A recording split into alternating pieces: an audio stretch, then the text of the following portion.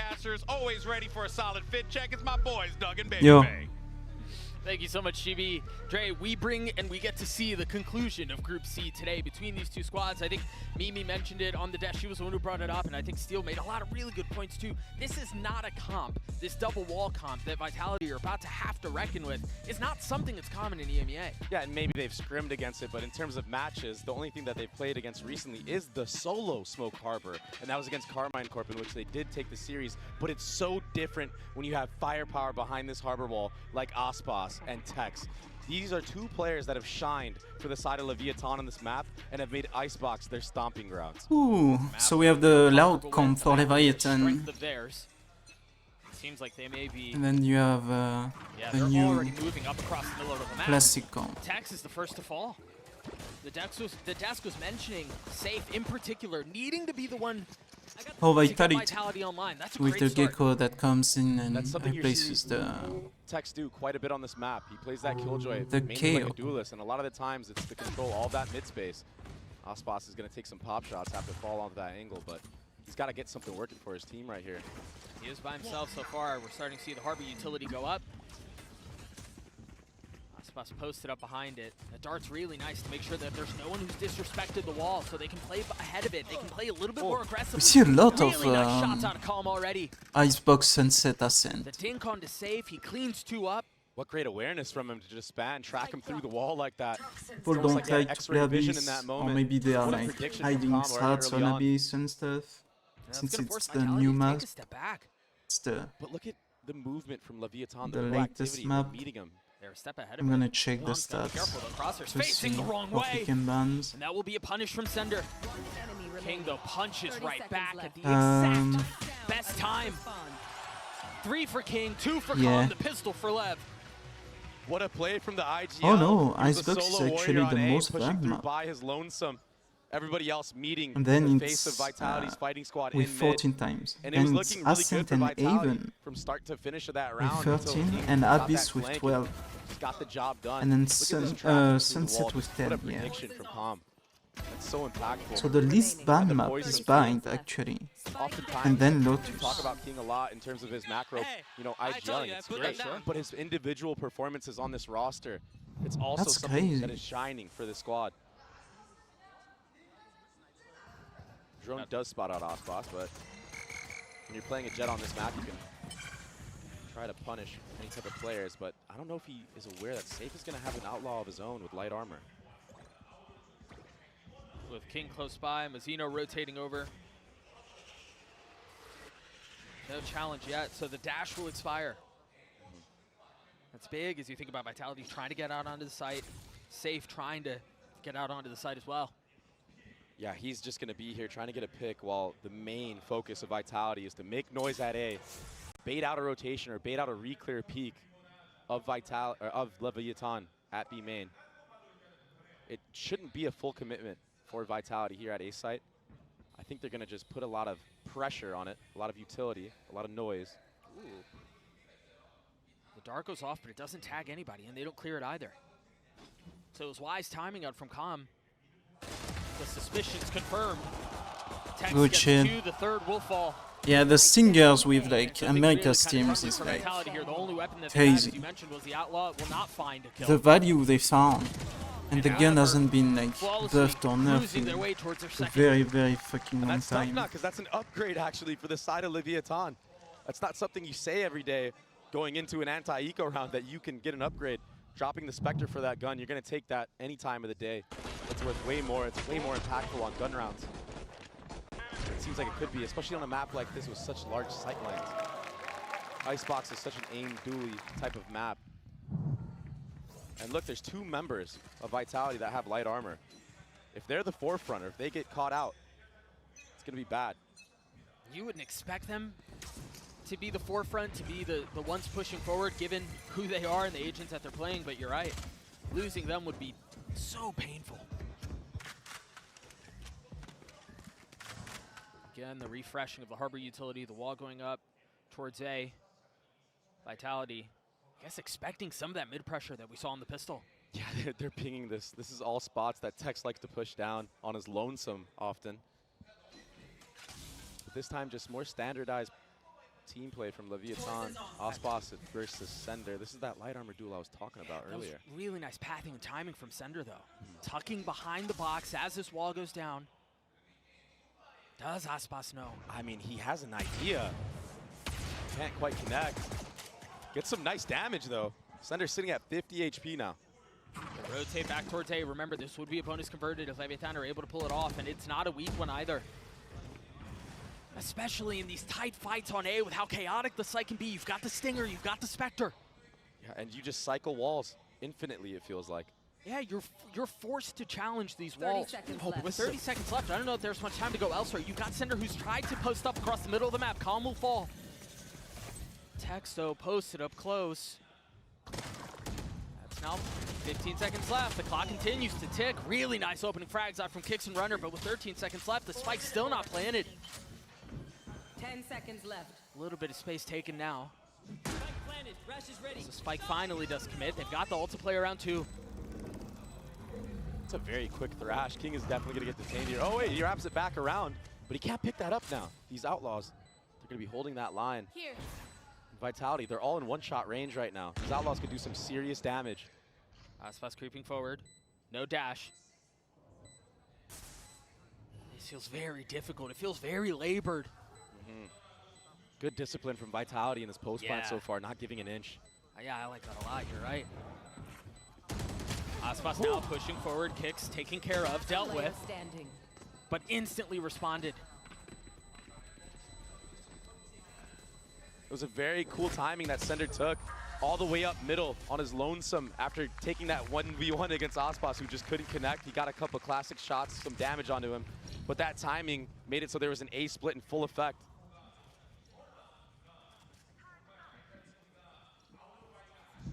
And the approach from Vitality, I like how they're working the entirety of the map. Yeah. That dart, late dart on Calm, he just wasn't ready for that. And yeah, the gun advantage working fully in favor for Vitality. And you know, we were talking about how with these walls, they're kind of forced to, you're going to have to flash through it, you're going to have to get past it and disrespect it in some way. And it just so happened that in that round, the gun duels were the ones that made the difference. Yeah. Ospas has an op online. With Goop in his face, has to take a step back and reposition. Meanwhile, again, Leviathan encroaching up across the rest of the map. You've got Calm who's taking space mid. Safe is already dead. This is one of the first rounds Ospas has been geared up towards A site. A lot of the times when he has the operator online as well, when you do prep work against Leviathan, you see him towards B main. He'll take that whole entire line, and then, you know, Leviathan will stack A site. So that's why Vitality were trying to contact all the way up, but they got met by the operator. Ospas is not going to whiff shots like that. Not when there's so much on the line. I mean, this attack side for Vitality has been so slow, and I don't even necessarily say that in a bad way. I just think the approach that they've had to this has been very tempered, very methodical. They've been doing a good job of trying to bait out the timings of the Harbor walls and the Viper walls. And then executing right after that with utility. Thing is, you cannot wait forever. Spike down. That's another A. kill found for the op. King is denying a lot of this space B. Not that there's really any time to rotate away, but they're going to have to deal with the crunch. The alarm bot will keep them back if he decides to commit to this full rotate. Spike planted. King is taking so long on his way back, deciding not to flank. And it's leaving things at a 3v3 on the side. Remember, Ospas this week with the op in hand is going to go traded 1-for-1. Sender dealing with the turret, but not able to deal with Tex. And now it's Trex who's left in a 1v3.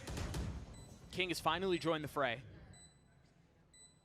Trex has way too many things to deal with here. Yeah, there are a couple of members weak, but this feels like a really difficult task. One member over the top, and that was a one given. Perhaps ill-advised, but the spit cleans it up. Yeah, the numbers game, it was just in favor for Leviathan. They played to their advantage to a T. And they're going to play like this a lot in this half. Be looking forward to every time they get a first blood, they'll play on that second, maybe even third layer, and play like a retake style. The Harbor and Viper combo, it's so good, especially if Mazzino is still alive for the retake. You can isolate so many angles on A site, on B site with that Harbor wall. And Ospas, he's just going to hold a line for his team while everybody creeps up forward. That's done. Time to I think the difficult thing will be to continue to see how Vitality decide to play on the knife's edge of these walls, right? Because you see it, they creep up about as close as they can, and then it's like they kind of stumble, I guess, or indecisive on how they want to approach it. They try to play their timings as best as they can, and they just haven't found much success. Oh, that's a tough one. That's your smokes player gone right off the rip. Calm. His intuition was on point right there, spamming away the drone to follow up. Safe. He has no dash because of that. 2 Guardians left for Vitality. They've gotten a little bit of space here. Yeah, it's so awkward, though. Everyone's just corralled in mid. Aspas just now picking it up. But Leviathan, they're okay with giving this space, and they're aware of the gaps that they've created. Yeah. They're just kind of leaning into the limits. They're okay. You're absolutely right. They're okay with giving this up because they know that they're still strong elsewhere. They can afford to give this area up. Yeah, and even if Vitality make it all the way to B site, there's crossfires, right? A player in yellow, that's Mizzino Calm, all the way in Snowman. And once a player makes contact, Aspas will come all the way back, pick this up. So many different crossfires in full effect here. They just had to dart back spawn, too. And so this contact style, again, will be the play for Vitality. It's such a slow approach, but I really like it. Oftentimes in matches like this, in high-pressure situations, that slow play can make mistakes from the opposite team. Dude, this is just so tough. Again, they don't have any walls. They don't have any smokes. That's a great pick, though. That's one for a runner. Aspas only has an op. Leviathan, they're so worried about all these different angles they have to clear. Well, I think that's part of the doubt that's instilled when you've been sitting and staring at the map that's been quiet this whole time. No way. I thought Safe was going to get away. Aspas stashing forward through the window into kitchen. Concealed by the smoke, but Trex was waiting just on the other side. Really nicely done. King's got the defuse to have. Can he deal with the gunfire on the other side? Not yet. Calm's going to have to do it on his own, and it's going to have to be an ace if he can pull it off. Swings into 2, and he cannot. A MasterCard Thrifty for Vitality. That slow approach, I said it, right? Oftentimes in high pressure moments like this, elimination on the line. When you slow rounds down like that, it puts doubt in the enemy team. That retake was so slow from Leviathan. They didn't want to make any corners be unturned, and the time worked against them. Vitality were able to formulate a plan. Nice. This is how we do it. And that was with the taking volley out ulti Tex tube from A. and basically icing Aspas. The 2 A players were so isolated, so worried about pushing up. I wonder how much longer this war of attrition can go on. Who's going to get antsy? It seemed like it might have been Aspas there. Great response from Kicks. What a shot. Looks like Vitality's warming up now. With the attack side op in the hands of Safe. And Pistols attempting to stand strong on the other side. And then again, just a freeze to the round. Waiting for any mistakes Leviathan are going to make. And this is good. They understand they have gun advantage. And Leviathan are most likely going to want to push and try to even up the score. Especially given the weaponry that they have. I mean, yeah, why not? Got an attack operator in play for Safe. He'll probably transfer that once the site exec comes through. The thing is here, though, for Vitality is, you're right, as Safe hands over the weaponry, they're pushing into all 4. They're going to find one. That's a jump scare moment. Yeah. But that's all it is. The Safe dashes forward. Mizzino will fall as well. These Pistols just really not able to stand up to the firepower on the other side. Of course, it's a classic that gets the kill in the face of everything else. But Vitality ties us up at 3, and I think as we continue to see how this will play out, Dre, 4 ults on the side of Vitality and the op still. Sorry, make that 5. They've got a full house. That's so crazy. This is Kick's second ult. Remember, he used it in that first gun round that they had. Yeah. And they converted that. What's impressive to me so far from Vitality is the approach and the game plan. They understand that they have to go in waves and layers. Once that harbor wall comes up, we have to freeze. Wait for our utility. But they understand their win condition. That's how you have to play against the harbor comp. It's a time game. Yeah, and it definitely seemed like all the conversations that we had about would they be prepared to deal with this double wall comp, it seems like the response is to burn down the clock as long as they can. To play around those timings, as you were just mentioning. And that's the thing, right? When you're running this double controller comp, you can almost just want to use it off the rip. You know, your rechargeables. Oh, I'm just going to get it back. Yeah, sure. But Vitality are taking advantage of when that Harbor Wall comes down and when that Viper Wall goes up. It's been such a pleasure to watch so far. Yeah, it's just such a unique approach.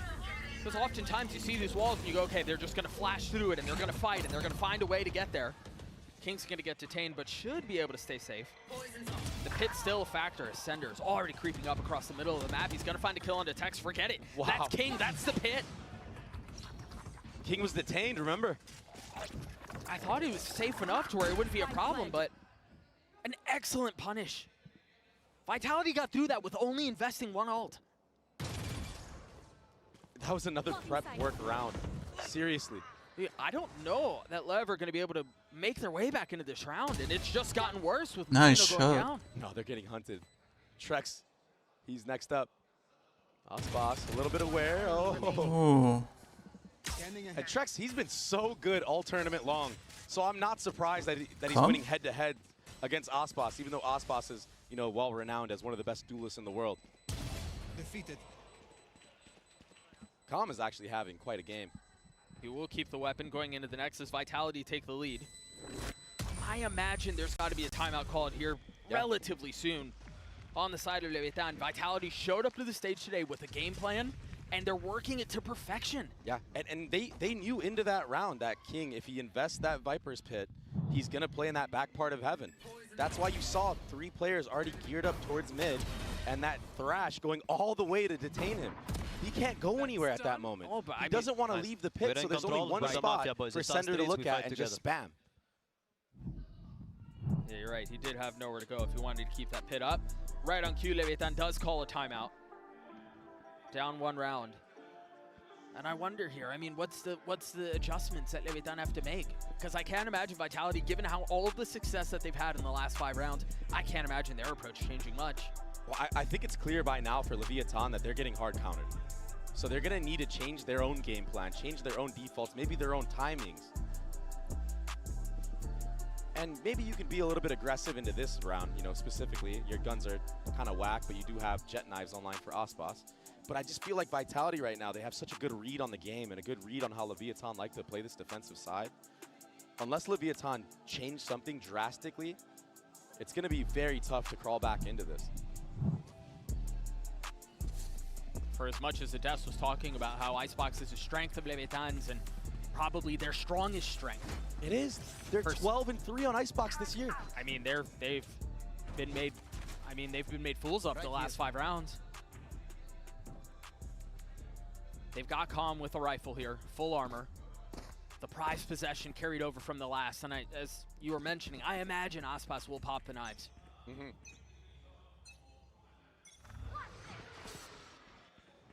Hasn't popped them quite yet. Maybe waiting for some audio cue. That first Harbor Wall goes up. This time they're ahead of it, but King's on the other side. What a shot. It's just one, but that's a small win. The question is here, do they accelerate? Do they fully send over to B? A lot of teams do in this moment when you have good advantage. Even in yesterday's match, we saw Sentinels do the same thing. That cascade will make it so Mizzino can break that Dizzy. Yeah, Wingman not able to accomplish the mission. Apology. It's another freeze to the round. I'm surprised they're investing this lockdown here. Yeah, they just don't like what's amok. Yeah. Ooh, those knives can't connect. Osboss has to get out of there quickly. A little bit of a pop shot there. Calm, he does break that alarm bot, but he's going back to reconvene with his team. So as has been the case for Vitality this entire half, they wait things out, and then they go, yeah, one player got detained, but it was all for naught. You've got the alarm bot that's intended to control the flank if they decide to explore across the middle of the map as Aspas, again, still with blades online. And Leviathan continue to push forward. Now with the lockdown of their own, that is going to bait out Trex's ult, and it will clear it out. A tit for tat. But now what? They're investing the branding into this as well. Remember, they didn't have very much as far as weapons go. They had the knives, a vandal, and a stinger. But that might have been all they needed. As left alone. In a 1v3, make that 2. Time is short, 8 bullets left. Mizzino's going to have to hold this. Aspas over the top. The blades will clean it up. And the defuse just barely comes through. It was The MasterCard Close one. Thrifty. What a round from Leviathan. It was such a slow approach. I thought surely Vitality were going to have that one in the bag, and that was 2 ults invested as well. The lockdown, surely. the Hunter's Fury, and it was all for naught.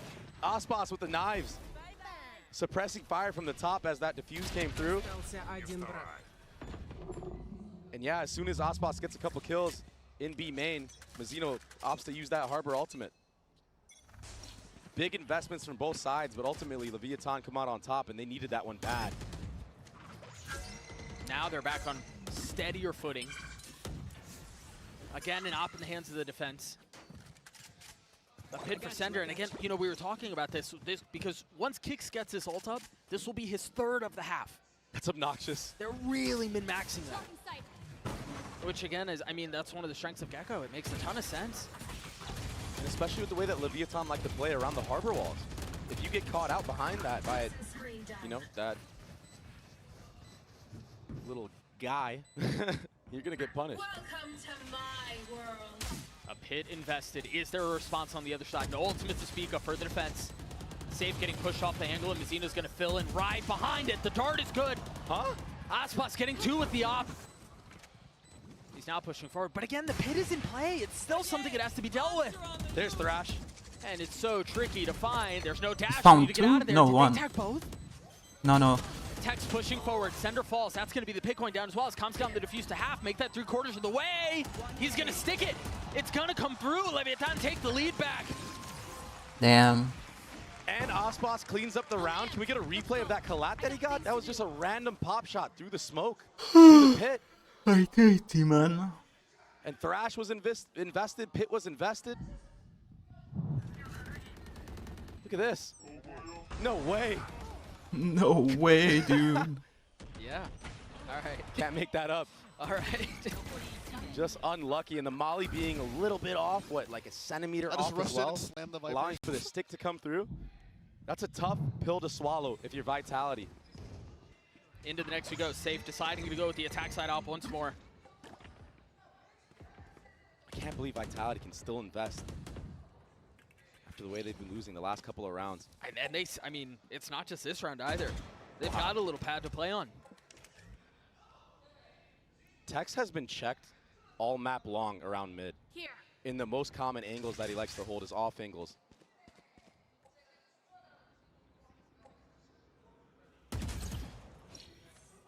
Drone is used to get info, only Kick's seen. Leviathan's still not aware that there's an attack operator in play, and King will get the head-to-head against Sender.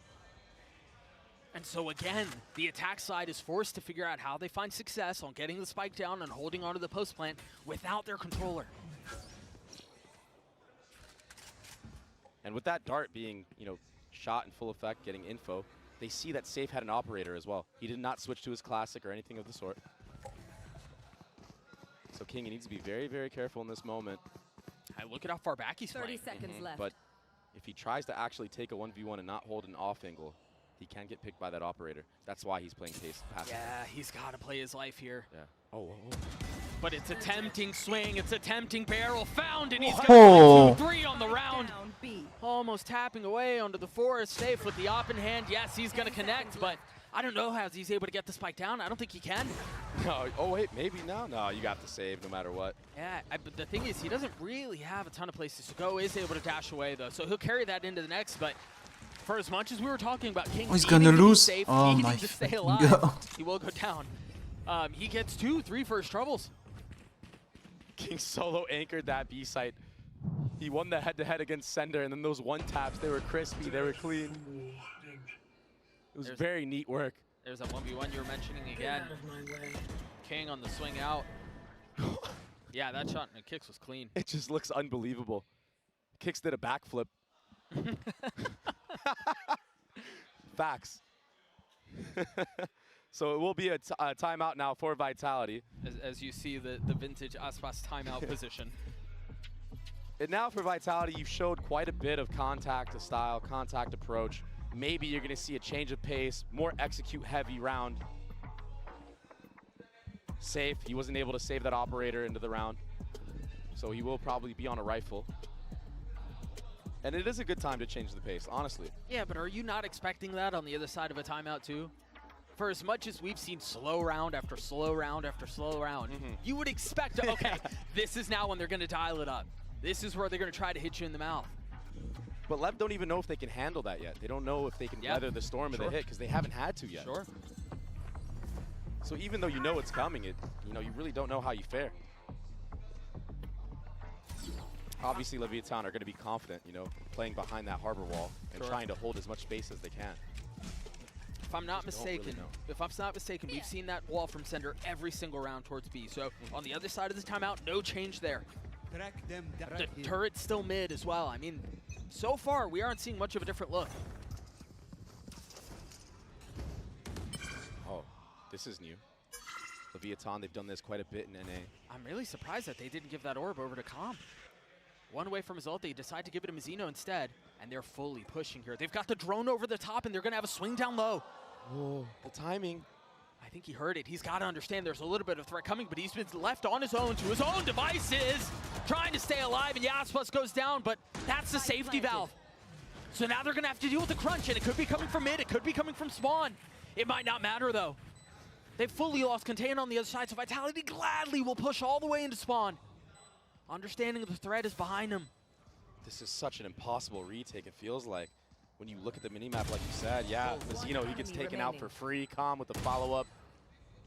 It's just going to be all she wrote for this round. Good reactions from Vitality, the speed up, taking all that space, and something very uncharacteristic from the side of Tex. When they run this strat in North America, when we saw it in playoffs and etc., he's usually playing very, very passive, very far back because he is the lone warrior on the site. This time he tries to take an aim duel very early on. And if he drops there, that's why everyone can just push up Snowman. Right. And there's crossfire, infinite crossfires on site. Yeah, he Nice, lost contain. 6-6, guys, let's go.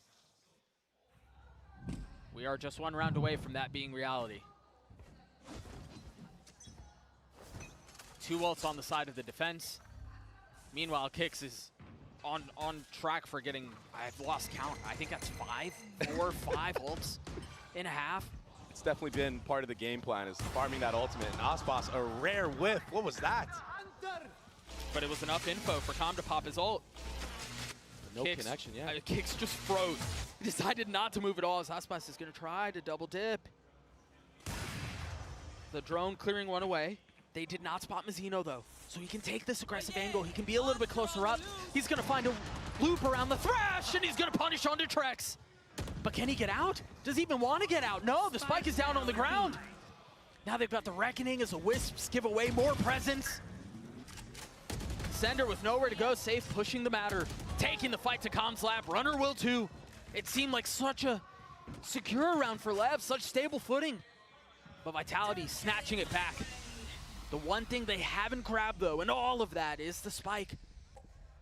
And now there's a pit on top of it. There are no flashes for Vitality here. There's nothing for them to really be able to disrespect this and take the fight. The one thing advantage that they have though is that they have numbers here. Aspas is so far off, he's back in spawn. Oh, Mizzino might get taken out by this. It's only one found. Runner now, still alive.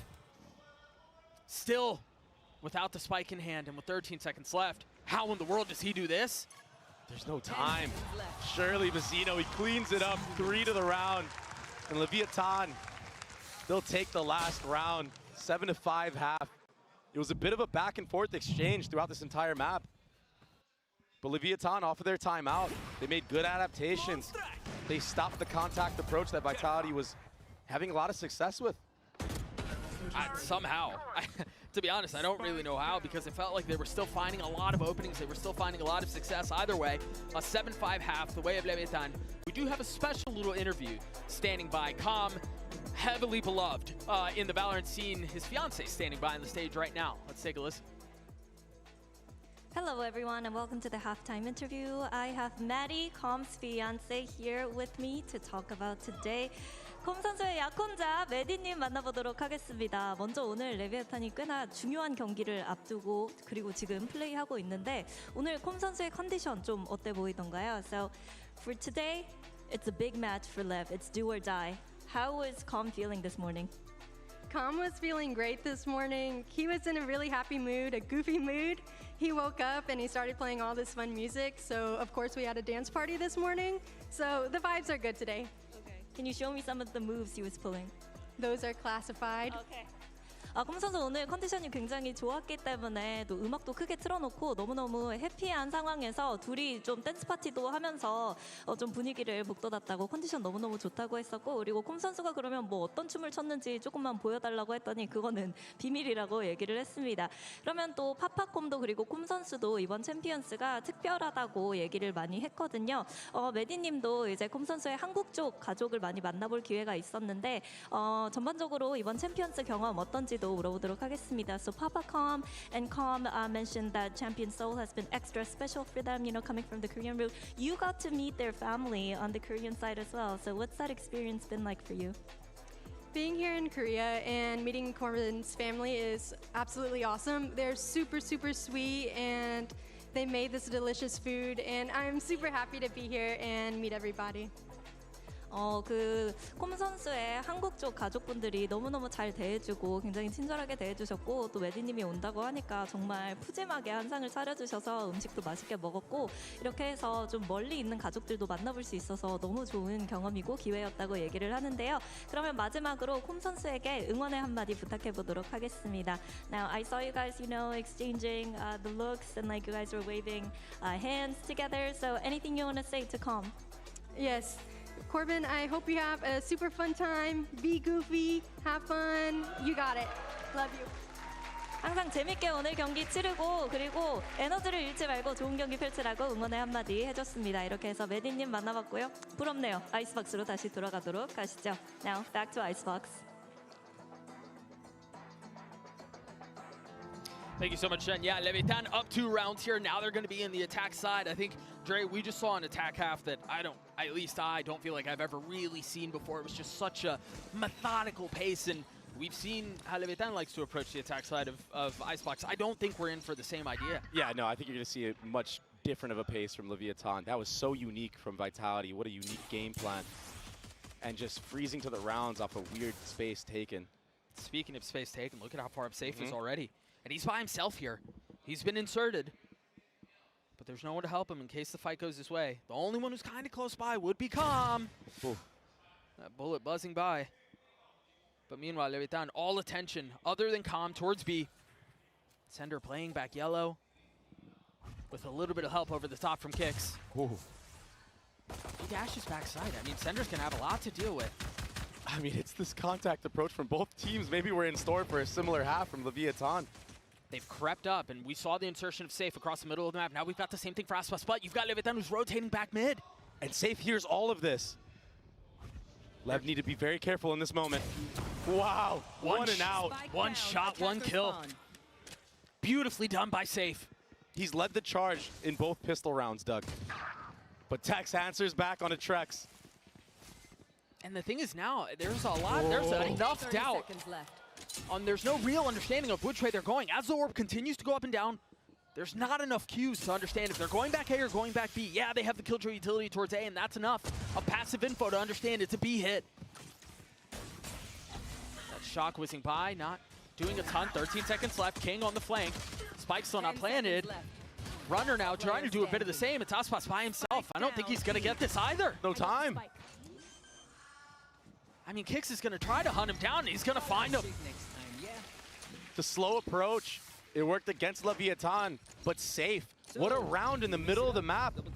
He was so confident taking all those aim duels. He double dipped, triple dipped back in. And for good reason. He basically single-handedly gave his team an advantage in that round. What a shot off the rip.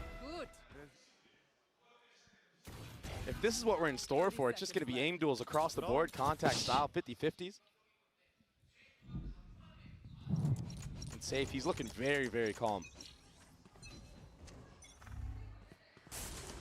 So it will be another pistol round win for Vitality. And an outlaw buy from Safe once more. 2 Bulldogs in play. Trex the only one sitting on that Ghost, but it's only light armor for Vitality. So although they committed a big investment on the actual arsenal of weapons, you know, the guns, They don't really have the armor to match that. And that could be very, very bad for them. These classics can do so much damage. That hurts. That was just one molly. Poison's off. But a lot of space gathered. The second one popped. It's a free B site right now. I don't know how free it is. Not anymore. Sender's right there. And Trex is close by. Runner's close by. It's an illusion of safety. It's an illusion of being able to waltz into the side and get the spike down, but it's all for naught. What a great molly. Oh my goodness, just fishing him out. Aspas on his loneliness. What can he do? Another 1vx situation where there's way too much being asked of him. And just like that, it's a tie game. Oh, Trex, he couldn't find a rifle, so a little bit worse for wear there. Good damage done from Lev, considering, you know, how that round was going at the start of it. That molly damage, that setup was pretty clean from Vitality. I mean, both have so far. I know we've only seen 2 rounds on this defensive side for Vitality, but this map of Icebox for them so far has been incredible to watch. And Kix has been so impressive in this entire map. He's already 2 orbs away from another Thrash. Here. Cascade on the other side, the ping through. If there's any tap of the spike, you imagine there will be a barrage of bullets. Boss actually just trying to take any type of timing he can. That drone will make him have to waste that dash out. See those walls going up as well. There's the dash that you mentioned expiring. Oh, Safe just saw a shoulder. Now the drop down, the spike still leaning towards A. You've got 2 members from the attack side creeping B, but not fully committing yet. And another freeze to the round. It's so insane. Everyone is so scared to make a mistake, but it's for good reason. The shots that these players have been hitting from both sides, they've been instant. No one wants to make a mistake. No one wants to be that guy that loses the round for their team. Comstart is back up. Ooh. And then the wall is refreshed too. So a little bit of making some noise B, trying to clear some utility, intended to manipulate the rotations back towards A, but discipline from Vitality once more.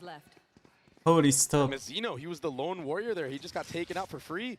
Trex is going to hold that angle any day of the week. It seemed like the fake was going to be B and then an end A, but with Mazzino going down A, they decide to go for the other plan. The problem is, again, there are 10 seconds left in the round. Almost all of Vitality is here with the lighter weaponry. They still have a meal of Leviathan. The bonus converted. Vitality are stunting Leviathan in the chokes. And it's not even off the back of that much utility. It's just the fear of their aim alone. Leviathan don't like what they're seeing on the map, so they're second guessing themselves. They're going back and forth like a seesaw. And then the time just runs so low, and they can't do anything. You're kind of forced. You're kind of forced to just have to rush in with no time left. You can't really do your due diligence and clear out everything. You're just going in blind at that point. Right. So Lab, they need to up the pace. They need to be more confident and not be so hesitant. That's what we're seeing right here. It's just going to be their A hit. It's an A hit with Stingers, a Guardian, and then a couple of Sheriffs. Whoa, Safe gets taken down very, very low. But the Dizzy over the top. And the shots, that could have almost been deadly, but Kix is. Spike down A.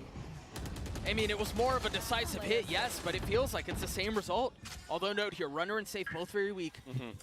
King not much better off, but look at the discipline, man. They're not giving him single fights. All 3 players corralled backside. This has just been beautiful from Vitality, unless King can slip the net, but even then, you find one, maybe. The fucking classic.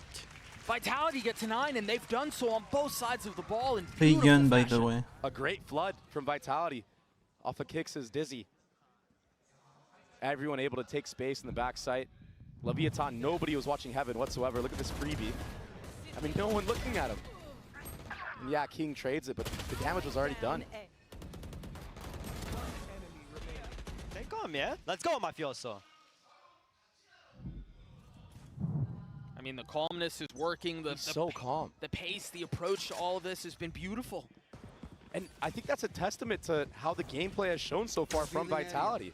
It has felt very calm. It has felt very methodical. It does feel like it's been a stoic approach from both teams, but we talked earlier about the war of attrition and who it was going to favor. It really feels like it's gone the way of Vitality here. Arguably more than the score would suggest.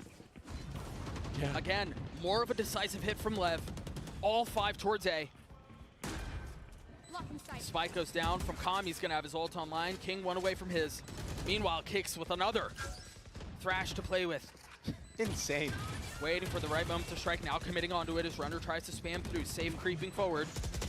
Tucking behind the smoke. Mazzino spams through it, and he will find a target.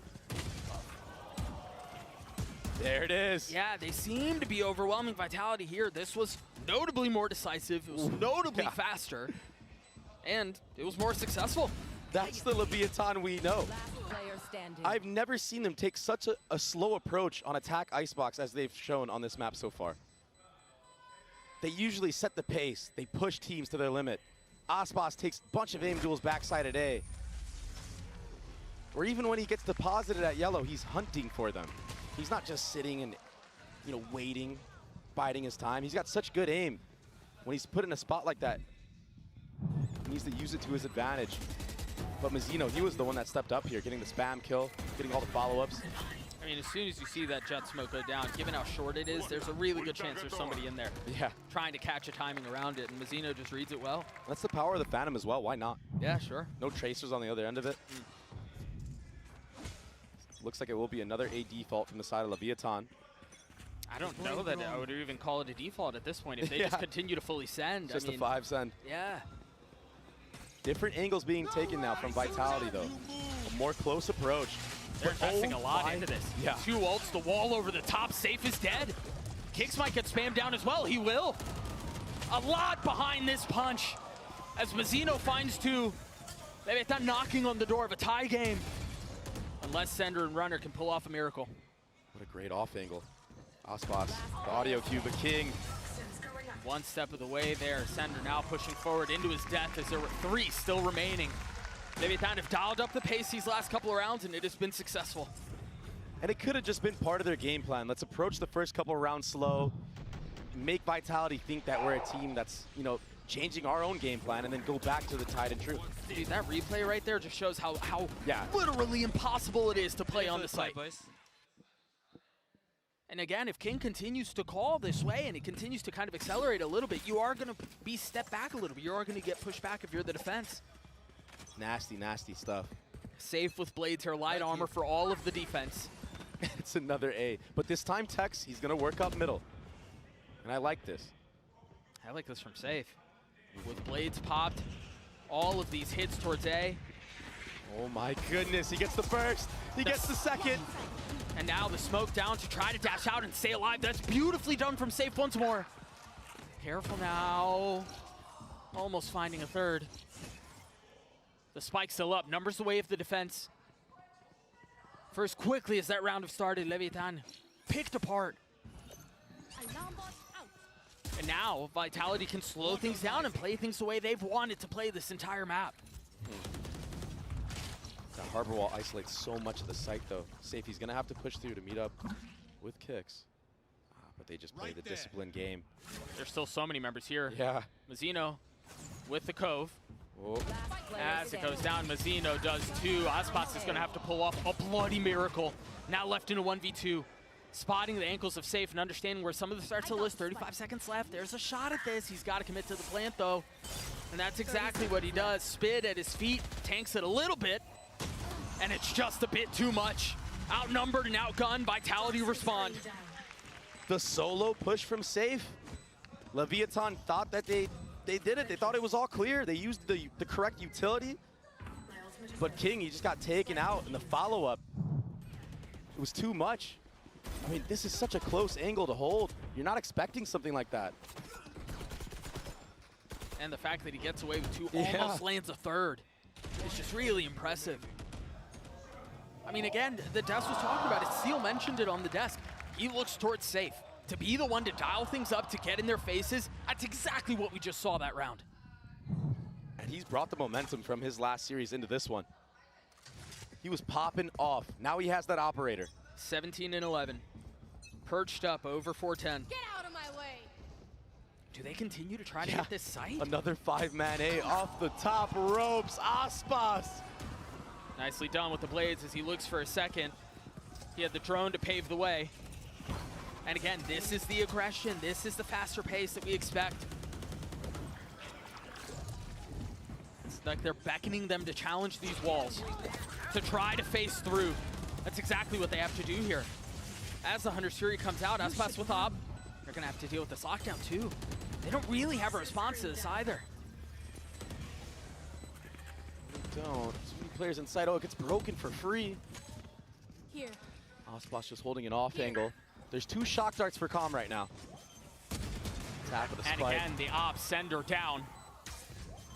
As the walls go through, Trex gets 2, make that 3! Mazzino left alone.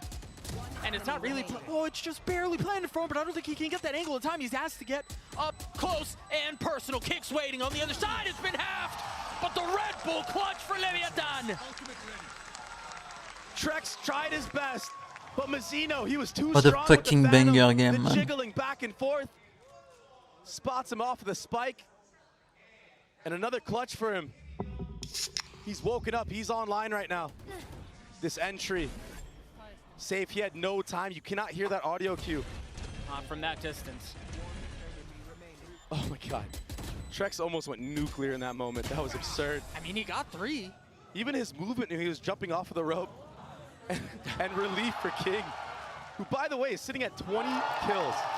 The IGL of Leviathan.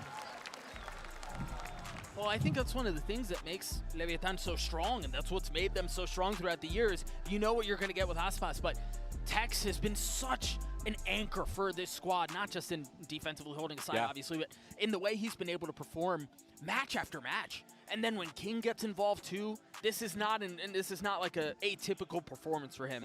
20 and 14 so far, he's looking great, but man, Vitality have really shown up on Icebox here.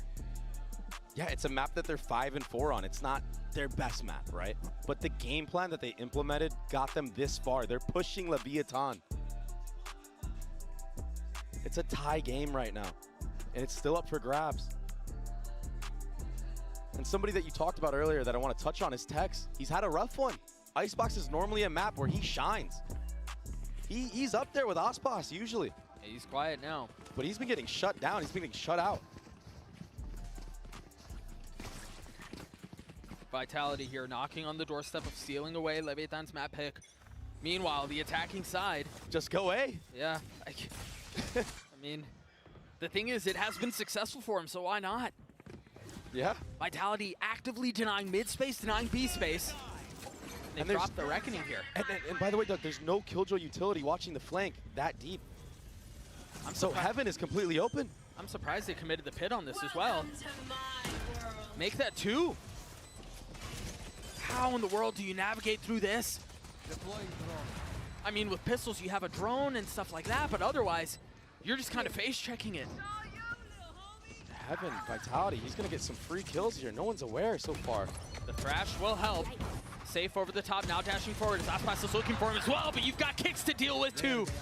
Trex, sneaking up onto Tex. No way. That would have been so silly. Kicks is the one who steals the kill away though, as Vitality take the lead again. From the start of the round, it was a B push right away. Vitality, they didn't have good weaponry. The only rifle was in the hands of Safe. Of course he's gonna push all the way through. Leviathan have only hit A for the last, how many rounds? Yeah, 5 maybe? And Tex, 4 or 5? Yeah, and Tex didn't put an aggressive turret that was watching mid or the B push. It was so passive. Heaven was completely open the entire round. And Aspas, he had too many angles to look at. Best get calls in the game, bro. Let's go. Seriously, I mean, he's got so many. Yeah. Oh, also, how many thrifties is that? Is that 4? MasterCard's getting their money's worth. Yeah, something obnoxious. And so I guess now that they've been beaten on A, they make a little noise towards B. Weaponry not great here, just 2 rifles. It's so interesting with how many rounds Leviathan have won in a row that there's only 2 rifles on play. They just had the drone clear out a lot of A, so that's going to allow for the rotation from Vitality back towards B, leaving safe back A, sure, but the vast majority of their defense is here. Oh, this is too much for Aspas to handle. A dart. What a gorgeous combo of utility. And then again, Trex and Sender, a flawless round to get Vitality to map point. The dart over the bottom, the dizzy over the top on the other side of the wall. That's how you disrespect Harbor utility. It's so clean. And Trex, it took him a little bit, but he's here. He showed up. What was that spray down? What a massive moment. We have another timeout called from Leviathan, the last from either team. As Vitality, again, one round away from sealing Icebox. And it's been such a team effort across the board from Vitality. Safe has had his pop-off moments, but the game plan has been to farm that Thrash on both sides. Let alone with the performance he's having, it just makes it feel like he has it every other round, and he's had it. Almost every other round, you're right. And also Vitality winning that last round cleanly without having to use that Killjoy ultimate, that lockdown. You have that now. And all you need is one round to close this one out. Tough stuff ahead of Leviathan. They're gonna have to try to bait out these ultimates, try to not get first blooded. I mean, after losing that Thrifty round, that was an operator that was donated into the hands of Safe. I don't know how we're ever going to do this, man. I'm not going to lie to you. They've got a Spectre to deal with light armor on comm. It's so tough. They have to find a way, though. They haven't really worked the map at all, though. They haven't really gone mid. They've like pretty much only gone A. They went B one round, not shown any B default. And it was on a light buy, but it seems like they're going to try to hit A again. This time, Safe ahead of it. Finding Mazzino, a bullet between his eyes. And Vitality are glad to play aggressively A, given how the rest of the attack half has gone. It's unreal stuff. Placing swamp grenade. The cloud bursts through, the dash up, the drone out, sure. But now here's the problem. Even if you do get out on the site, you've got to deal with the lockdown. You've got to deal with Trex's ult. And they just don't know what they want to do. Half in, half out. There was hesitation across the board. And they don't really have the middle of the map either. And there it is, the Safe, the op in the hands of Safe. You have to jump spot. Wise to do it, understanding where their weakness was, where their gap lied. But the thing is, they have nothing to suggest that they've left A. So they're all still here. They're just walking into Vitality's crosshair, but Com's able to win that duel out. How much more can they find as, again, the walls are closing in. They're getting crunched on. You've got Sender, who's creeping right behind them, nipping at their heels, hot to trot. Aspas wise to it, but they've still got to deal with the rest of the defensive Vitality. They still have to deal with getting the spike down.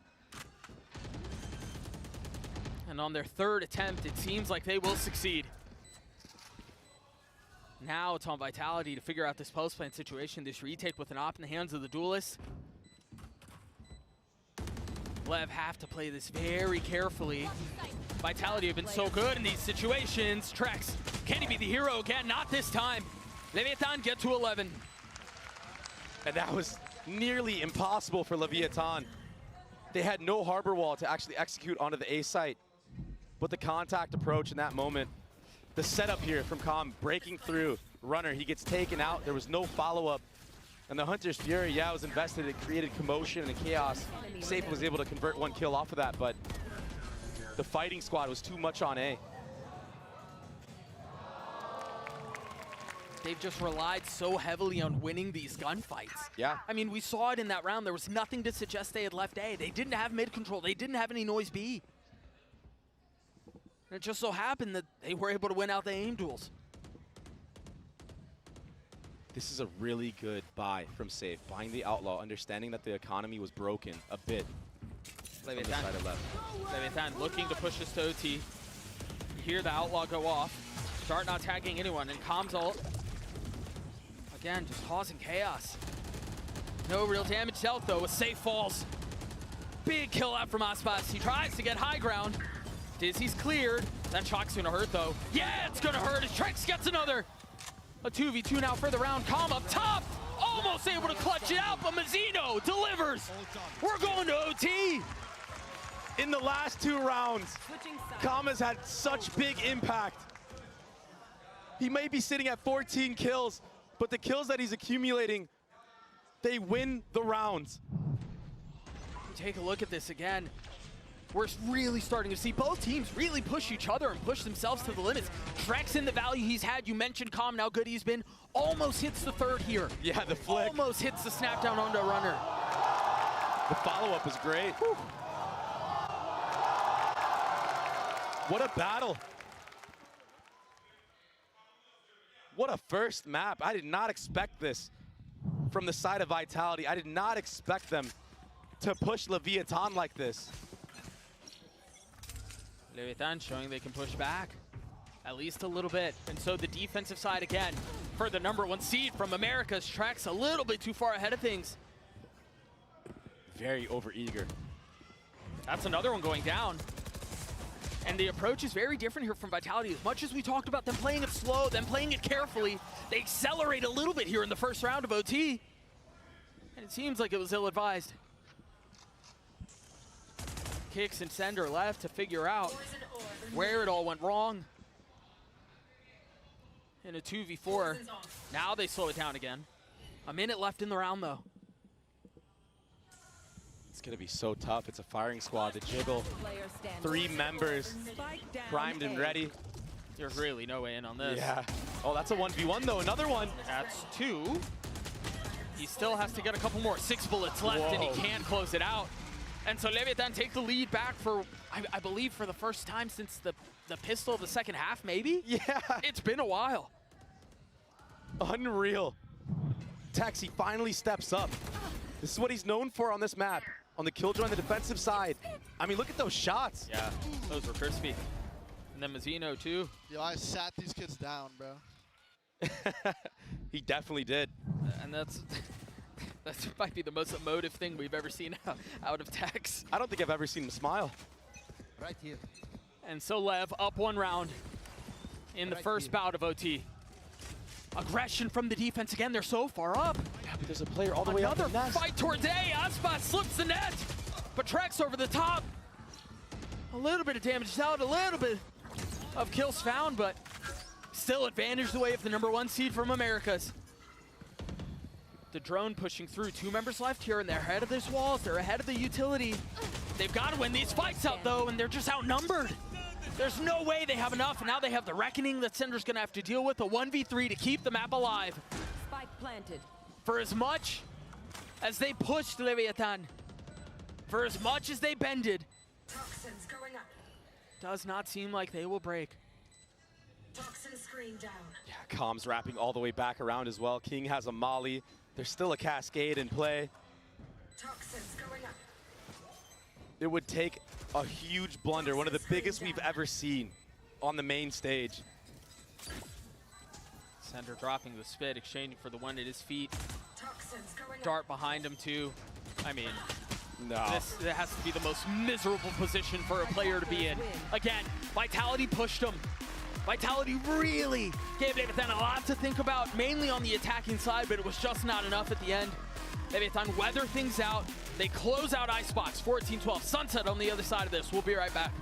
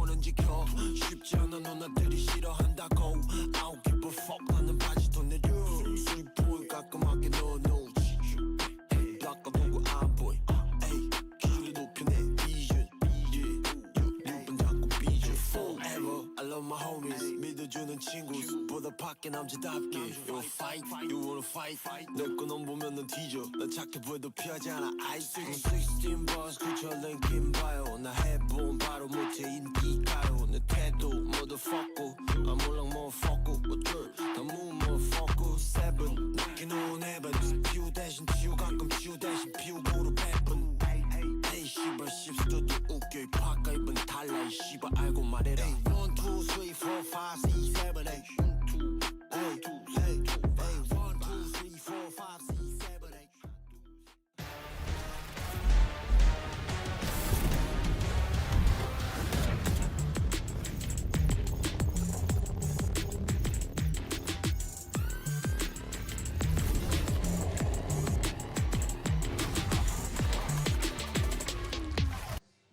Leviathan, they're on the board in this elimination match. I'm now joined by their head coach, Itapata. Now, before the game, we heard some of the players on Vitality talk about they had specific counter strats coming into this match. Did you feel any of that on Icebox? Is that why it was so close? And if so, how did you deal with these? I don't think it was that close because of the anti-strat. We're usually a team that anti-strats ourselves as well, so we're adapting to what the enemy team is playing. So we're not really playing the same thing every time. And if they're anti-stratting us, that's good. They're just kind of just wasting their time. I love it. Thank you very much. Best of luck on map 2. And Leviathan pick up the win on Icebox, and even though that was their pick, let's be honest here, Lev survived that one because Vitality were on their tails, Mimi. Yeah, Vitality nearly won that game in the second half. It took the LEV individuals coming online in a couple critical rounds right at the very end to come back.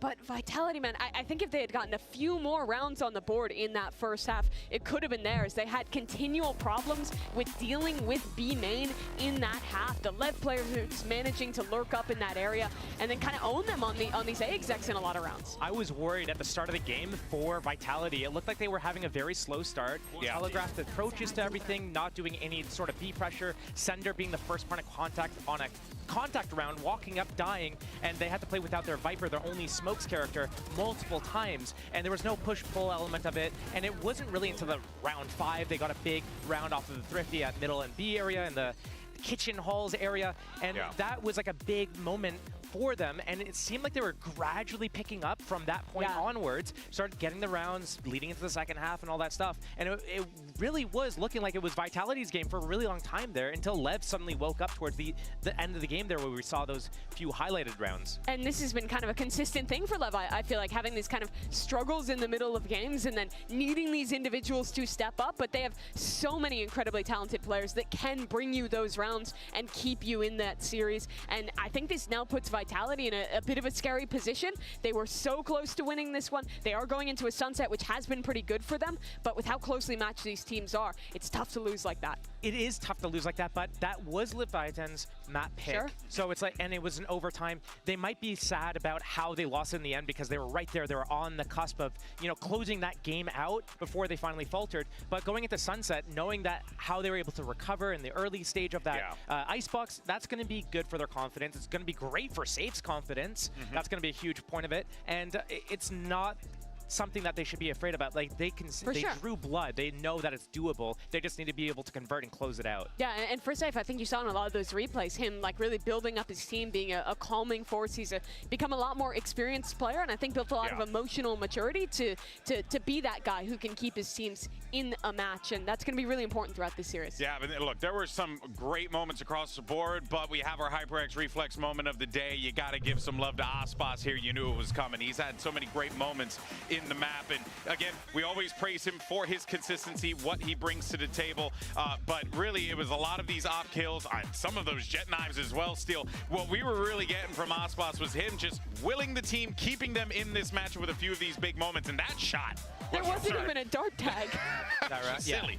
Like, that was just silly. There were a few moments back and forth between the two teams here that kind of got ridiculous results out of it. So right there, that's a huge round for LEV to win there. And also was getting that collat. It was just, what? Yeah. That, silliness. That's unreal. Silliness across the board. But that being said, though, on the other side, even though Safe, you know, the stats obviously favor Aspas a little bit more, I got to say, Safe was bringing it in a few of those rounds. He had a lot of big moments, I think, especially on the attacking side, getting some really big opening picks on their executes throughout that second half. And this is going to be a fun matchup to watch, not only because of the history, safe, locked in, Aspas, chilling. Yeah, like when I see this is a perfect illustration of kind of how everything went, because Aspas was kind of chilling back a lot of the moments, going in last or not first at the very least, and just waiting around a little bit. And then we saw on the other side of it, Safe was just leading the charge and going in first, taking a lot of these opening duels, even on defense. Yeah. I think we will see a difference now going into Sunset, where both these guys are expected to play that Neon, and I think both of these teams have a lot of set plays for kind of opening gambits built up around that agent. Yeah, well, we'll talk more about Sunset in a little bit. For now, though, let's hear what Coach Gorilla from Vitality has to say as we get ready for Map 2.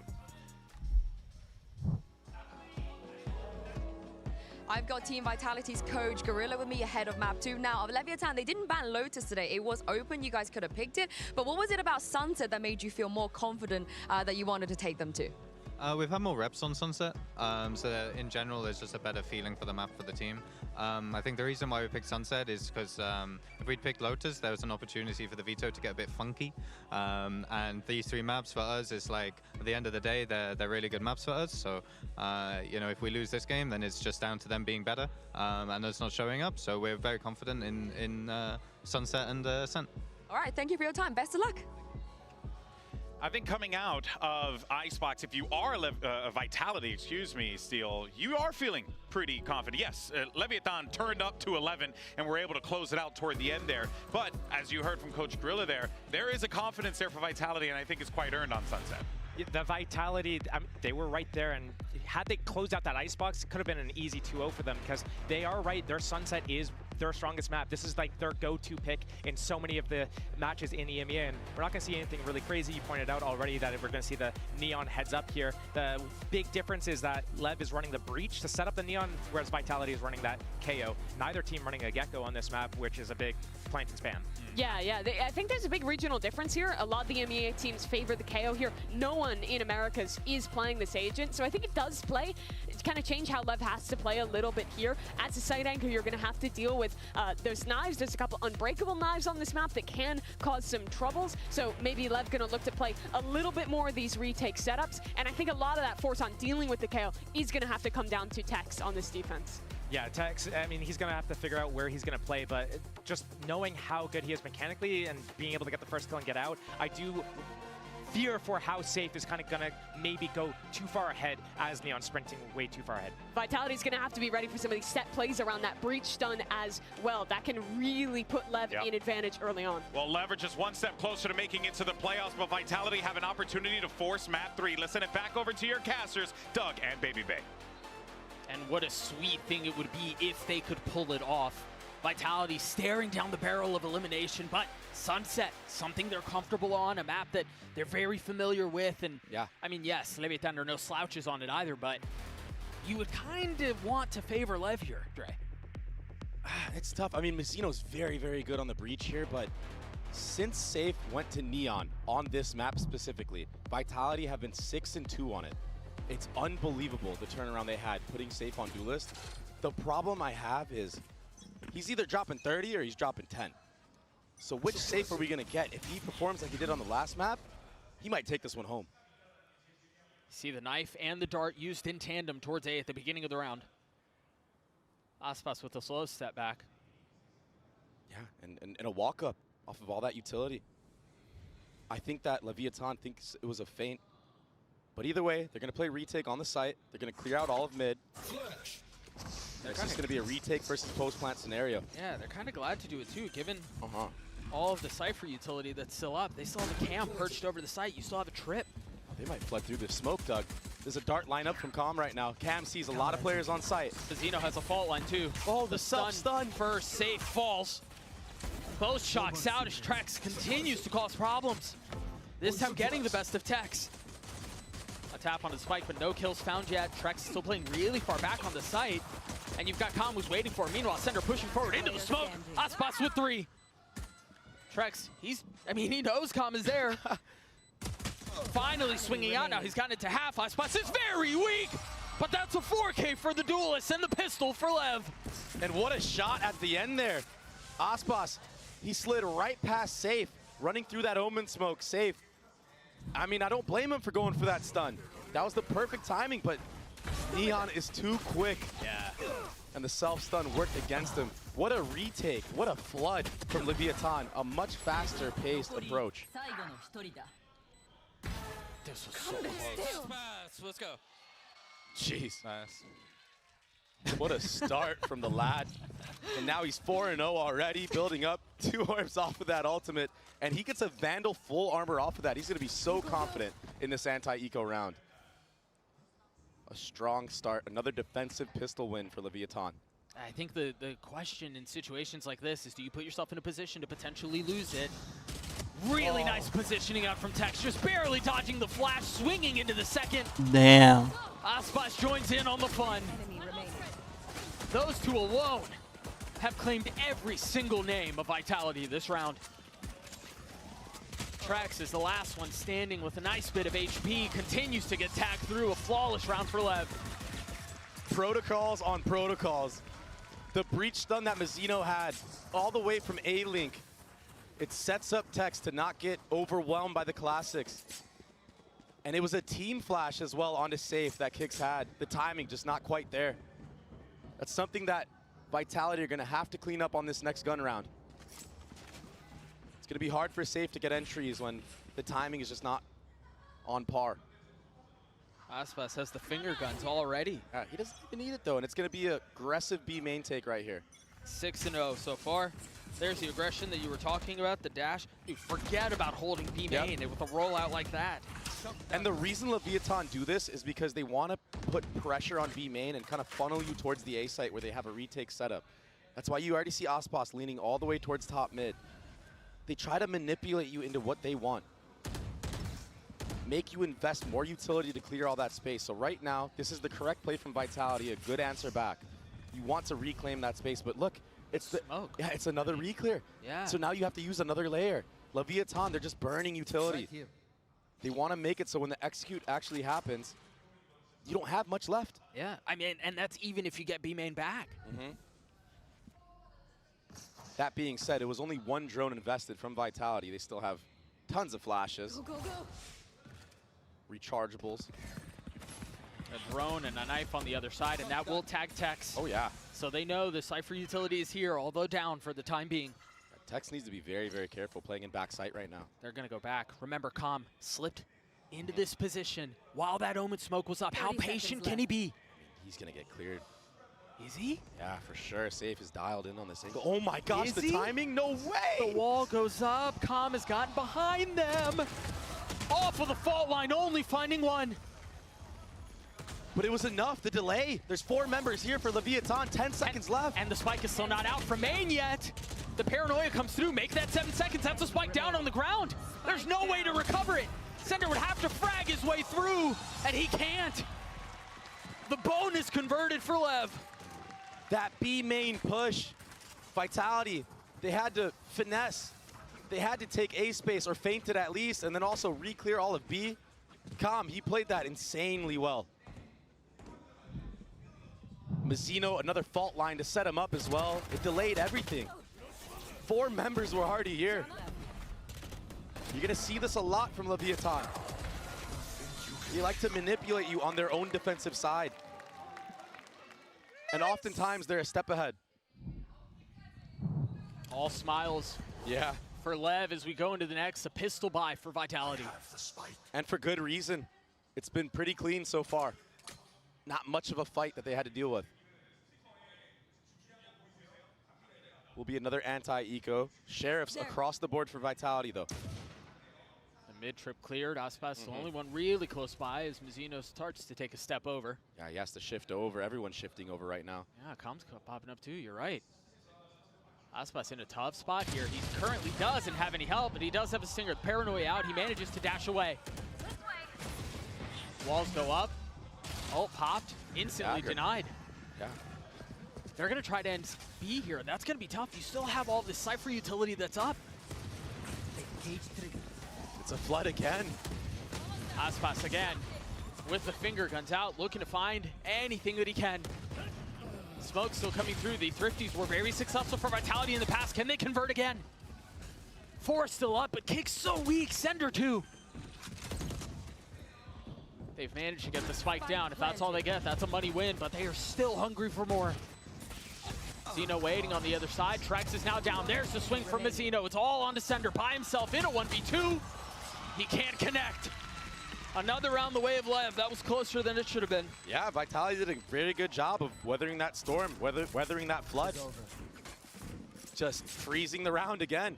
It seems like when Vitality freeze the round and taking certain type of space, they have an advantage. They're just so good waiting for the antsy players of Leviathan wanting to peek out, but the gun disadvantage, it's too much. In a rifle round, maybe they win this round, maybe they convert. Yeah, maybe. And it's a quick timeout. 4-0 for Leviathan. Nice cleanup. Calm sitting at 4-2. Aspas at 7-2. As there was a timeout that you just mentioned from Vitality. Down 4 rounds, still plenty of time on Sunset here. But you're right, an early timeout nonetheless. A lot of these rounds, there's not really much to work off of. Vitality haven't really conditioned much of anything. At least not towards the A side of the map. They've kind of been playing into Leviathan's hands. So right now, maybe you're going to see a similar approach to Icebox, in which, you know, they're going to take some space at A, freeze the round, wait for any type of mistake, maybe wait for a reclear that Leviathan want to throw at them. Because Leviathan are very, very proactive on this map on the defensive side. But sometimes, Doug, their spacing just isn't quite there in terms of peaking together. That has been a major flaw in Leviathan's defensive side, oftentimes when they lose this map. Right here. I'm curious here. I mean, maybe we'll see if Vitality tried that slower approach that we saw in Icebox. I feel like the map plays a little bit differently, and I don't know that you can find the same level of success, but we'll see what the approach is here. 2 ults to speak of for Vitality. Some jump spots already. Look at the dart. Look at the paranoia. That's such a gorgeous setup. Jeez. And he's out just like that. That's beautiful. He's hanging around for way too long. Oh my goodness, he gets punished for it. The kill given right back.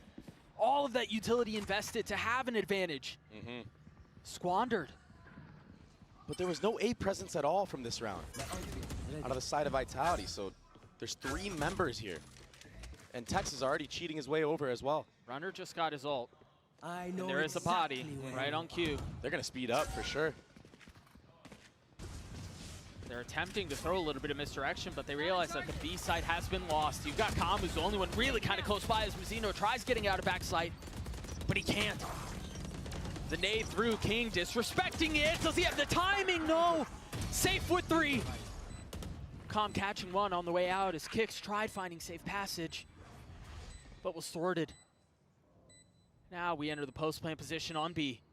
The spam's coming through. Calm has to play this so carefully. It's only 1 found. Calm's gonna have to get nades to win the round! And he delivers for Lev! Out of his seat with waves across the stage. He's popping off. On the main stage, baby.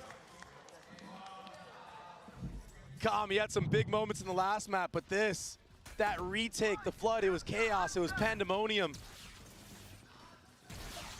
Hunter's Fury from the start, a nice set play. And just running through the smokes. Vitality not peeking together. Calm takes advantage of that in full effect. And he's sitting pretty at the top right now. He felt that one in his soul. Striving to win back-to-back championships. Still a long road ahead of him, but the opportunity for greatness, and with plays like that, he might just have a shot at it. Is that his first ace of the tournament? I believe so. 5-0 lead for Lev. Still the opportunity to purchase from the attack side. Light armor on all 5 members. And 4 ults. This is a way more passive approach from Leviathan. Changing the pace on their defensive side, partly due to their operator being in the hands of Aspas. Yeah, it slows everything down, you're right. Smoked off of mid. Yeah. Oh, that's hurt. If he commits this, oh. Good cancel right there. You are There was enough of a ping on the minimap, though. Trips to are know still where- up. To know where it was. The ult has been popped, you're right. The trip's still up. Nice positioning out from Tex. But as he gets closer and closer, it will continue to be a problem. 30 seconds Aspas left. with the op, you hear safe. Trying to make something out of his ult. Spam's coming through, not connecting, but the spike will go down. And again, it's a numbers disadvantage situation for the defense. We've Operator as well. How do you retake with this? It's so hard to clear out these close angles. I mean, we've seen this before, but Com's not alive this time. The thing is, where the spike is planted right now, sometimes you can't really get the spam, but they're not going to go for it. They're just going to take these fights. King has so much utility here. He's got smokes, he's got, I mean, he had everything, but decides to try to take the fight. Aspas can't get away. His safe was on the, hunting him down. You also had Kix, who was on the reflank across the middle of the map. There was nowhere to go. A big round for Vitality. Yeah, Vitality not falling for it this time. Ready for that contact approach in the retake, close up main. I know it. But yeah, you're 100% correct. There was so much utility that King had. He had a smoke, he had paranoia. The stun was still there. We're back, we're back. And they're back. I mean, it's so, I mean, just getting that, especially when you're down 5-0 or, you know, however many rounds in a row that you've lost to open a map, and especially given how you lost Icebox, that first round is massive. Getting the monkey off your back. Again, all moments like that. Yeah, again, all that B main space denied from Lev at the beginning of the round.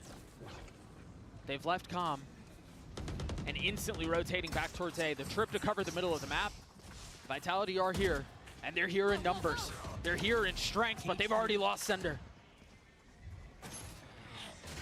Knife only tagging one. Now Tex creeping forward, still has a trip. Waiting on one side as the paranoia goes out. Boot 2 kills the way of Lev. Runner's gonna have to do it on his own. Left to settle the butcher's bill. 4 up for Lev. How in the world does he do this? They're so on top of each other right now. Aspas takes the head-to-head. Runner gets taken out. And on the side of Vitality, you don't expect what just happened to you. You don't expect Mizzino to just stay in that smoke, and there's a fighting squad right there as soon as it drops. Spike down A. When Leviathan are up numbers, they usually tend to play a retake approach, a retake style. But this time, they changed their game plan. It wasn't a flood with utility, it was just a firing squad at CT. And they caught Vitality with their pants down.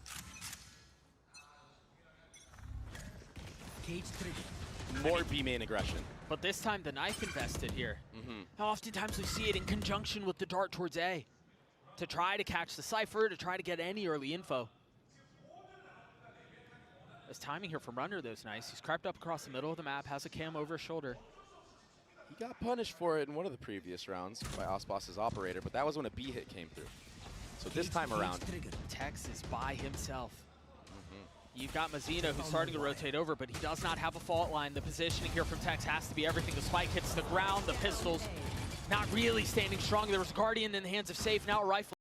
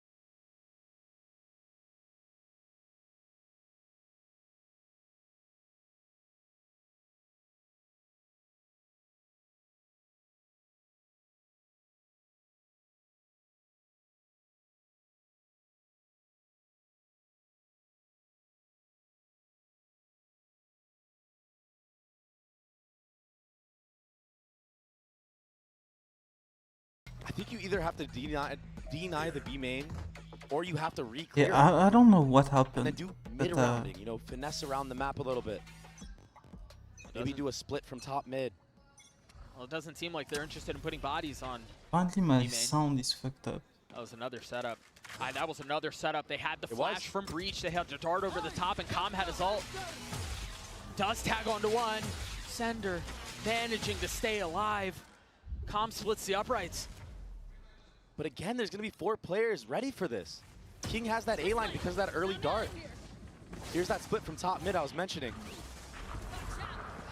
But the safe realize there was somebody behind him. No! Now they've got the Rolling Thunder, and that's going to throw both members up. The Paranoia out, sure, but it's just buying time. It's Trex who's left alone, and he didn't have the health. He didn't have the personnel. That's now 8 for Lev. Everywhere Vitality are going, they're being met by 3, 4 members, and it's quickly. They're not ready for the pace. Leviathan are truly taking the fight to them. On every angle, even this, Safe, he did a good job of trying to get all the way in. But Mazzino, he's too confident right now. All of Leviathan are too confident right now. They're 8-1 right now. And think about the difference on what we're seeing of Leviathan now versus what we saw at the beginning of map 1. They were stoic, they were calm, they were very even. Now we're seeing Com pop off. You got Mazzino's laughing on the stage. It's just a night and day difference.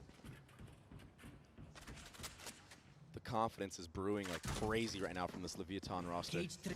3 across the middle of the map. Runner, the one being called upon to try to deal with it as best as he can. And there was a drone in B main, but there's nothing to follow up. There's still 2 trips on site, a camera. Tex is doing this on his own. He's just playing things perfectly on the edge. And then he's got a smoke over the top from King to help things out. The protocols are insane right now. Vitality still have guns here, and they still have a couple of ults. There's still danger. There's still threat. No way. To this round. King's got to play his cards perfectly. The smoke is still up. The trap is still there. They've got to understand. I mean, it's their own smoke. They've got to realize there's a threat. There's the fault line. There's the kills from Tex. 3 for him. Again, Trex left by himself. He's going to find his one, maybe even a second, but how much more can you deliver on? 9 for Lev. Doug, what a fault line from Mazzino. All the way from CT, it takes out everybody. There was a ping on the minimap after that smoke came up, a caution sign. And Mazzino, this fault line was everything. It was insane. It was perfect. Spike down. I love you, Mazzino. I love you, bro. You're so useful. 13 assists for Mazzino. We talked about his breach going into this map. You did. He's been such a star on it. This time, Pacey from Vitality. Tex here. He's so confident right now, Doug. This is insane. This has been the first attempt that we've seen up from Vitality to try to deny and fight some of this B main control. But again, Runner's already dead, and now they've got the smokes, and that alone is keeping them back. They respect it. They're going to try to flip towards mid, but look at Com. Oh my gosh. Com is everywhere. Sender falls. Another 3 on the round for the Sova. Attacker spawn. It's over. It's disaster once more. 10-1 the way of Lev. A decimation. Last round in the half. Timing's taken everywhere. Leviathan have downloaded the game plan of Vitality on this map, understanding that Runner is a solo lurk in mid a lot, and he's gotten punished almost every single time he's done that. One enemy remaining. Com is able to push all the way through A after that kill. They know that Vitality like to do 4-1s a lot. 5 ultimates on board for Vitality. Surely they can take this one away. First of those 5 used. Safe, and now Kix is going to pop his. He wants to go through so bad. Load this flank on the other side. And the thing is, too, you clear a trip, but you don't realize that there are 3 waiting here. Maybe the cam gives it away, but that's all it is so far. So they've spotted Tex. Now they realize there's at least one more runner doing an excellent job of holding the line. And with Mizzino's fault line, they've got to understand there's at least a third. Really nice flash. Runner with nowhere to go. 30 HP on the swing. Trex cleans him up. King Calm in a 2v4. As the dart goes out over the top, it's been cleared, but so is King. Kong has had his heroics, but this time they're stifled before they even start. Vitality gets to do a desperately needed round. Minor silver lining, I guess. What a dominant half from LEV. That's what you would expect to see out of #1 seed from Americas.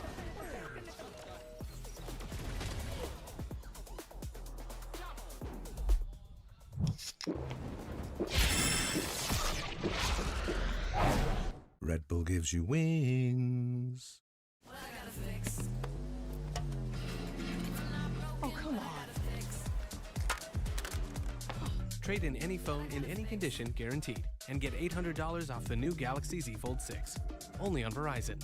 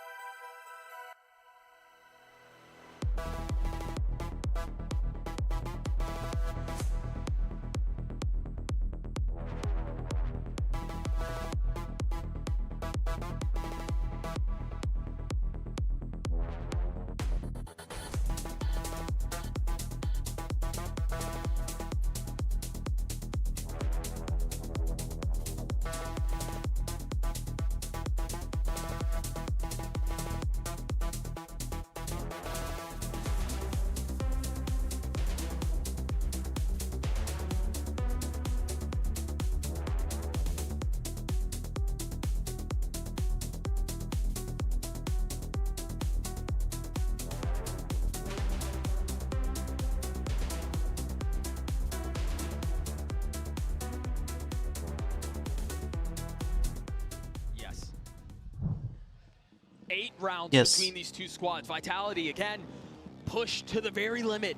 The potential of their year ending in, what, 3 rounds? Yeah. If LEV are able to close this out, this pistol is enormous. They have to win it. It's a must-win round right now. And what's their approach going to be? Are they going to try to take the fight to Leviathan like Leviathan did to them? Or is it going to be a little bit more standard, defaulty? I mean, you don't really have the same tools that you would if you were running a breach, right? I think that's the benefit of having Mizzino on that is you saw how many fault line setups there were, how many flash setups there were. You are allowed to be a bit more pugnacious in your protocols when you have that level of utility. You don't really have that for Vitality. Yes, kicks, the flashes with the KO, sure, but it's just not the same bite. The room for error is so tough when you're playing this KO Sova composition. Because like you said, it's not as explosive. There's limited utility.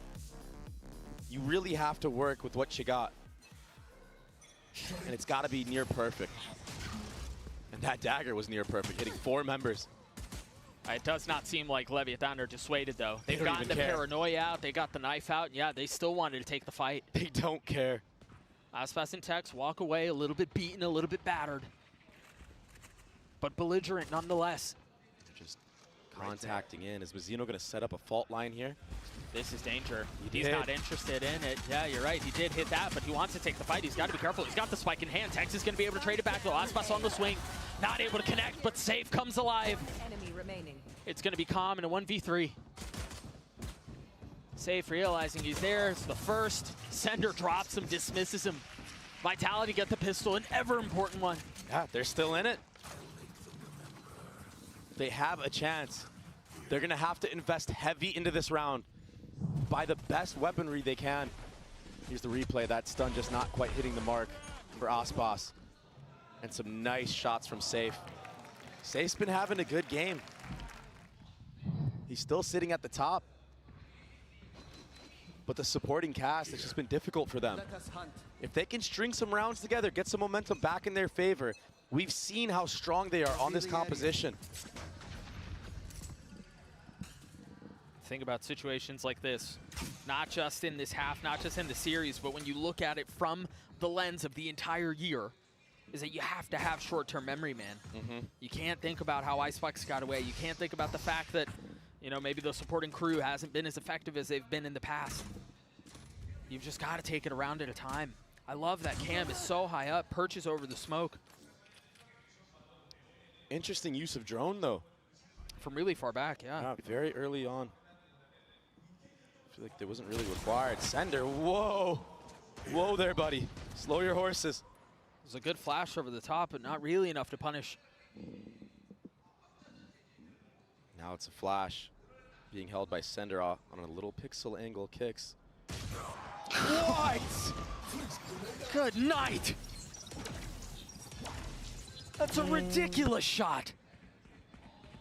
But also a very weird setup. I feel like Kick should be the one jiggling in that moment, but instead he had a dagger pulled out. 30 seconds Sender left. should just use the Omen Paranoia off of that for himself. Sure. So there's a chance for Leviathan to hit this B split. Trampling towards B like Clydesdale's, making full. Again, as Tex cuts another.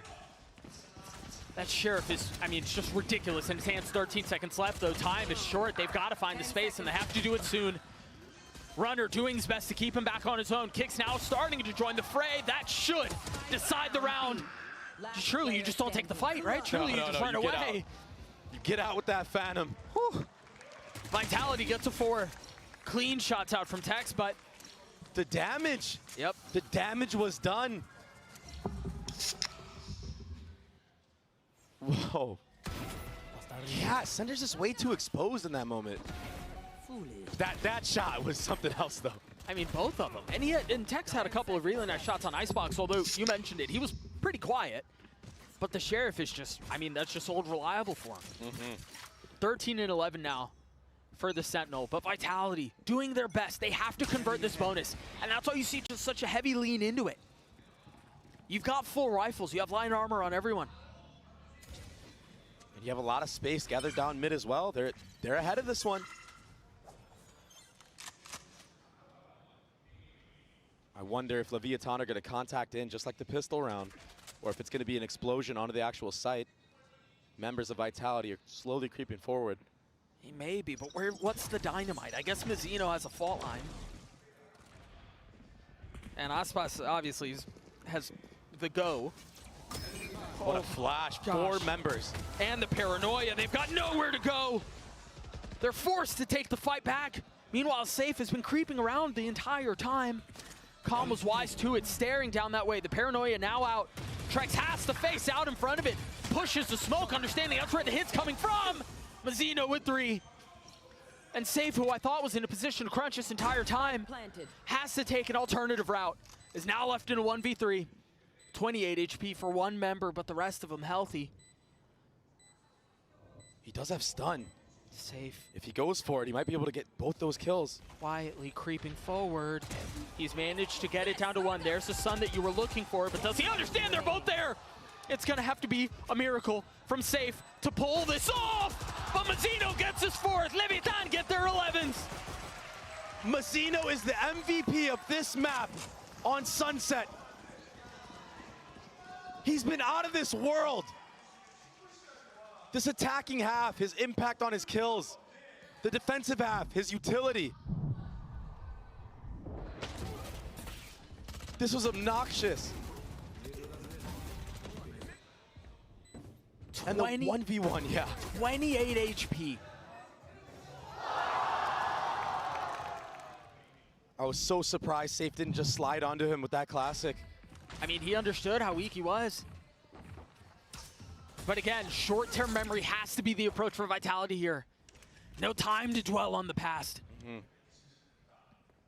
Leviathan have done their homework. They understand Vitality like to do a re-clear off of a timing. And now it's just Safe. He's trying to be the hero. Does he force it? No, takes a step back. A wise choice. You're right, though, man. The desire for heroics in a situation like this can be the biggest pitfall. Mazzino with the Rolling Thunder in hand. Depending on the angle he drops it at, will have value. There it goes, but it's going to be a dagger. It's not going to connect. A lot. I mean, the knife out on the other side will connect, but the Rolling Thunder doesn't hit anybody. And remember, these are just guns, or excuse me, pistols, mainly on the other side. Still a Guardian in the hands of Trex, finding a little bit with it. Runner, 22 HP, trying to settle through the stun. On to Sender and Trex now, trying to keep Leviathan away from series point. A tiny little pixel given away as Tex punishes. What can Sender do? Nothing. Leviathan have absolutely obliterated Vitality on Sunset. And they're now knocking on the door of a playoffs berth. And doing it as a cohesive unit. You look at the scoreboard right now. Everyone within 4. A full team effort. Right there. And that's why it's been so dominant. Icebox is just a blast from the past. Note here, 3 ults on the side of Vitality. And you've got Trex who's 1 away from the Sova ult too. That dagger connects onto 2 people A main, but they're unaware if they're pushed all the way up or sitting in the back of mid. They don't have that info. KO dagger can be a double-edged sword sometimes. A desperately needed round win to try to forge a path to OT, which is just such a crazy thought. Borderline unattainable. Yeah. And they very well might end here. These 2 going down, if that's how it plays out, could be devastating. They're a little bit ahead of it, but they weren't ahead of it enough! Mazzino and Aspas dispose of kicks and safe. Now the smoke's through and Sender fully surrounded, trying to find safe passage out, but he can't. All onto Runner and Trex now to keep the year alive.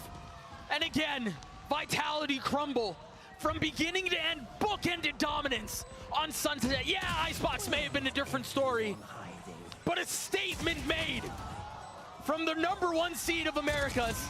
Runner can only stand for so long. 13-4 and a 2-0 sweep of LEV.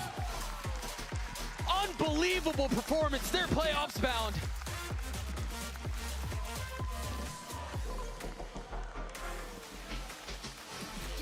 One of the most dominant maps Leviathan have had all tournament.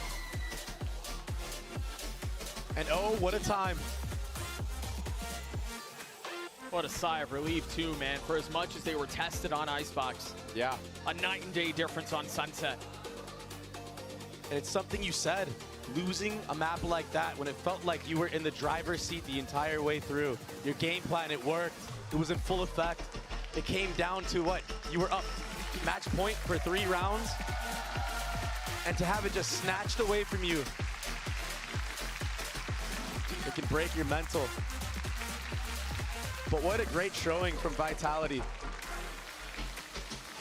It's not what they wanted, but they went on such a run in EMEA, made it all the way here. That's the #2 seed too. But Leviathan stands shoulders above for now. I mean, I would love to pick Intel's brain because, I mean, you heard it in that timeout. Finally, they're playing with aggression. Yeah. That seems to have been the biggest difference. That seems to have been, I mean, it felt like there was a new team that took the stage when that was the switch. And the results speak for themselves. 13-4 on a map that was Vitality's strong point. And yes, we talked about it. It was LEV's too, but that was dominant. Yeah, Vitality are a team that have taken out Heretics, who have been one of the best Sunset teams in the world. But this performance from Leviathan, it was too much. It was too fast of a pace. So explosive on both sides. I mean, they went back to what worked for them. It was what you were calling for on Icebox, and yes, it eventually came out, but we saw it on Sunset. They were decisive, they used their utility. I mean, how many really cool ult combos did we see out from Calm with the Paranoia, with the Dart, with Mazzino's flashes too? And even if they didn't connect, they understood how the enemy team of Vitality would rotate. And they were 2 steps ahead, it feels like. Let's go! 2 steps, sometimes even 3, with the way they were able to deny a lot of that space from Vitality early on. This clutch up from Calm was absolutely ridiculous. When you got Calm out of his seat like that, that's a really good sign, Dre. He second-guessed himself on popping off right there, too. little bit of a stumble in his chair, but ultimately he pointed the finger. I think there's a lot to be excited about for LEV, thinking about playoffs, thinking about what their aspirations and goals were. This was a roster that was built to win this tournament. We'll see if they can pull it off. We've got Com standing by for the Verizon post-match interview.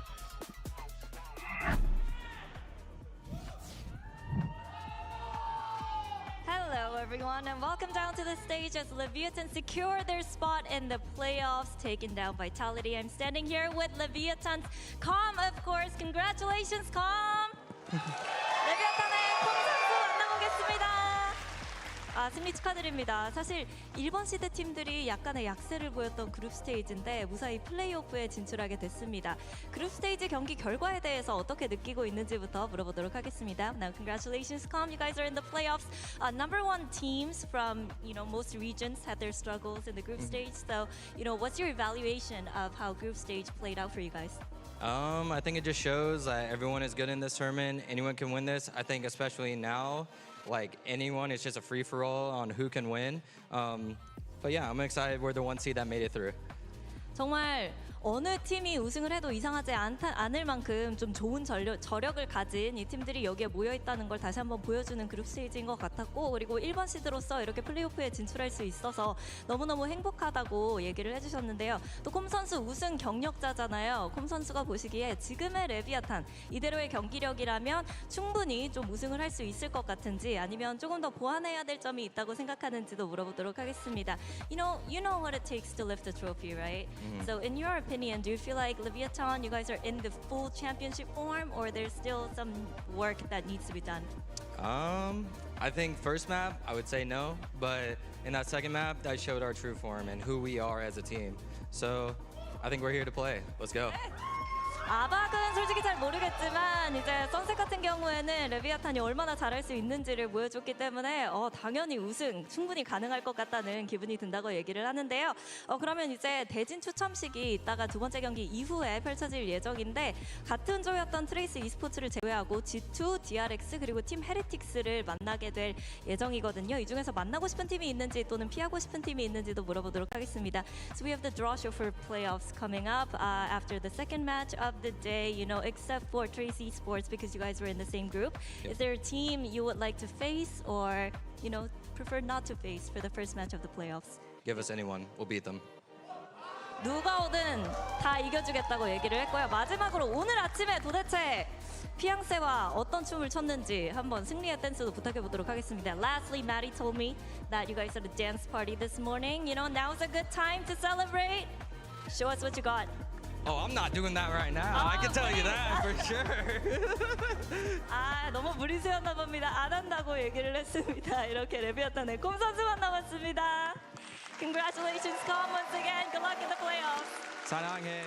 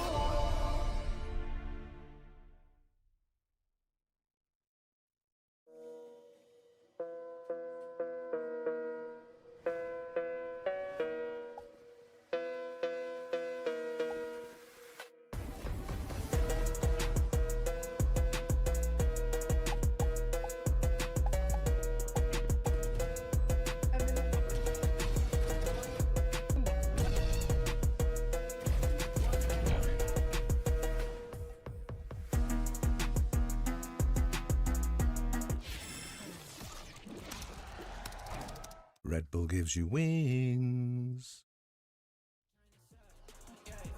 pop the top, baddie to the club. Yeah, shawty in my crib, it's a light, yeah. And let me hit it, I just wanna, it's so fun. And on that baby, I just wanna take your right. To your turn, I don't need it too much. When everything all the same, got me with the shooting out. Yeah, whoa. Yeah, 이곡에 나밖에 Fuck up your poses, 끝단 뻔한 난 범을 대체 Touring Tokyo, rider riding Tokyo highway I'm on my Thomas on that bike and smoking pack This is normal life 제대로 되고 있어 모든 게넌 수치만 못하지 When you mess me bluffing Oh, you get stuck 내 보석은 너무 겨 But I'm good at 목에 내가 더 반짝이다 보니 I know lazy Hit it up as a main 맛이 hit it up as a 이건 누구를 넣어서 실내 가기 전까지 끊었어 What? Hit it up as a main 눈치 필요 없어 main 나의 땅에서 갈 수 있는 건 다 가고는 떠날래 세상을 딴들 달고 될 때까지 거지가 잠깐만 난 A plus Yo 밑가는 안될 거리가 터지는 하웨이 속도에서 나 들려 네 목소리가 빠르게 바뀌어 내 캐시미어 너는 잘난 팀 난 Ray Turn this up Yeah, turn this up Yeah, turn this up Yeah, turn this up Yeah, watch me pop the top baddie to the club Yeah, shawty in my crib it's a light yeah. And let me hit it I just wanna it's so fun And on that baby I just wanna take it right To your turn I don't need it too much When everything all the same got me with this shit now Whoa go crazy Go crazy Go crazy Go crazy Go crazy Yo, quick, dash is switch over team, guess I'm waving. Quick, dash is switch over team, guess I'm waving. 친구들은 구경해 내 어찌 되는지 Rolls Royce truck에서 가운데 주지 니네 팀에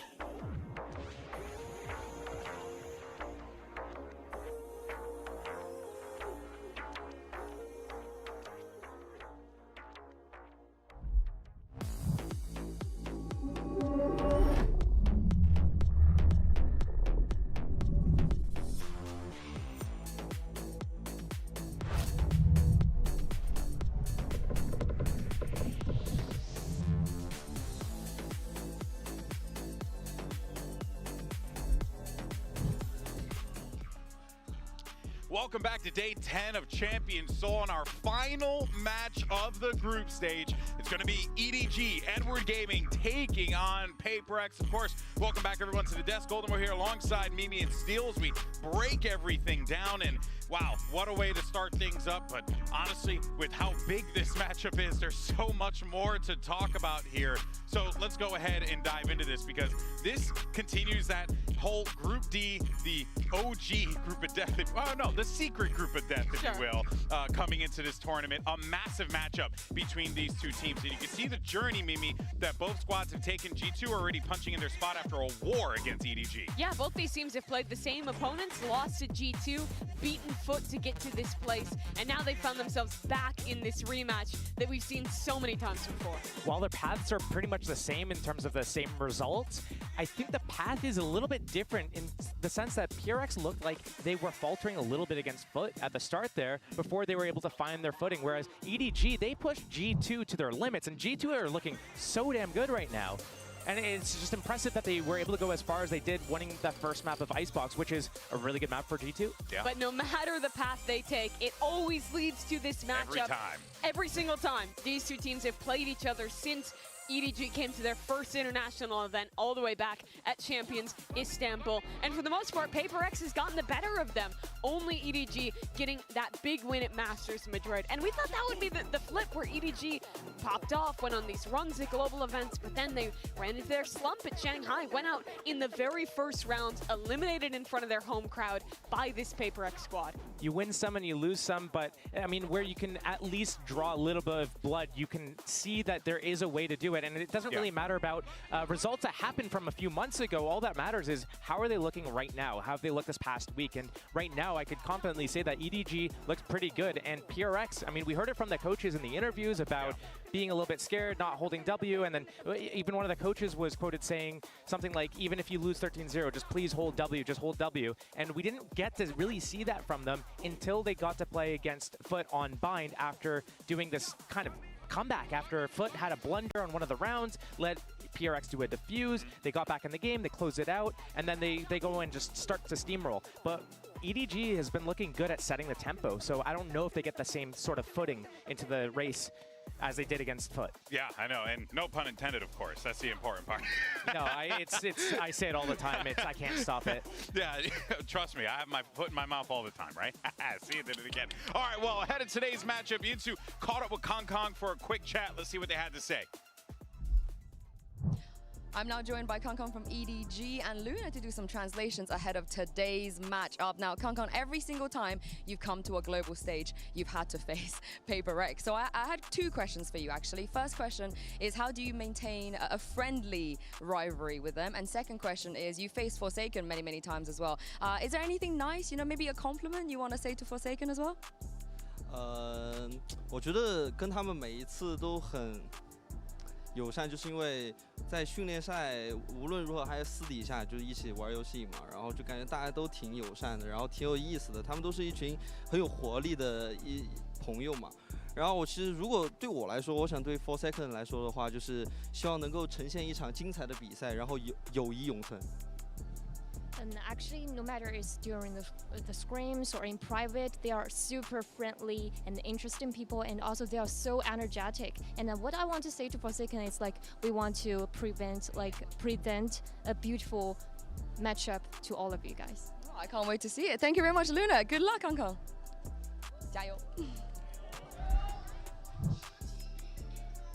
Well, look, every single time we get to watch EDG, and most specifically Kong, he does present a beautiful matchup. The guy is an incredible player. He truly is an X factor for this team. And, well, they're still chasing that top 4 finish. They're still chasing, the highs that they have had previously at these other events, Mimi. And this is an EDG squad that I think are in a position right now that I think they're pretty darn strong. They just happen to run into an even stronger G2. Yeah, they're in really good form right now. They took a map over G2, stomping them on Icebox, and honestly looking good. And it's been a kind of a continuation of what we've seen from the other CN teams. FPX making waves at both events to come out on top here and really have people remember them. And EDG as well, making this somewhat controversial roster move to bench their IGL, pick up a brand new player. But thus far, it's been working out quite well. I think Simon has fit into this roster and been performing to a very high level and has had really good util usage throughout his time on this team at Champions. It's always good when you have an initiator that can kind of put in that good utility usage and support up the rest of the team, but it's followed by a lot of good teamwork as well and good pacing. It's not like they're kind of doing things one by one necessarily. I mean, sometimes they do and they go big with it. Yeah. But I mean, yeah, we've seen this whole play of, remove your IGL, not work out. So for it to kind of work out here is a pretty good omen for them. Yeah, he's still kind of filling into the assistant coach role right now for the roster, and you have seen them get a lot of success out of their timeouts. You can't really say if that's how Dong putting in the work or any other factor, but EDG, they've really, I think, reinvented themselves. They're a team that was sometimes known for being a little bit stale, playing some of the older stuff, playing double duelist comps after they went out of fashion, really relying a lot on Kung's individual skill, but I think they're showing an EDG that has really solid macro and also is playing a lot of these ideas that we've seen other teams from different regions pick up, implementing more of the Neon into the mix, playing a lot of the Breach stuff, which has become pretty meta. This is an EDG that is ready to adjust their style to find something that will be effective, to find that top 4, that deep finish. As you say that, I mean, we also see them playing the old KO Sova on Icebox still. Sure. So I mean, everyone else has moved over. We're seeing the Harbor Viper. We're seeing the Gecko being used just to get that wingman, get that spike plan, and they're just running this, I guess, 2022 comp. Yeah, they're doing that. Maybe and 2021 even.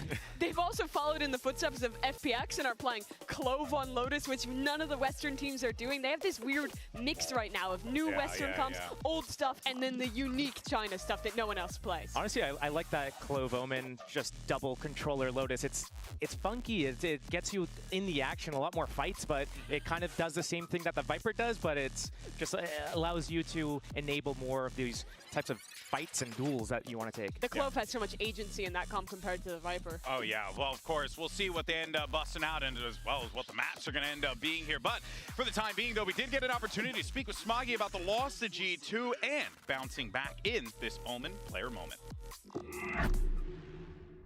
Hello， 大家好，我是 EDG 的 Smoggy。我觉得2张图都是11比13，双方打得有来有回的，也是比较可惜吧。可能是因为我们赢了第1张图的原因，然后导致图2在后面有那种快要胜利的感觉的时候，我们自己会去打断自己怎样去拿分的节奏。但是我觉得我们就是已经尽力了。The one as well might be a bit of that false information. Oh, underhanded Simon is eager for the scrap. Does come up with the one. Is he going to be into his face as well? Plenty of targets up and over. Jonah P just did not know which way to adjust. And this is it, surely. The impetus to take away this map. Nanoswarm's at your feet, detted, ready and waiting. Trent is spotted, taken out, swinging wide. 我觉得我们现在队伍的状态已经比前2次马德里、上海大师赛状态都要好很多。然后我们也会去把自己的失误和问题都去一一解决，然后我们会以更强大的面貌进入淘汰赛，因为我们知道我们输在什么地方，会在这个关键赛上取得更好的成绩。也谢谢大家支持我们的EDG。This is a team, and you heard from Smoggy there, this is a squad that has aspirations for the top of the mountain here. And they have the capability to do it, but they feel like still that they are playing at their absolute best form right now. It did show in that G2 game, even though it was a losing effort. And I think if you are an EDG fan, you're still feeling quite confident about this team. Would you agree? EDG is, yeah, I would say so. And one of the things I want to point out is from that interview, he was talking about how they were addressing the mistakes kind of one by one as they came in. And it's trusting that sort of process to be able to get to that next level. So, you know, this is going back to, do we want to look at these previous results against PRX, or do we want to look at how they are right now? Because if you're losing constantly, especially against a specific team, then you really have that time to digest what's going on and resolve every situation as it arises. And it looks like they have put a lot of that into play here, because, you know, this could have been the #1 seed going out of this group, going into the playoffs, but they narrowly lost in map 2 and 3. I think it was 13-11 to G2. So, you know, that is impressive right there and then. I think there is something to be said about like the history of matchups when you play a team and you lose them. A lot of times they're being meant to block there, but I don't think that's the case with this matchup, because EDG has beaten them before, and they've also changed up their roster and brought in new ideas since that loss streak that they had to PRX.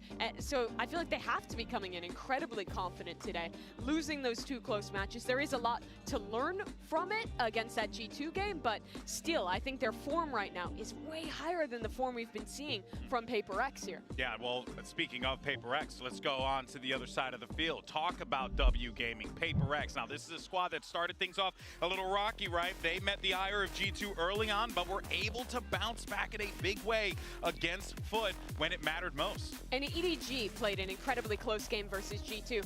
PRX got rolled. Their fundamental issues got exposed. G2 played their slow, classic style and ripped them to pieces. But it was a completely different story in this Foot game once they came online with that Sunset win. So PRX looks to me like a team where if they're starting off slow, everything's falling apart, because they are really good at causing that chaos and being aggressive and explosive in W gaming. But when they're doing like shift W gaming, it's a completely different story.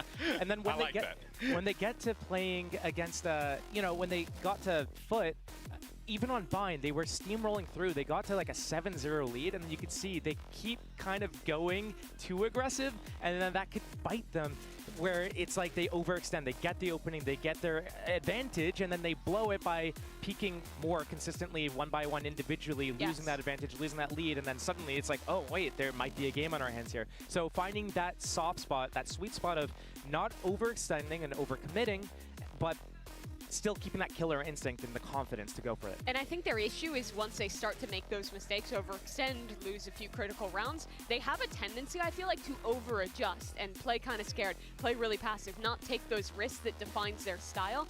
And in a lot of these series they end up losing. I feel like that kind of over-aggro into way too passive, the pendulum swings too far either way, and they can't find a way back in. One of the interesting things I noticed from their Bind game against Foot is that they, running that 100 Thieves comp with a fade, the raise in the situation, they did some passive rounds on their defense. They had a really strong defense, and it started off with these explosive, like, run down long B, get these fights, get things going, but when Foot started fighting back a little bit, they kind of fell back into some of these passive setups, and it worked for them really well. Yeah, you could definitely tell that PRX making those adjustments on the fly, courtesy led them to that win, of course. But for now, though, let's actually go ahead and check back in with Yinsu because she's standing by with Forsaken.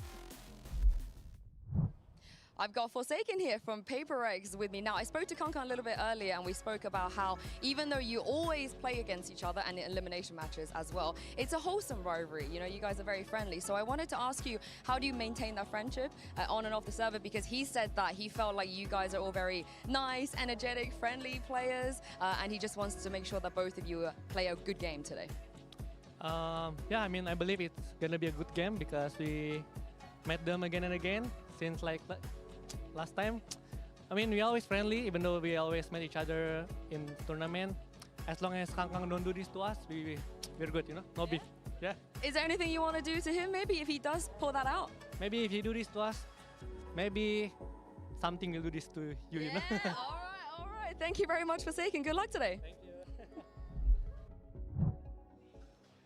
Forsaken's such a nice guy, I will pay good money to see him pop off on the stage and talk crap to the other team. But you know what, though? I mean, no matter how you shake it, this is going to be an incredible matchup because these two teams, they deliver every time they play against them. Yeah, PRX has struggled a little bit this season to find the form that got them to the Champions Final last year. But this is a matchup they're very, very familiar with against players they've played at every event. And if there was a game for them to step back up to their best, I think it would be this one. What do we got for predictions, by the way? EDG, they've just been too good. I put EDG, I'm pretty sure. Yeah, I'll just stick to it. All right, he's sticking with it. All right, folks, let's go ahead and bring out the teams for the final match of the group stage. You got EDG going up against PRX. Let's start the show.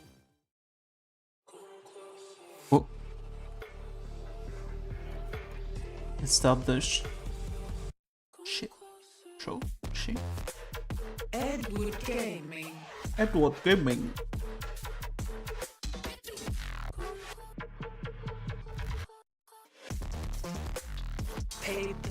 PRX.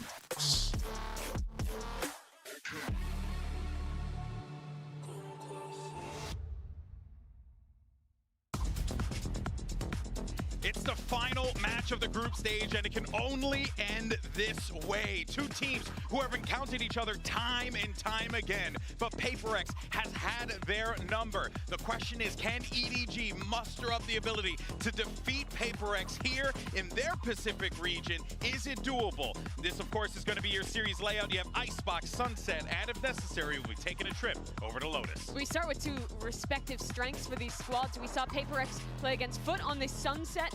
I think their Sage comp has been really good. They've been playing it for a long time. The last time these two teams faced, PRX took this map over them. But EDG gets to start on an Icebox, which is the one map they took over G2, and I think looked really good, especially on those attack sides. And it looked like G2 also crushed PRX when it came to that Icebox map. But here, kind of like an interesting mix of maps here, hitting some of the strong points, but some also kind of like sleeper, not really the first top two picks coming out of here. So it's going to be interesting to see how this kind of like tempo starts.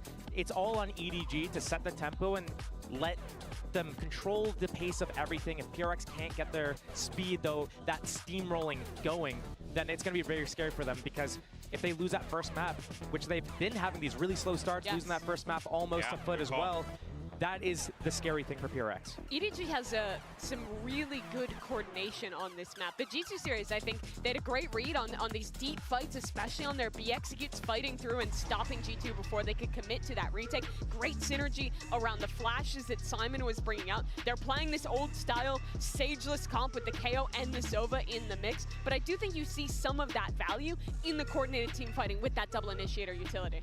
This is a composition that's so difficult to clear out all these angles. Sova is a Sova, single initiator here without having a Gecko or a KO to be able to clear out some of these angles means that Kanka is going to be able to get that It's off. flashless. It's very difficult to push him off, and even though that Compared to like Gecko, it's very difficult to actually get even Harbor has a little bit of a initiator. Yeah, you mentioned these slow starts from PRX. If they Feel start to slow him. here, Kong gets an off online and he starts avoiding that Sova drone. This I could really get don't real like dangerous PRX. for PRX really quick. PRX is This is it. team Final comp. map of the groups. Like Final the match Sage of the group is. stage. Who is going to lock in their spot for playoffs? Let's I go don't ahead know. and send it over to your casters. You got Brennan Sideshow yet again on the call. Thank you very much, guys. Yeah, this is going to be a bittersweet match. On Sunset, Sage is okay compared to like a Cypher, even though Cypher is king. For both of these teams, the expectations But that they like, levied on themselves, I think, when you have to like reach Kyo, much greater Gecko, heights, and they don't Arbor, want their year to and end Sage here and competing now, for and like exile the groups same both teams spot, would be that disappointment. I feel like picking Sage Players is on stage might it's be full of criminal. those excited nerves, snakes in their belly. For us at home, for us being able to witness this is a Even clash between Brim, two like, teams who are fast-paced, explosive, you could play always put on a show. a Brim if you don't want to play. Yeah, enough to make even Icebox exciting. That's what I love about If you want to play a second smoker but you don't want to play Arbor. I really am. And there's contact caught by Smoggy. He's just going to get that information. Now PRX going to be making sure to take that space rapidly at that. look It's how an deep interesting this wall. is. Yeah, I mean, the Viper wall, the Sage wall, trying to fight for that backside control. And underhanded flash from Simon just does not get that value. Simon, this guy is just unreal. Something on an absolute worldie so far. It's a three-piece. It could be on for the ace here, but it's going to be settled down to that 2 versus 2. Drone to tag up onto these players. I'm going to try and force the issue. Nobody under immense amounts of pressure. 9 HP here. Defuse for Smoggy, pushed off and away from it. Still lands a shot, but he's down to 4 HP. Whittled down to barely anything, enough for Forsaken to clean it all up. And I hope we're starting as we mean to go on with that kind of pistol round. PRX took so much control over the site. Instantly, as soon as you see where the Viper wall goes down, you know you've got a brawl on your hands.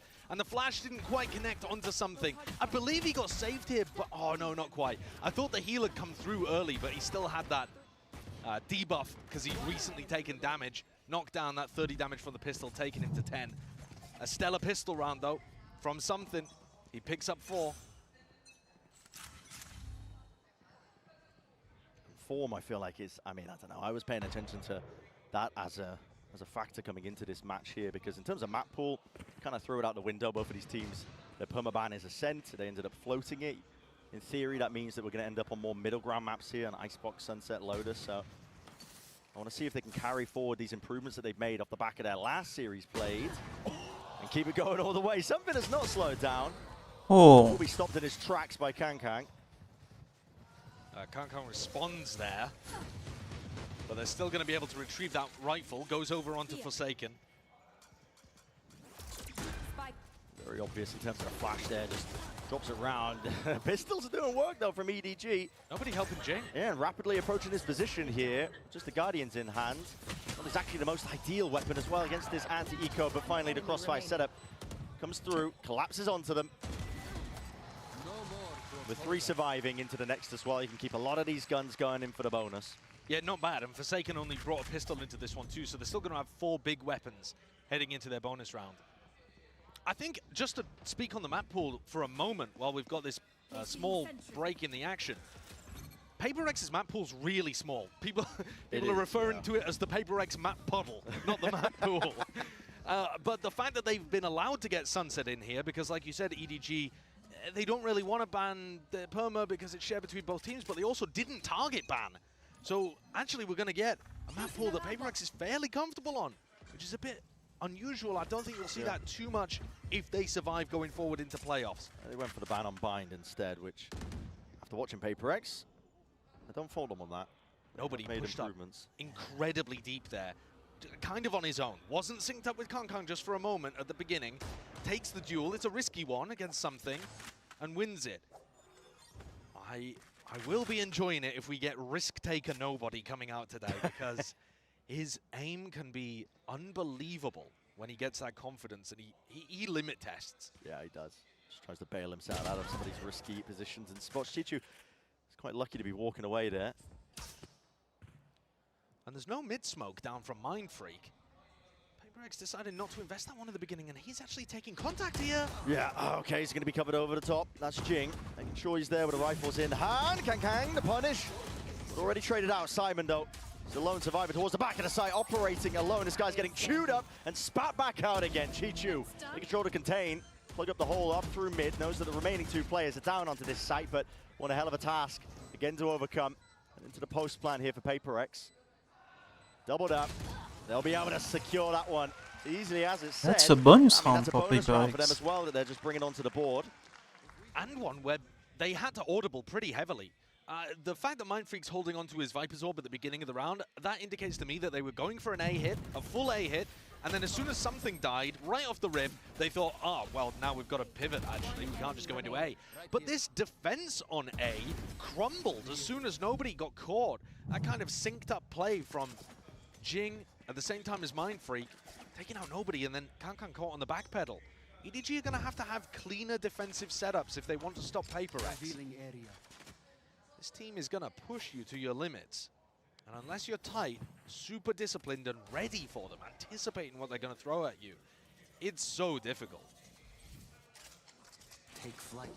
It's going to be even harder. We're seeing a lot of bonus round conversions so far at this event. I mean, I don't have the numbers off the top of my head, but... a lot. They're a lot, yeah. I mean, a they're lot. Definitely a lot compared to the usual and the norm, so... Massive advantage. I think Sentinels have contributed to a ton of those. They really have. In that Gen G match. Jing's going to get this plant down. Oh, no, it's okay. It's actually ult's committed. You know, EDG are on that half buy, and they're going to be rewarded in kind. That's 2 pickoffs. Chichu trying to contest and tango, but he's going to be calling for the reinforcements, and a double swing with the discipline is nice. That's so well played from EDG. And now the spike's abandoned. 2v5. Something in Mindfreak left to try to bail this out, and they've walled themselves off for going for any kind of control. Just barely missing the body up towards the top. Smoggy, what a shot to hit. And something, yeah, sent to the grave. What a way to open up and get your first round here. When PRX's form was looking better, I'll tell you what I love in particular though. Chishu, smartest player in my opinion on EDG. At times has looked like the best as well. But he contributes massively there to that MasterCard Thrifty by jiggle peeking onto Forsaken. And Forsaken knows he's going to get swung, so he can't just start running, otherwise he's an easy pick. So when Chishu jiggles like that, he's just delaying Forsaken and buying time to set up the double swing. He's just doing this jiggle to wait for his teammate to come with him. And there's nothing that Forsaken can do. He's worried about getting timing. So EDG are right back into it. All that talk about the bonus round conversions, how much it matters and means. The mold begins early. It really does. I need to see a lot of coach cams. Placing swarm grenade. I'm begging you. Swarm grenade out. So the money's going to be relatively equal on either side, so we're going to get a gun round. A lot of ults for PRX to potentially work with. Mainly Forsakens is what I'm looking at. Chichu's a while away from the lockdown, so might not have any intention of saving it. Smoggy once more sees the cloud burst here. He knows that he's under threat into this position, and the off angle will be punished. Plus the 1v1. Something on top, on a high ground, favored in the fight against Kangkong, who is trying to capitalize on Smoggy's swing, and it just ends up being a raw jet duel that Something wins. That just goes into that extension of the post plant. Overhead with the flash as well, but never been more obvious. Over the top there from nobody to return that fire. Chichu beautiful again with that rifle in hand, but so much more to do at this point in the game, in the round. 1v3. He's looking to isolate some of these fights as well. He's not going to be giving it though. This is PRX looking very well drilled. I was wondering if they were going to be able to carry that form forward. From the last series they played, that bind map, I was dead impressed with them. They were all in sync, working as a unit, and there's nothing scarier than PRX when they've got that hive mind going for them. That's so true. I've actually been fairly impressed with both teams and how they're setting up their coordination. Yeah. And that wasn't just a solo peek from Smoggy. Smoggy and Kangkong trying to swing together. It's not necessarily so that they can double face, but more so that they're trying to work off the distraction. Like everyone focuses on Smoggy and then Kangkong gets in, gets one, gets out. It didn't work there, obviously, because PRX were also super ready for that kind of stuff. Yeah. I think a lot of this too, not just the discipline, but also the pace and the anticipation is so important. Because in a situation like that, Something is so fast on top of yellow, he's ready for Kangkong.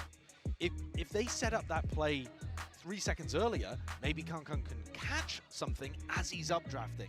Trying to get ahead of the tempo that PRX plays at and be ready for them, it's a mammoth task. Really but the best teams in the world, like Gen G, for example, when they were incredible at shutting down PRX, and for that matter, kind of have been for the majority of the year, that's what they rely on, is that being there ahead of them and anticipating what they're going to do.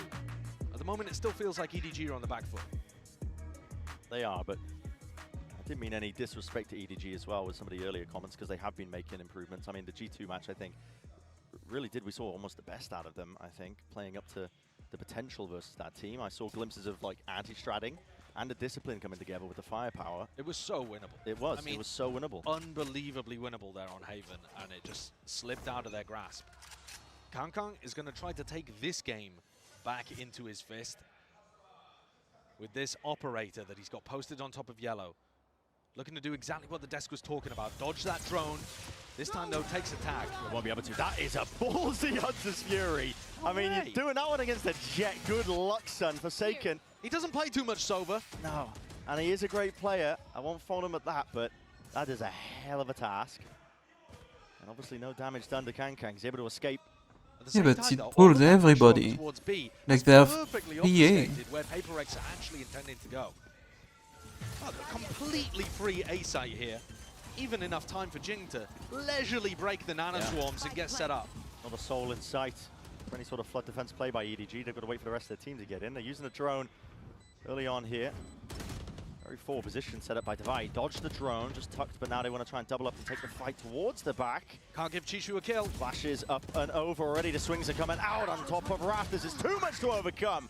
Finally, EDG taking these fights together with Smoggy, essentially leading the charge. He's dropped down to single digits, but already the damage might have been done. Mindfreak cut to the corner, close and personal. Still alive here, brings it to that 1 versus 1. Kangkang aim trained onto the angle base. The shot! Run down! Time needs to get onto it. The circle already. It's Seoul. Yes, it did. PRX. Oh, and he loses the operator as well. Absolute heartbreak for EDG, who looked like they had another round that they were going to put on the board. What a recovery from those PRX players, tucked there towards the generator. The retake was working. Yes, Jishu had fallen, they didn't have access to the lockdown, but the trade-outs were working. And that's one where technically Mindfreak gets credit for the Red Bull clutch, but all he had to do was stay alive. Yeah, he did. But he bought the time, right? Got the kills. But just enough. Just enough for the win. EDG are really struggling here. Kangkang. Let's grab himself the one before the trade comes through, seeking to punish that drone. I got the spike. Orbs are being picked up. The war machine is starting to chug here, if you are PRX. And the wall as well. Dropping a vibe wall to take these fights at opportune timings. Chichu. Spike planted. We'll try and even it out with a bit of damage, stray shots, but not too lucky in that regard. Simon, though, let's connect one. Straight to the dome on Forsaken. He's got a lineup for this. It's a big kill, but no weapons really retrievable just yet. It has pulled out the ults, though, that we were just talking about being earned. So PRX feeling that pressure. Like they have to combat some of this as well. And now that is the danger zone. Lockdown. Is he even going to get out? Oh, my goodness. Barely there. But time will start to tick at this point onto the spike and Divide. Surely no hope. You got to think he wins this one. Swings it out. Chichu, nice goal, but yeah. Very little chances there for Chichu to play with just because of that lockdown that was in play. 6-1 now, the scoreline. PRX really running away with his side of the icebox. Simon does a good job there of even forcing out the lockdown, because otherwise that would have been an enormous tool to now contest within the rifles. But of course this is EDG's map pick and they're down 6-1. This is not a good way to begin. But EDG's defense side is not their best side. When I was watching them play this previously in China, they heavily relied on that Kangkang operator to get this side working. Their defensive setups were not the best. And Kangkang's only had it in his hand for 1 or 2 rounds max. Yeah, barely being able to pull together enough funds to get it. Just been crushing. The weight of the corporatocracy bearing down upon EDG. That's a big word. They've been milked. The serfs tilling the fields, they can barely get enough money for their weapons. I know that one. Here. Don't need a dictionary for that.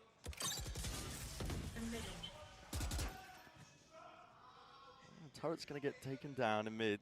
It's Mindfreak. EDG now might have to pull a few more bodies here. Smoggy. Nice. It's a high-low setup. The rest of the team as well. As soon as they catch that player, it's going to force out the res. Wall is up and a bound and a bit of spam and sprayed away. Good punish. Yeah, snake bite. Able to collect that kill here. Kankan posted up over towards B. This pit to deny any kind of re-hit from PRX. And Kankan's going to keep pushing up, despite the fact they haven't heard anything. It's a risky spot, but as PRX go for the mid to B instead, he's going to have a great position for any potential backstab or retake. This looks tough to navigate with 30 seconds on the clock. Yeah, your options are hyper limited. I mean, you can try and pivot back into A, but they've still got the 3 players there, still got the pit. Through the gut though, straight through now, in through mid. Simon with the knife, up against the wall. Catches, cancels onto the drone. There's only 14 seconds left, and they don't have any semblance of map control to lock down again. Forcing them out into the open, the easiest fights here, shooting fish in a barrel, and Simon, this newcomer to the squad, lighting them up. Great closeout in this round for EDG. First round where it really feels like they're in control the entire time. That's one they desperately needed.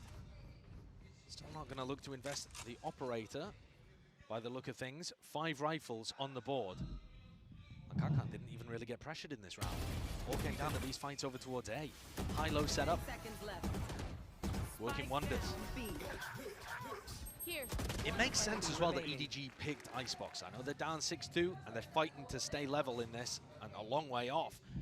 But PRX did lose badly on this map the last 3 times they've played it. It did look a little weak for them. They don't look weak today. No. Be clearly an area of improvement. That Orb tapped up forces something into the fight. The dash to try and leap into the fray, maybe pounce onto a target or 2 here, but he's going to get out. No damage done as well. He's been given all the room in the world. Yeah. And the snakebite's been used before the shocks, before the plant. No Making break the on the A side. wall. Yeah, looking like a playground right now. Viper's pit. Drop down into the players here. EDG trying to go a bit more fast and loose here. Spam. It's going to be critical. Dash up and over. Onto the pipes. He's found it. Perfect accuracy, at least expecting it. Something though, he's right back at you with the Blade Storm here. Divide catching him, the 140 cleanup from Forsaken. Chichu left to do it all. And it's too much. 7-2 now for PRX. What a recovery in the round from something. It looked like EDG had done everything they needed to. When PRX pit like that, they can't control angles very well. They can't stop the retake from taking all of that space. EDG barrel their way all up to pipes, get 2 kills through the pit, and still can't win it in the 5v3. Shout out to Grandma.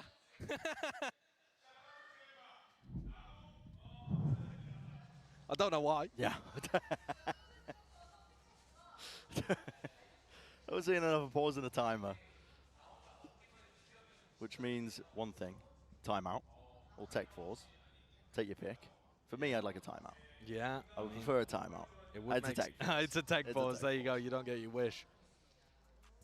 And we'll find out what the issue is momentarily. Maybe we can guess as well. Player shots. It's one of my favorite games to play. Yeah. Guess who's got the tech issue? It's a tense game right there, even though it's 7-2 between these 2 squads. Do you believe that the history of these 2 orgs is going to continue onwards?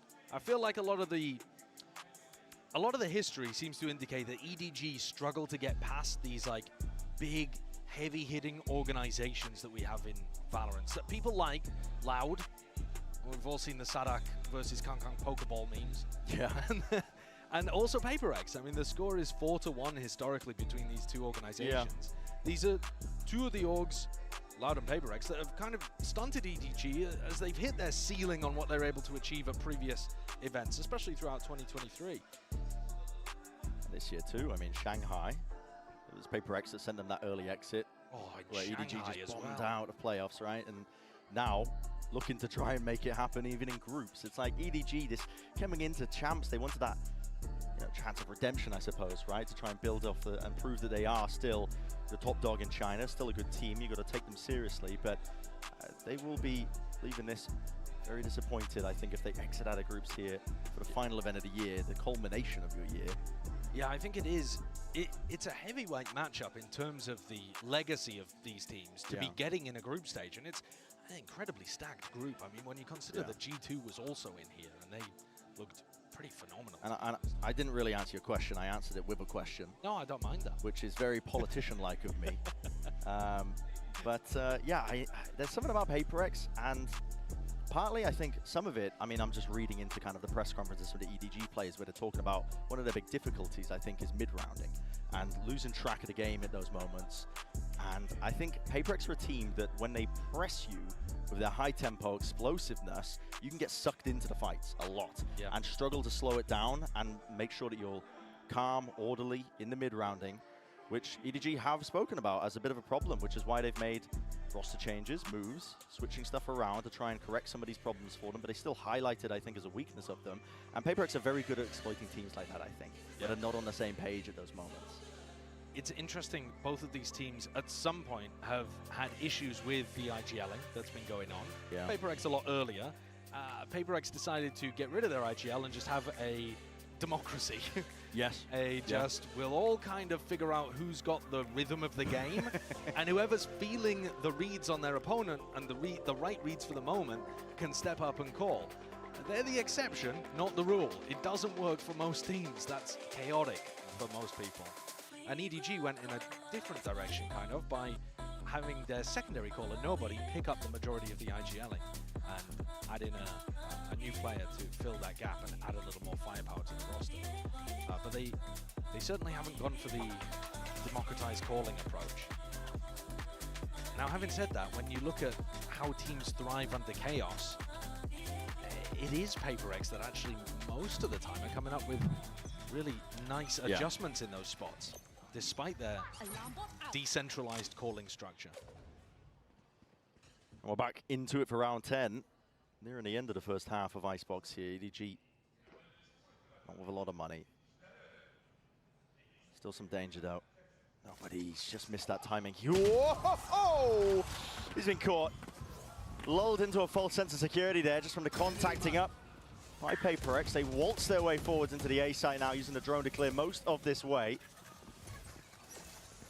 And it is an eco round, a half-buy round from EDG, but I think Nobody's given them a little too easy of an entrance there.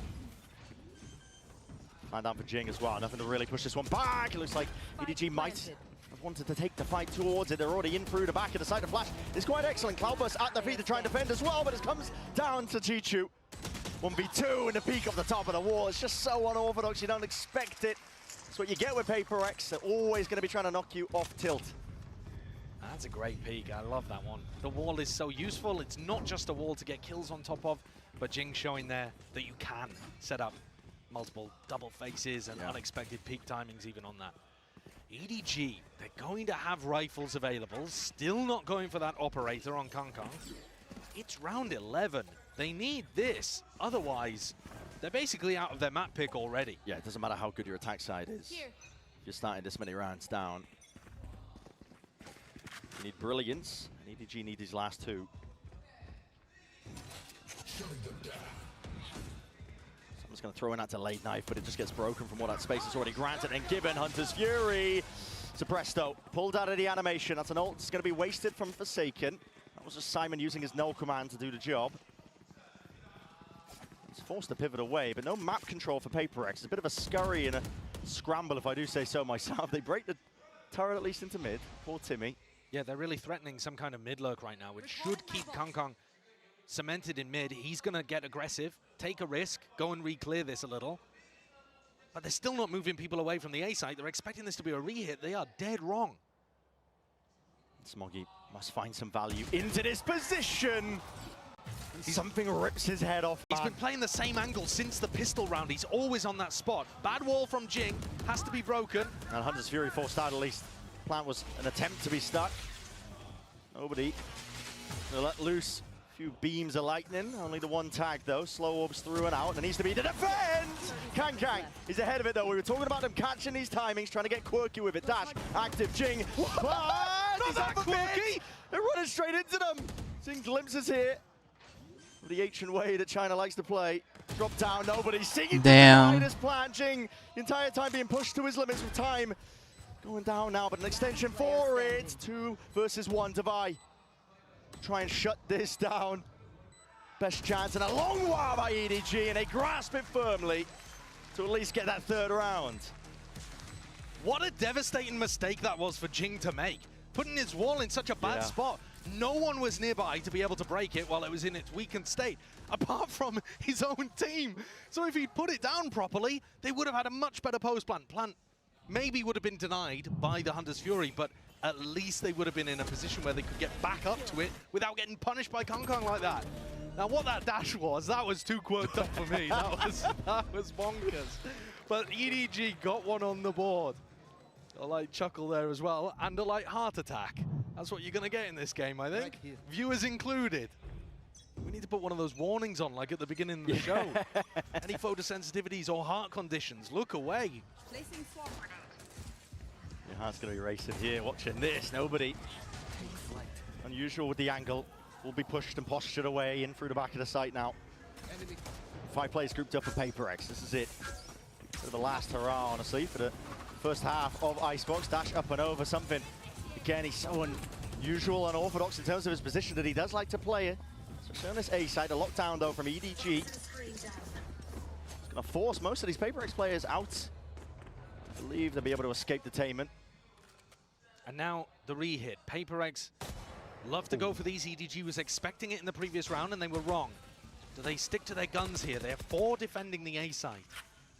They're willing to fight over this one, tooth and nail, as the curtain drops. Bodies will fall and topple. Forsaken being one of them. Rez online though. Trying to get these equal trades out, and somehow it's PRX who have found his advantage into the round to Vi. Leaves himself as a piece of paper. Smoggy on the high ground, dropped down 6 HP. Not enough to survive. And Chichu alongside him will be forced to spectate. Kang Kang in a 1v2. He's caught the time behind them, but still guns are trained on this spot and position Forsaken. First shot accuracy is there. 9-3 is where we stand. Forsaken has been playing such a good game. He's 15-7. He's been getting active and involved in so many of these fights, able to play a little more aggressively than you'd expect perhaps for somebody playing Sova, but also more aggro than he gets on a lot of his flex rolls. EDG are in trouble here. Yeah. They certainly are. Barely been time for even a breather, but we will get some time as well. The teams to Old discuss school heading into the next half. We're going to send it down to the floor for a nice little interview. Old school scoreline 9-3. Hello guys, I'm standing here with EDG's Jie from their League of Legends team, also 2021 League of Legends World Champion, and Luna to help with our translation, of course. LPL의 슈퍼스타죠. 그리고 2021 월드 우승 선수인 EDG의 지혜재 선수 만나보도록 하겠습니다. 여기서 보니까 색다른데 혹시 좀 발로란트는 하시는지부터 물어보고 싶어요. Now, you know, it's a pleasant surprise seeing you here watching the Valorant matchup. So, do you play Valorant yourself? 其实很高兴在这里看到你们，也来看比赛。那你自己平时会玩无畏契约吗？自己偶尔放假的时候会去玩。Of course, at off days. Okay. 쉴 때는 한다고 하는데 그러면 랭크랑 좀 주체면 뭔지도 물어보도록 할게요. So, you know, what's his rank? What does he play? Tell me more. 能不能跟我们聊聊更多？比如说你的段位啊，平时玩什么英雄呢？段位自己玩的比较菜吧，就是黄金水平。然后自己喜欢的英雄是瑞娜。I mean, I'm a gold. I mean, and my favorite agent is Reina. 골드고 좀 주체는 레이나라고 얘기를 하는데요. 그리고 지혜재 선수 아무래도 e스포츠 선수 생활을 하면서 좀 이렇게 타이트하고 굉장히 리스크가 큰 경기들을 많이 치렀어야 할 것 같은데 지금 경기를 하고 있는 EDG 선수들에게 해주고 싶은 말이 있는지도 물어보도록 하겠습니다. You know, you've probably been through a lot of stressful situations where stakes are high. So is there anything you would like to tell the EDG players right now? 其实你也是经历过非常多很多紧张啊、激烈的比赛的嘛。那你有什么话想要跟 EDG 的选手说呢？就在台下看他们比赛还是蛮紧张的，对，并且发现今天他们对手实力非常强，所以就希望他们能够加油，然后打好自己的。Stop fucking holding that mic, dude. Even just watching them and today their opponent is really strong, so hope they can win. 강팀을 상대하기도 하고 지금 보는 것만으로도 이렇게 떨리는데 잘 경기를 치렀으면 좋겠다고 얘기했습니다. 이렇게 지혜재 선수 만나봤습니다. Thank you, 지혜재. Golden Valorant equals world champion in league. There you go. As how those skill disparities compare. Yeah. Imagine how good these guys could be. I know. Be sweeping the floor with multiple Riot titles. No, at the same time though, you don't expect that Gold Reigner in your games to be a world champion in No. an esport, do you? No, I feel like that's where the Smurfing allegations might come out as well. But all right, EDG, dire straits for this Chinese team. It really is. It's a pistol round that, yep, I feel like, once more, broken record when I say it, but it needs to be a must-win because it's their map pick. Sunset's next. PRX have managed to squeak that one through in the map pool. One of their best maps. Absolutely. They're 100% their best map. They're one of the best teams in the world on Sunset. Super consistent. And this is EDG's map pick. However, on the pistol, EDG have been waiting outside B just for a moment like this, where PRX have that false sense of security and pull people away from the defense. Something, however, returns to the fray. Yeah. They're all grouped up, ready for the fight as well. Once more, Wall's going to be dropping, but heads rolling. For EDG, they're going to be happy with it. Something seeks to equalize, only gets the one, but still plays for his life. Buying time for the rest of the team, and the rotations are bound here for PRX already. Back into the fight, nobody with a plan needs to be defended. Let's get it off, and Smoggy, who's the casualty, something still there. Kicking, getting active, spraying away with just a few Sheriff bullets, all it takes. And teammates alongside him. EDG have to sail the way through here with a little bit of discipline, underhanded with the flash as well, but it's being punished in kind. Devi, he's got him penned in. Simon, there's only so much one man can do. And against that onslaught of PRX, it's not enough at all. That's their 10th round. That's a pistol round. Momentum is entirely in the hands now of PRX. And that's also a recovery from a 3v5 situation. Quickly turned into a 3v4, must admit, but EDG should have been in control of that one. Their pistol round strategy, their idea actually worked. But you can see it on the frustration, the faces of Muggle and Haodong. This map, it's a blowout at this point. EDG don't even have enough money to be able to force. They're looking like they're going to get absolutely rinsed, smoked, destroyed on their map pick. And whoever loses here and gets grouped in champions, it is going to be such bitter, bitter disappointment for their year. Yeah. An attempt, maybe to bring down Mindfreak, maybe crack open the B side, but gonna retreat back to the corner. Util posturing them away. EDG need a miracle, need an eco win. Jing's up and over on top of the wall, seeking these angles. Forsaken with the swing. The plan was not held down. It's a round that escapes EDG once more. Perfect. Fallen to pieces before their very eyes, and you mentioned that disappointment. For EDG, it's definitely going to be palpable. It's a squad that just been trying to exceed expectations that fans levy against them, expectations that them, expecting, I suppose, of themselves. Absolutely. This team was looking to break that glass ceiling for China.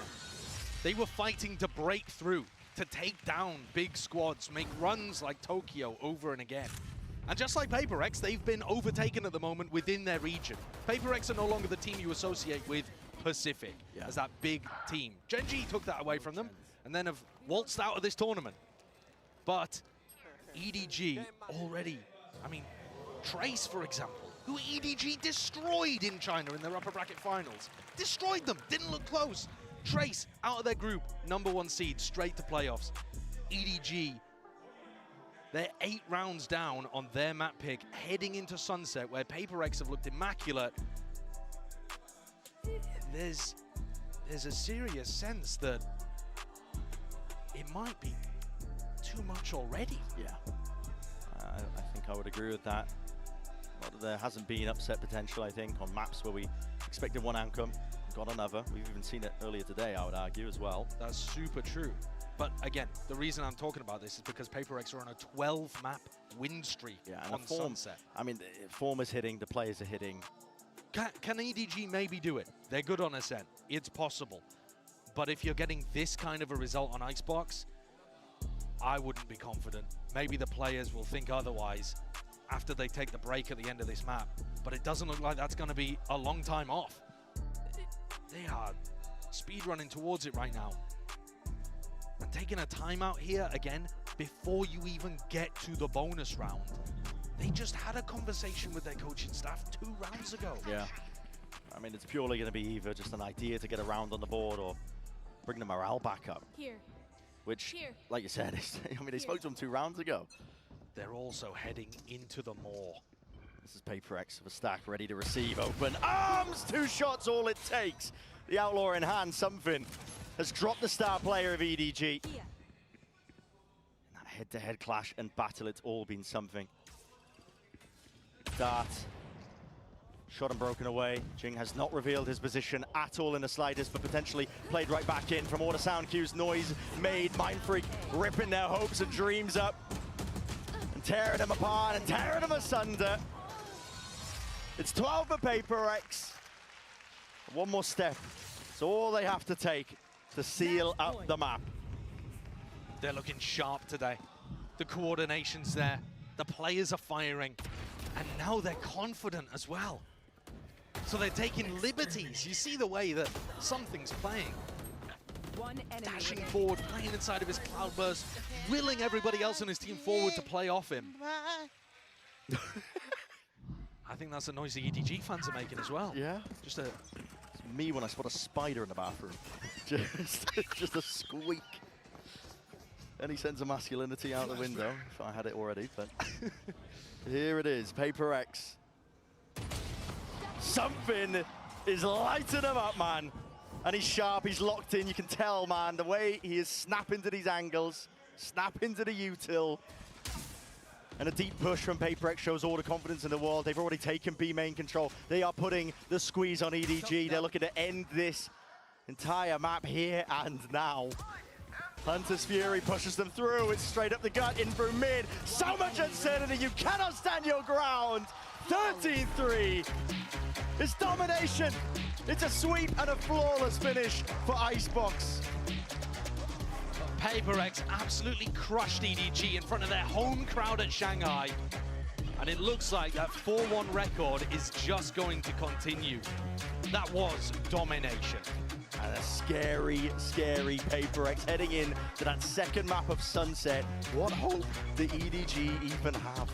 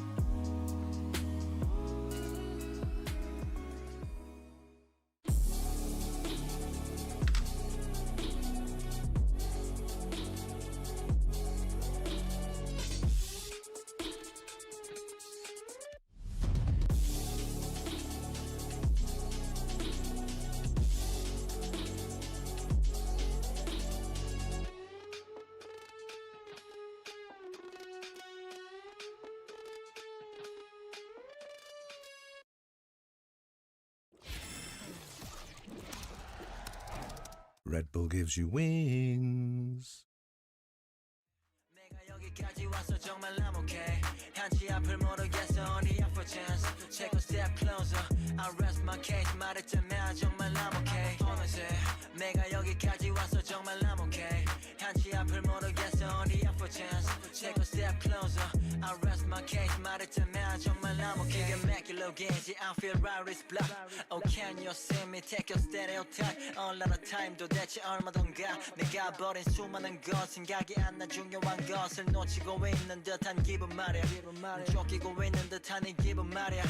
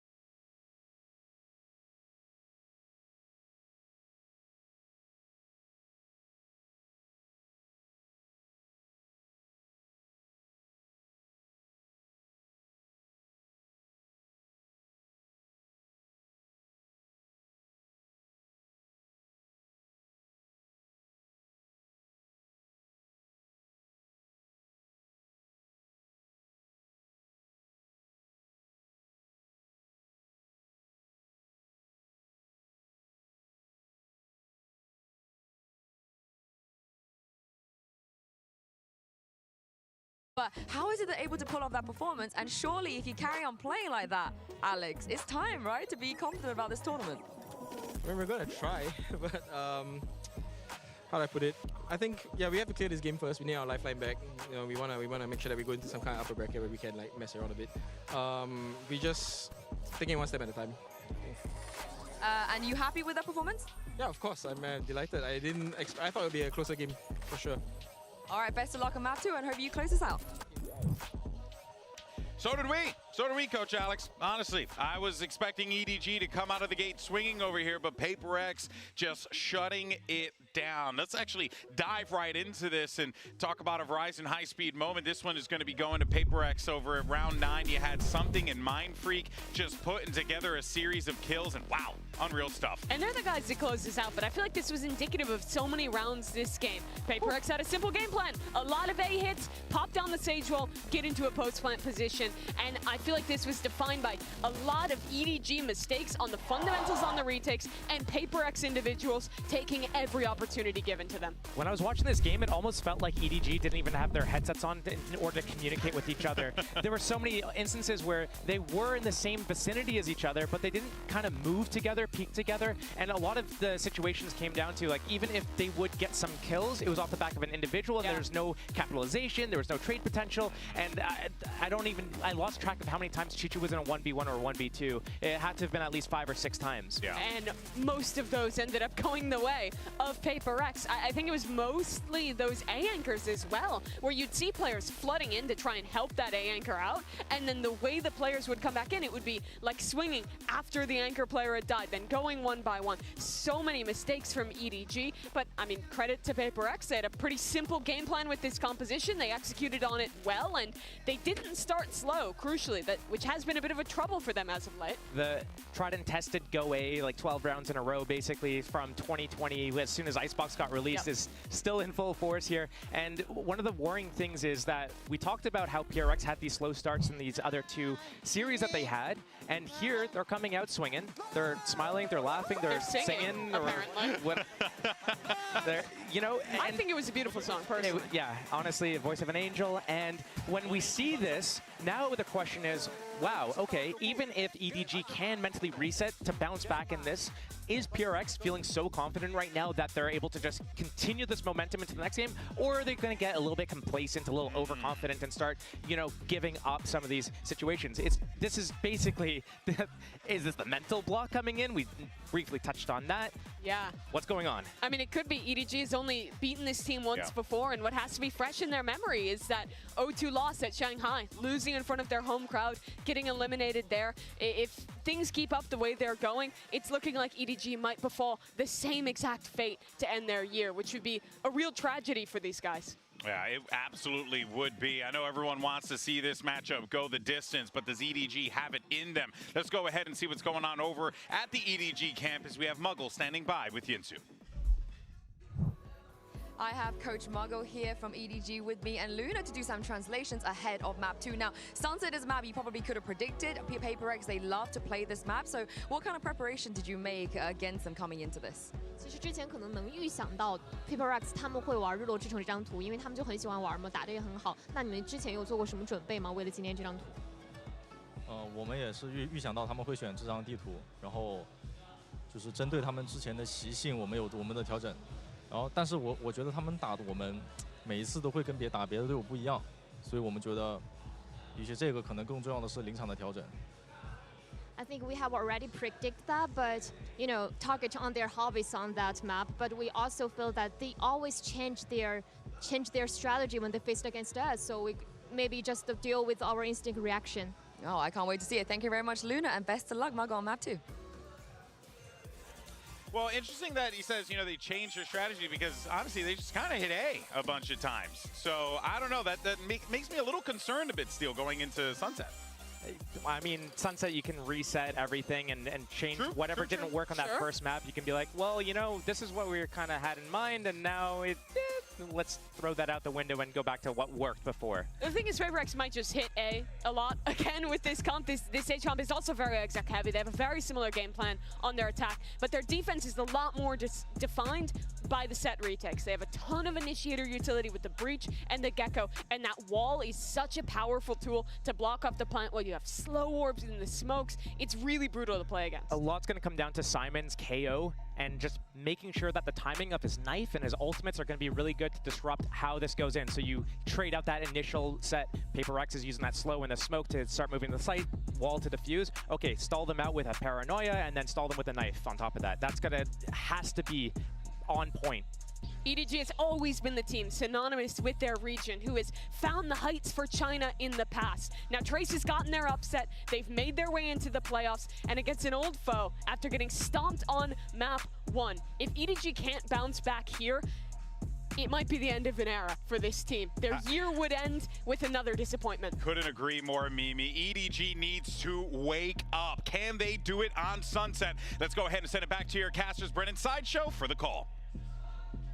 Yeah, it's a mountain that they're going to have to climb, isn't it, here for PRX? When they're looking like they're in this kind of form, they're a scary, scary team. And they have that tendency, I think, to evolve over the course of tournaments, you know, to become this team that nobody was really expecting to do much damage, but they just end up taking out the big names anyway. And here, on a map pick of Sunset for PRX, looking at the pistol round, it looks like they may be shoring themselves up for a little bit of aggression down mid too. Have to wait and see. Could also just be a hold for contact peak. It could easily be a hold that then becomes a push to try to find the lurker as well. They've got multiple options here depending on the pacing. They know that EDG 4-1 all the time. Yeah, the old Shishu hard lurks. And quadruple high-low. Not getting past that. As soon as they see the cam as well, now start moving together. As I said earlier, there's nothing scarier than PRX when they're a hive mind. Chichu barely alive here. He's still being ran down here with a fault line. Still, there's that pressure applied to him. No bodies, no chasing him. It's EDG recognizing that, and they're going to make sure that they take the space over towards this A site. Nobody has the spike, though. They can't even get themselves on to plant this one in a fast fight once more. Something's into the fray. A skirmish taken. And PRX raiding the day. Spike down A. They didn't even let the plant get God close to going down. Almighty. That's pretty perfect in terms of an anti there. Flush Chishu out, make sure that he can't have impact in the round, though he'll attempt to win the 1v4. But you got no chance in that kind of position. They push Chishu so far back, he will never get that timing to lurk behind them before PRX have initiated the retake. And even so, they fight the pre-take before the plant is even close. Like you said, it was on nobody, and he was bringing it in way later than the rest of the team. Miles away, right? That is a beautiful pistol to run against a team that likes to 4-1 all the time. And you look at this map, I know as the agents were being selected there and we were going into Sunset, everyone could see the stats, the recent stats anyway, of EDG being on a 3-map win streak on Sunset. But the one right before that, they lost to PRX in Shanghai, 6-13. And that was what forced EDG to make this shift over to playing the Team Heretics comp. EDG might just be stunted and stopped in their tracks once more. Cage triggered. This tournament here of champs. Fight to be taken. It's a double flash and a swing. Through and out here with a util. Doors opened up wide. And players dropped in their place. PRX really do survive into it, so going to be able to get themselves a nice and healthy bonus. Yeah, not bad by any means. EDG, even if they get into post-plant positions, are going to have to be playing aggressive. You just can't fall back into those standard busted post-plant spots when the defending team is running a wall that can block you off and then Wingman that hops on, and then they all push forwards apart from the diffuser. It's really difficult. EDG are going to have to be pushing in post-plant, setting up aggressively, crossfires on sites. It's tough. It's so tough playing against PRX on this map, as their last 12 wins in a row should indicate. Sunburn, judge in hand. Doubled up. I feel like there's so much danger just drifting over towards this A site. The cam's removed. PRX do not shy away from a fight. But the slow play by EDG. Looking to reap the rewards from this. Smoggy. He was jiggling it. barely a shoulder peeking out, but now head's turned away and just barely missing it. Forsaken's already rattled off the shot. Chichu, who was there? Forsaken definitely overstaying himself, but slow orbs layered down through B main. EDG still with a minute of time to play, work with. They can take their time with this one. The longer they do it, the more risks that PRX themselves are going to take. Devi's getting a pretty good idea right now that EDG are still locked into place towards the V site. Something's just holding with the judge on the other side of the map. Mindfreak not cleared. Yep, steadies his hand as well. Just leaves it fully open towards the back of the site. Just gives that one up because he's not being cleared. And Patience fully paying off potentially there. This guy holds it down with the Bulldog. Squirrels it away and just grabs 2 kills before he's eventually traded down, and a chance. It's a life into the round here for PRX. Dizzy up and over through the window, but no connection, no acknowledgement. Devi is there. Lovely movement from Kang Kang. Sidesteps the bullets. Ensures that he's favorited in it. It's exactly what Something is not with this gun in his hands. I think the gun differential has made a big difference in this round. Something's kind of stuck. Don't really want to be saving the judge either. I think it's kind of similar with Mindfreak. I think if he hadn't had a Bulldog, there's a serious chance that he could have gotten 3 there rather than 2 in that kind of position. Oh, more damage done. And a rifle, great. Okay. Yeah. Yep. Nice little surprise. Good economic impact there from PRX, but a round on the board fairly early on. Already almost as many as they got in the entirety of Icebox. They'll be hoping for an extraordinarily different result here.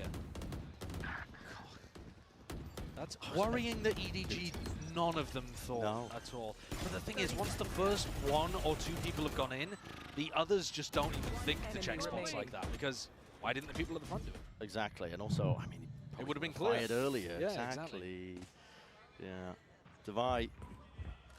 He's got the operator in his hands. Of course he does. There's a lot of players that might be facing him here. Tripled up, tagged up by the knife. Well, if I tagged Devi, I wouldn't expect an op. Maybe for something. If I tagged the Gecko, I might be thinking op. My ult's ready. Push back here over towards A main, so Jing's got that showstopper now into this round. Right here. It's got to be clean from EDG. Yeah, they really need this. Credits on Kang Kang, Nobody, and Smoggy. All really low. I guess Kang Kang could scrap something together with the ult that he's got online, but it would not be pretty. The showstopper's quickly making its way over to B, responding to that drone, picking up a little bit of a potential lurk play through mid. Jing is here, and this is where the spikes go in. Caution.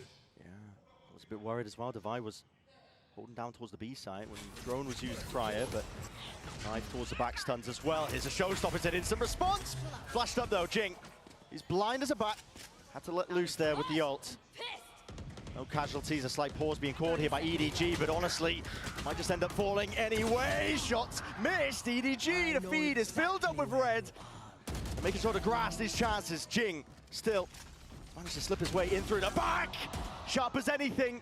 Precision is on display, and time now against EDG. It was looking like them to take this one. Oh my god, backs are just opened up to these players. Jing working his way around, and Chichu covers. Bizarre, some of the moments in that round. Really bizarre. I do like the call from EDG to go for a re-hit. As soon as the showstopper was baited out by that high flash and did not catch onto Kang Kang, they had the route back through. Forsaken, I think he just didn't hear Chichu barreling back towards him, throwing cages at his back and all sorts. I mean, in the chaos of the situation. If Forsaken had just taken a breath there and turned back around to deal with the lurker, maybe that's a different round, but EDG will be super happy to get that one on board. Big eco swing round going the way of the Chinese org. PRX looking to try and take this round with a bit of proactivity on their half pipe. Vacuum up the orb, see if they can get a cheeky kill. They show presence, they back away now looking for the stack into mid, and I think the signs of a really great team at events is when they're trying to really extract every efficiency out of even half by rounds. Forsaken with the peak will be punished. He was trying to grab that information. The rest of his team. So an open site here for EDG. Forsaken not using his Aftershock to break the trip over towards A main, so PRX keep walking down mid and taking some tiles control, but they can never flank in the retake, because that trip's always going to give it away. They might try it at some point in this half, but it will be watched. Oh, that's lovely control.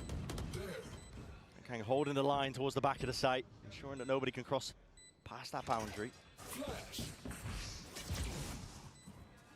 Even hunt a few more players down. Hello. Giving up guns. Yeah, this kind of damage is not great for EDG. This should have been their round to get the economy blooming. They'll still take the round, of course. PRX will be happy with the rifles. And it's not too much damage. EDG players can still buy. It's not a big issue. So they take the lead.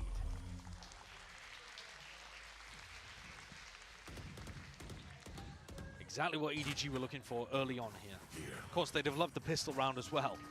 But in terms of getting themselves cemented, shaking off all of the horrors of Icebox and leaving it like a bad dream behind them in the past, they've now secured as many rounds as they did in the entirety of that map one. And the players, I think you can see there from Kankan's perspective, are looking fairly sharp themselves. Yeah, they bounced back nicely. Yeah, he was just farming the ecos there. He's got to do that with rifles online as well. That's the round we're going to be watching here. Round 6. With the economy equalise a little bit. Kang is stepping up to that challenge. Divide. Rounded about there. He had Mindfreak by his side, and that's a no command going into the B split. This is putting the squeeze on the Mindfreak. Look at him head on a swivel. Doesn't know really which way to look, but still tucked to the corner. Could be trying to strike straight back, but no. EDG got that discipline and awareness. Was there for them. Door busted and broken down, but Choo-Choo's there holding the cross. Making sure to chop up these angles. Nades rebounding to try and clear the way for PRX to potentially get anything going for them, but it will be another round for EDG. Sharp shooting from EDG, but badly synced up in terms of how they were fighting into market. Something way ahead of Jing and Forsaken, miles behind. The spacing could not have been poorer. So EDG gifted with a slightly easier cleanup, but the open was lovely. They can't do that all the time, of course. The null command, massive ultimate. But utilized well to keep this lead going and to break the economy of PRX, unless they choose to go to force around this saved Vandal, but I'm not so sure it's going to be saved. Oh, I mean, it will... Oh. Fault line to slow them. Whoa! No! How's he got none of that? Hey, man! He just moonwalked out of there! That's ridiculous. Houdini level plays. He's been learning from something. That was the some swing to save. What's going on there? The save swing. They might be able to buy up around that one. They absolutely can buy up now. They had two players that could comfortably buy, and then another two that were scrapping it together, plus that saved weapon. Easy stuff. Yeah.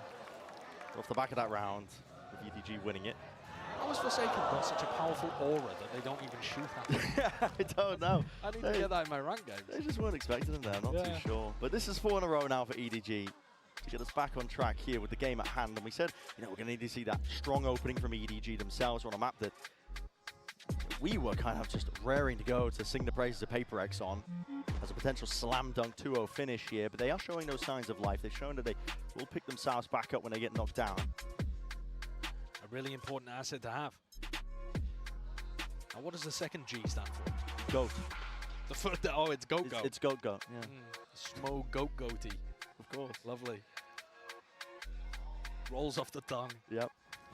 Yeah, PRX are in a bit of a tough spot here. They haven't been able to play their game, really. They've been looking to try to set up these big retake scenarios where EDG are in more passive spots. And they've been looking to try to take fights through mid. But ever since the pistol round, Jishu's been extremely cautious. Yeah. He hasn't been taking very much of that space in mid, unless the whole team is splitting. Shutting them down. EDG are showing really good signs that they understand how to control the tempo. They're not getting sucked into the fights. Yeah, and they're also showing, I think, good awareness of how PRX wants to take this map. Yeah. And denying it from them.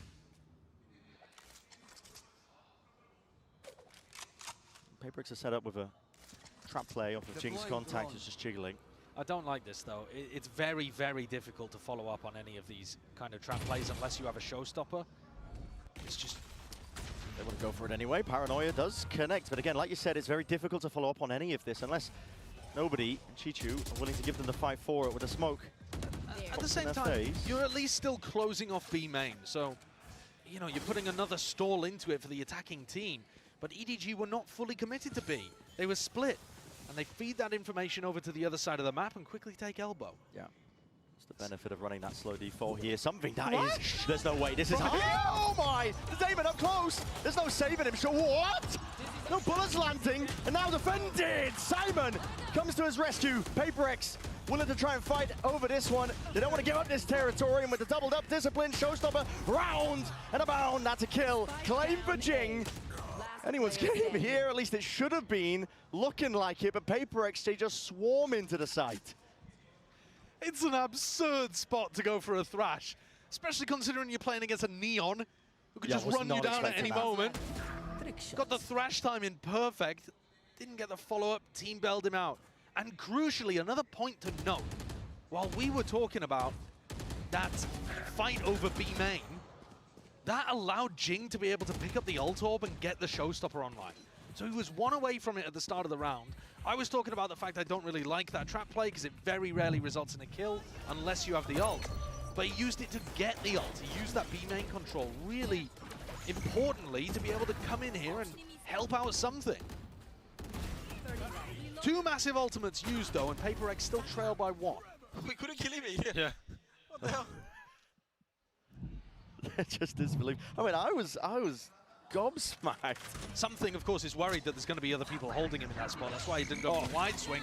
Here's a wide swing. Yeah, we're not slowing down, are we? That's the buy. Head clean off the shoulders of Kang. Jing from the side as well. And a slow orb drop down on top of the wall. The danger zone for EDG. Can't hold a candle to it. And this is one of the first times where they've got the read perfect on where EDG were going to fight. They had so many players there. They 4-stacked the site that EDG decided to go towards. It just looks like you're going into a blender. Yeah, and I don't know why EDG rushed into trying to take that fight through A main precisely. They've been playing these slow defaults and they've been working out a lot. They have, yeah. They haven't really been going for that fast elbow control too much. Yeah. At the same time, when there's that many PRX players reading the play, I think even there, gone for a slow approach. As long as they went A, PRX were ready. It was like man versus combined harvester. Very unfair. They're just chewed to pieces. Oh. That is cheeky.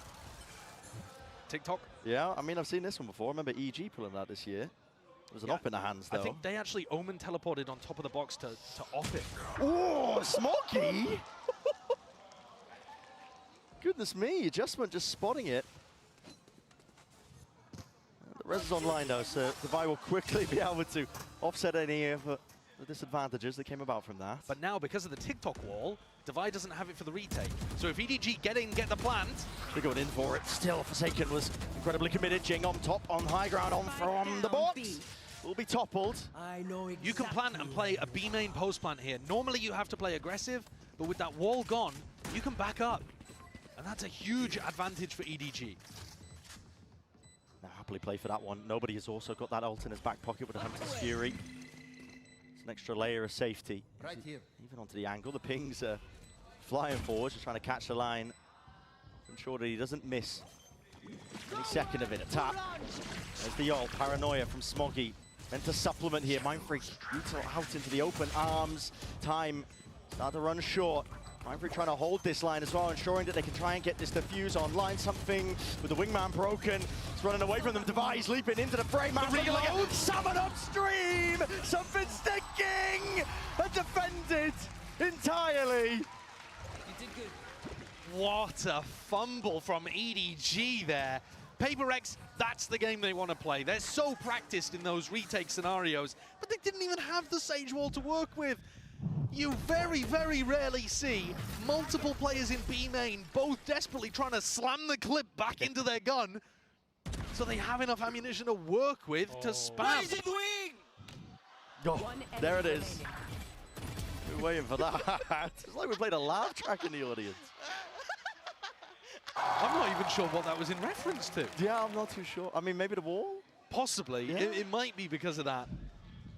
They do sometimes pull things from prior rounds, but PRX have been just winning the last 3, so got to assume it was something based on that. But that is, yeah, that's a round where EDG, I think, should have had their opportunity to play things their way. Yeah. Triple up, be able to force PRX to go into them. I guess one of the problems was they didn't have their own smoke. Normally when you get these big 5v5 post plants happening over towards B, the retake smoke that Mindfreak threw there is not that powerful because you just smoke it off yourself. One of the rare maps where you smoke yourself off from being able to see the spike. Just so you can get in and potentially fight B main. Yeah. Yeah, it's weird how it works, but... Simon's one away from getting null command online. See whether they decide to fight heavy over B main to get that orb, because that's exactly where PRX want to fight. It's another opportunity where they could try to run this trap play. But again, if Forsaken ults this, I'm not sure you can follow up that easily. Gonna go for a bit of aggro control. Remember that PRX can occasionally go for like the wall on top of that box and, you know, peek into mid. Yeah. We've seen them do all sorts of weird stuff, so EDG have to be careful. They do like to cook. Jing. Drone's been broken. Kang expected the swing. It was too suspicious, I think, when a drone gets broken in that regard. Yeah. Read like a book. An easy book, a young adult novel.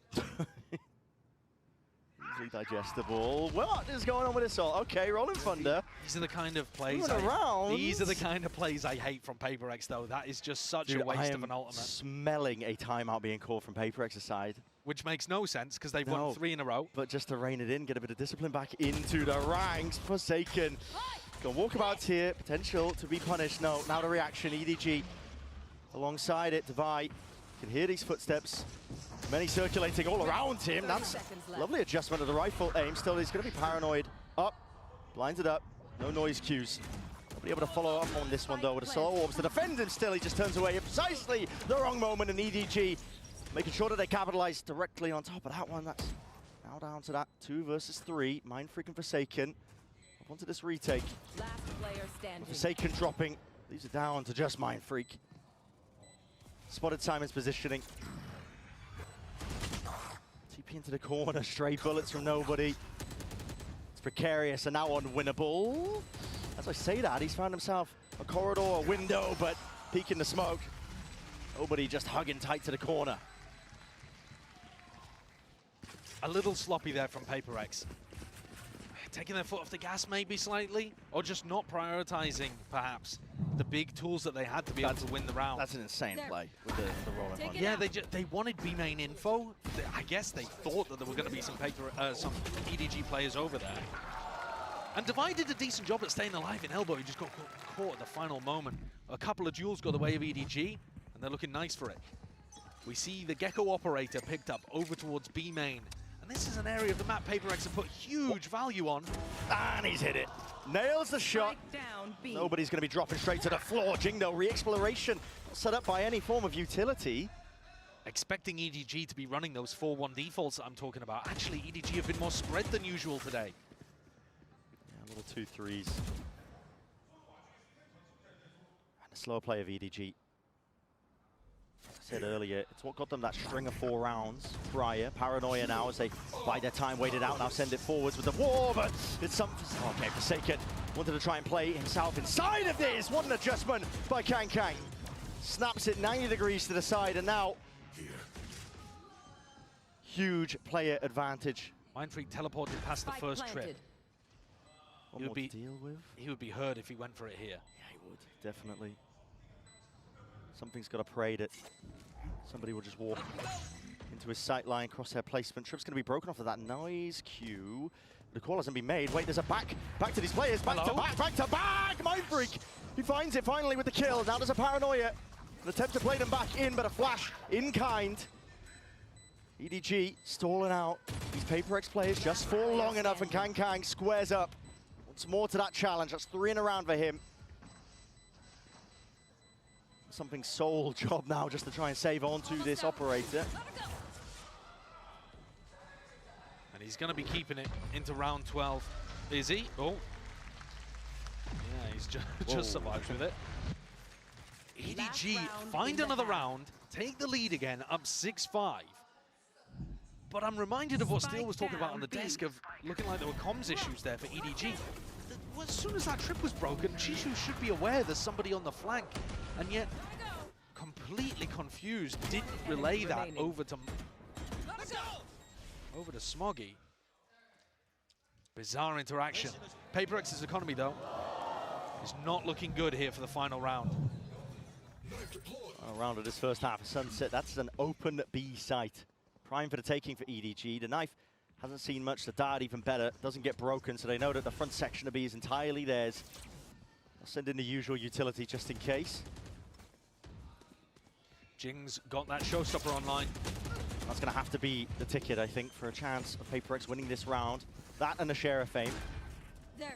He's really been trying to farm these orbs, and EDG have to play aggro, have to play on site. They're straight up in through market. It's an aftershock and a slow orb as well. Kang is completely separated, isolated still, traded out. Head just peeking over Chichu. He's still alive here for the moment. Tethered himself into the corner of the side with the operator in the hands of something as a Thrash earns up now to Fish. Sent flying forwards, detainment then. It should be a kill, collected indeed. It is! And any defense gets dismantled.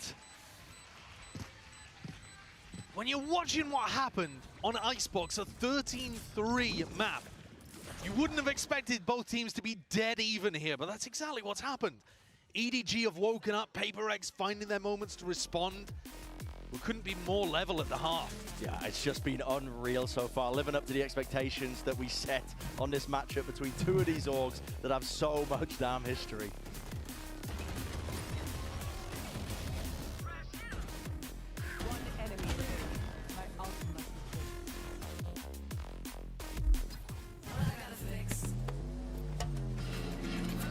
Oh, come on.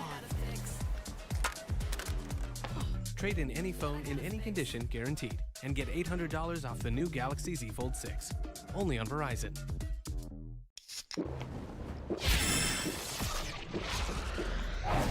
Red Bull gives you wings. Stay in for the summer, and while 6 feet under, and I got that number. Color, keep falling like carousel. Known to raise hell like I'm Tyrion and chainmail. Give me exhale, see the jaw drop, face mount like a bass head. Libra scale, balance both sides, and she do it well, so well, yeah. Raymond, ducking from the sun, doing okay then. All these feelings bottled inside like a house dog. Bounty on the elbow, she'll get out the house, move, playing off the foul ball. You can stick around, girl. Bring fire from the world, I'm trying. I'm lost, only murmurs. Find time, yeah, find time. Unsure, stay for the summer. Bring fire from her world, I'm trying. I'm lost, only murmurs. Find time if she's unsure. Find time, stay for the summer. 6-6 evened up at the half here for Sunset, and it's, I want to say, more than signs of life, I think, for EDG, because it takes a lot of mental resilience to bring yourself back after getting smacked around on the opening map when your tournament life is in your hands. Not just that, it's like the expectations of your entire year, potentially, could have crumbled on this map, but they are still alive and still kicking. And you might be tuning in thinking, why were they hyping up PRX that much? Sure, 12-map win streak. You think PRX fell out a coconut tree? They exist in the context of all the map wins that came before them. The 12-map streak. What is blood waffling about? They're on the attack side here. Their attack side looks deadly in a lot of these spots. Their execs onto site. The pistol's going to be vitally important. Yeah. Take flight. At least just for giving you momentum and starting to build up to massive ultimates on both sides of the map.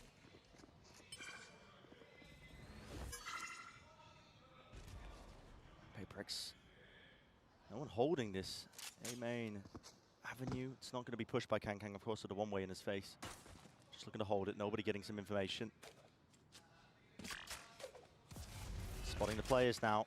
Smoke's going to be cutting out off the picture from that one angle, and now call is made. They want to try and make a play now to the B split.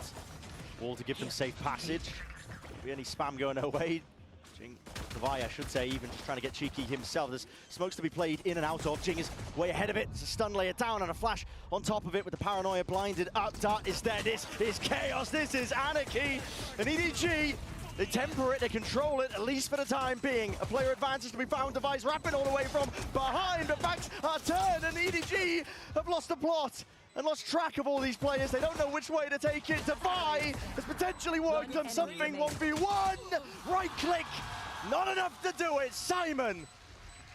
I called him the newcomer to this EDG squad, but he's done it again for them. He's been in these clutch scenarios over and over again.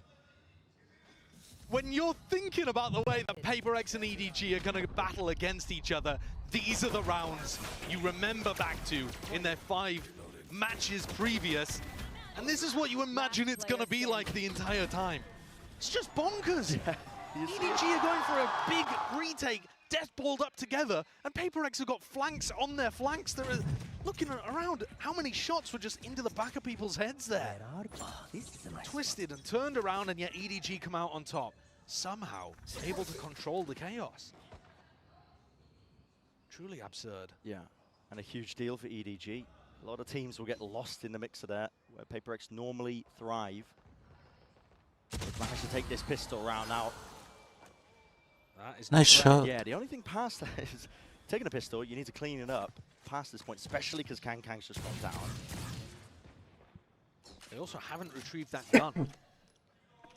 Smoggy didn't feel comfortable enough going forwards there in case he was walking into the stack, so they've left that weapon on the floor. I'm not sure that Devi can necessarily know that. He hasn't re-peeked it, but he's calling the rest of PRX over to take this fight. Spectre still down, like a treasure to be gathered. Pack mentality here from PRX. Paranoia is perfect though.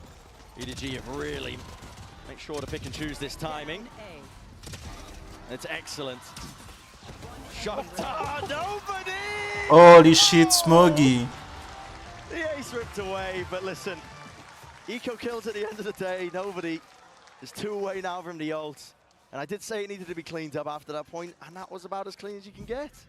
Yeah, I mean, if nobody had gotten the ace, he would only be 1 orb away from the ultimate. That's a really good ult from the defense side. So Smoggy doing a little bit of trolling, but that's okay. All good. All good. They're going to be happy with that, I think. Yeah, very happy. EDG are looking great here. They're also still going to have a decent economy heading into the next. Buying up 2 Bulldogs into this round. PRX need this one. Like I said, it's been 12 in a row for them on Sunset. Oh yeah! They easily beat EDG last time they played, but this time, Chinese team giving them more to worry about. Trip just buying that safety net. Nobody's right through the smoke as well. Not expecting that timing. He's taken out 2 of them with just the Spectre in hand. He's working miracles over towards the B site and buying enough time for the rest of the team. What the hell is occurring here? Wingman up and over, something with the plant still tapping. Paranoia is flooding through an EDG. They want to take that fight. The skirmish is called for, and they swarm it in together. Destroying PRX, not giving them any respect on site. EDG are in as soon as the plant is tapped. Timeout called already by PRX. I mean, look how aggro they are. Dodging that first wave of utility and immediately running back in. And Alex is not happy about the way he's played that. Immediate timeout. Whereas things actually sound quite casual on the side of EDG. But if you compare map 1 to map 2, of course they would be. It's nowhere near as bad. Driving seat. Could bring it to that map 3 of Lotus. So far, so good. I mean, talking about these bonus round conversions, these pistol round wins, on the back of it, you just get so much momentum after this point. I mean, EDG have knocked down the economy of PRX. They're now going to be working down with those half buys, not just that as well.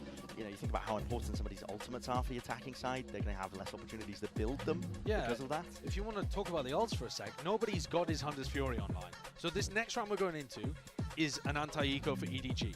Then the next rifle round, they'll have the Hunter's Fury to work with. Then the one after that, they'll get to Null Command before Jing gets to Showstopper, which means that Jing can't really use that ult.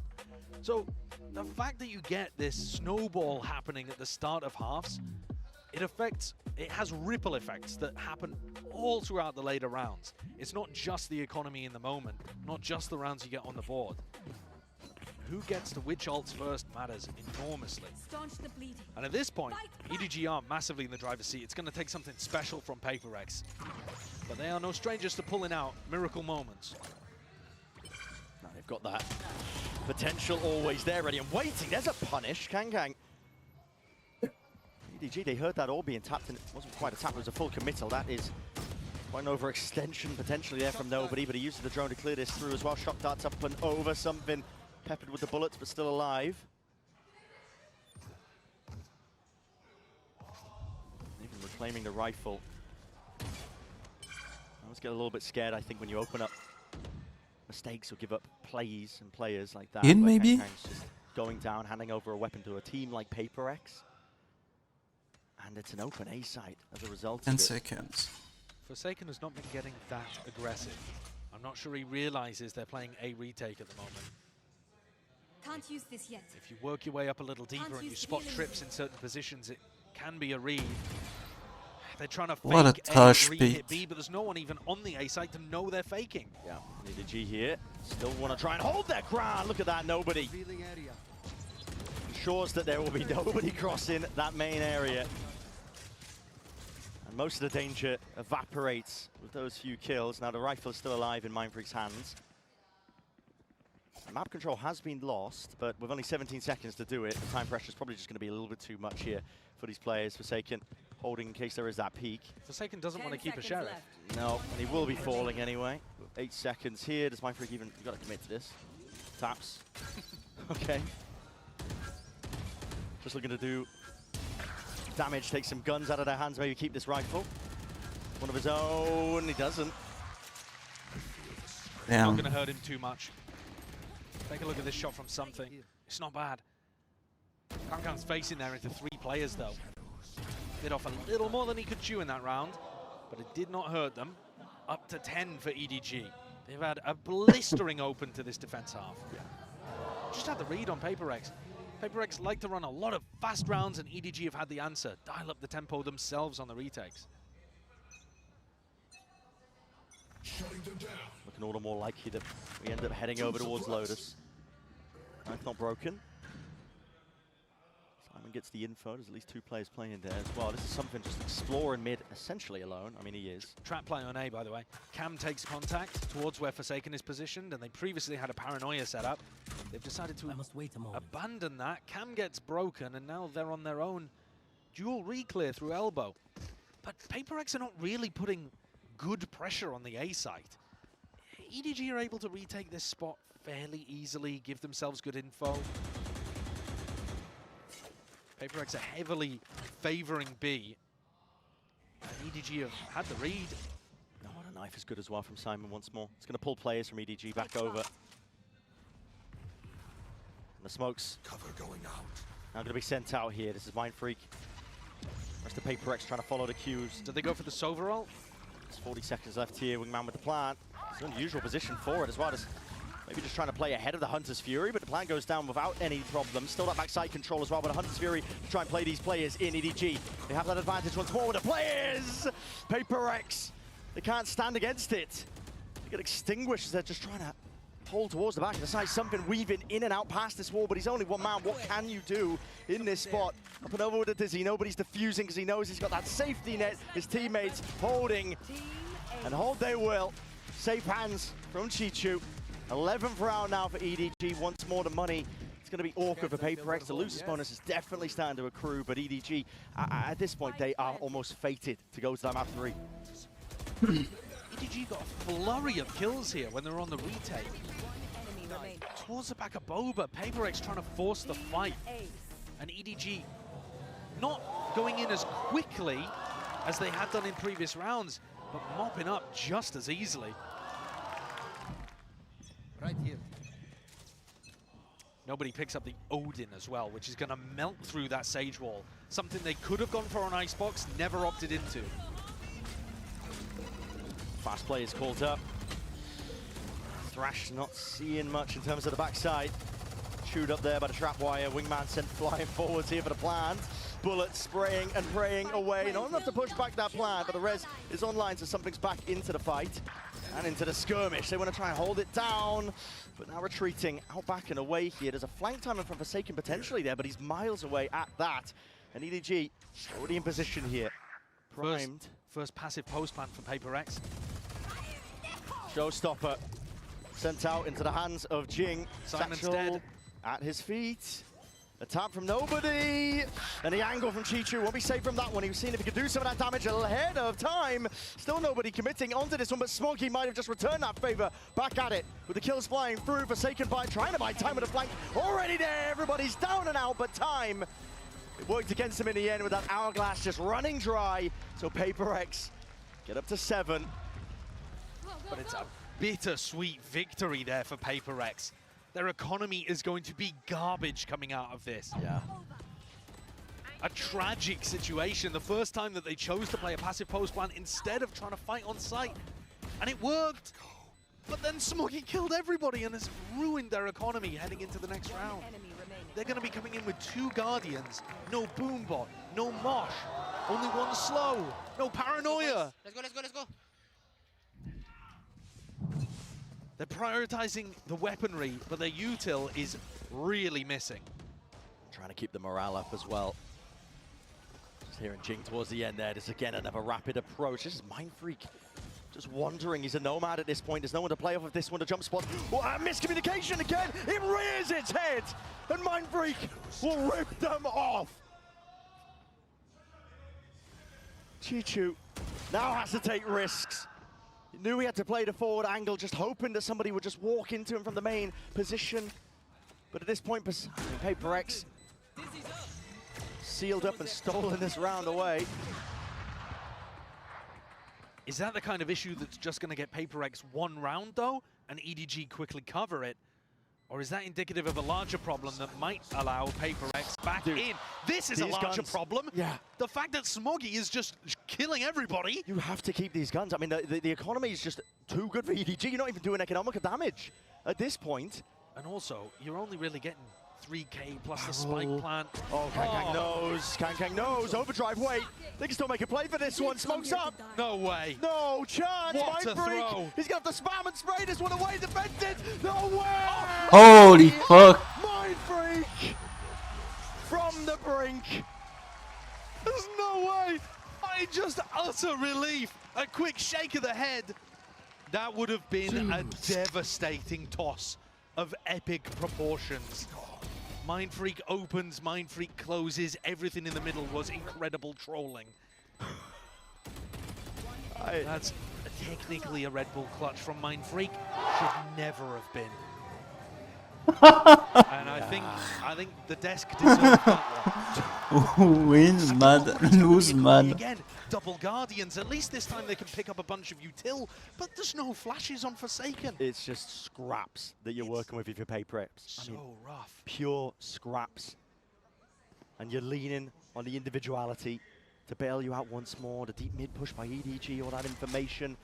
First time, no Sentinel. Exactly. Not in a traditional sense. Mind Freak's back is wide open to the world. The Rolling Thunder to clear out most of this side as well. This game of timings, but Mind Freak is not going to expect this one as well because, well, a flash. Oh. Forcing it out, and he does at least Doesn't expect other people. He's going to try and stem this bleeding. There's a cage up into his face with the bullets. Oh, that thing was like... Pieces of lead. Suppression, though, across the board. No abilities to be playing with. Pure gunplay has to try and reign supreme and save the day for them, but there's that uncertainty in the step of the PRX players. Wall up from Devi. Simon will go down, at least post-mortem. The ult that just fades away.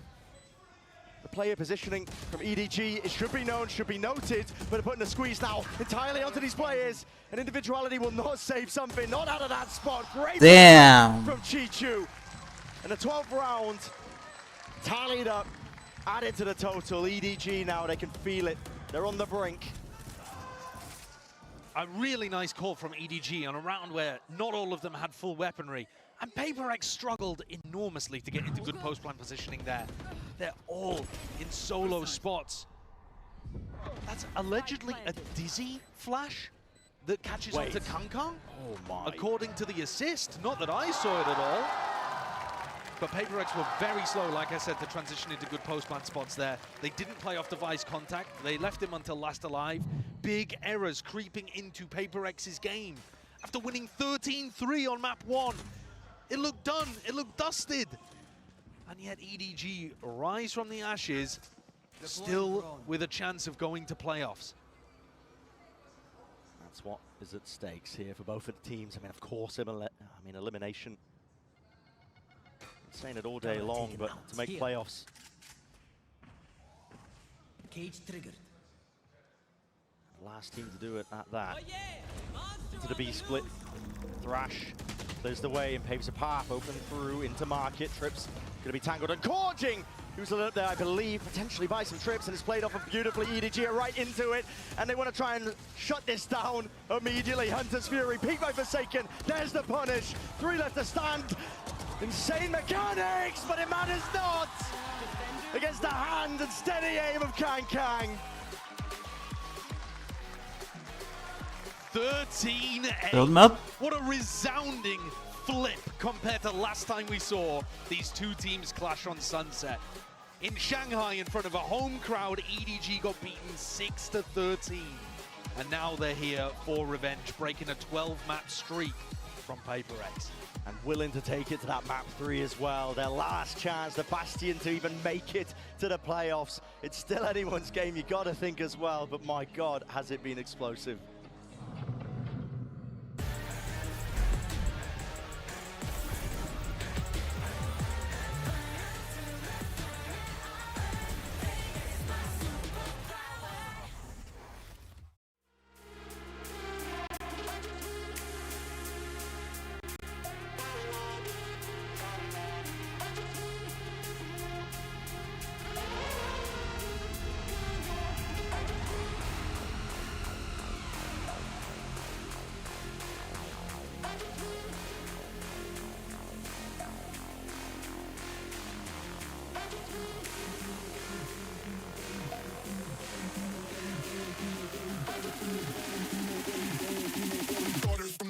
You know where we going, you know where we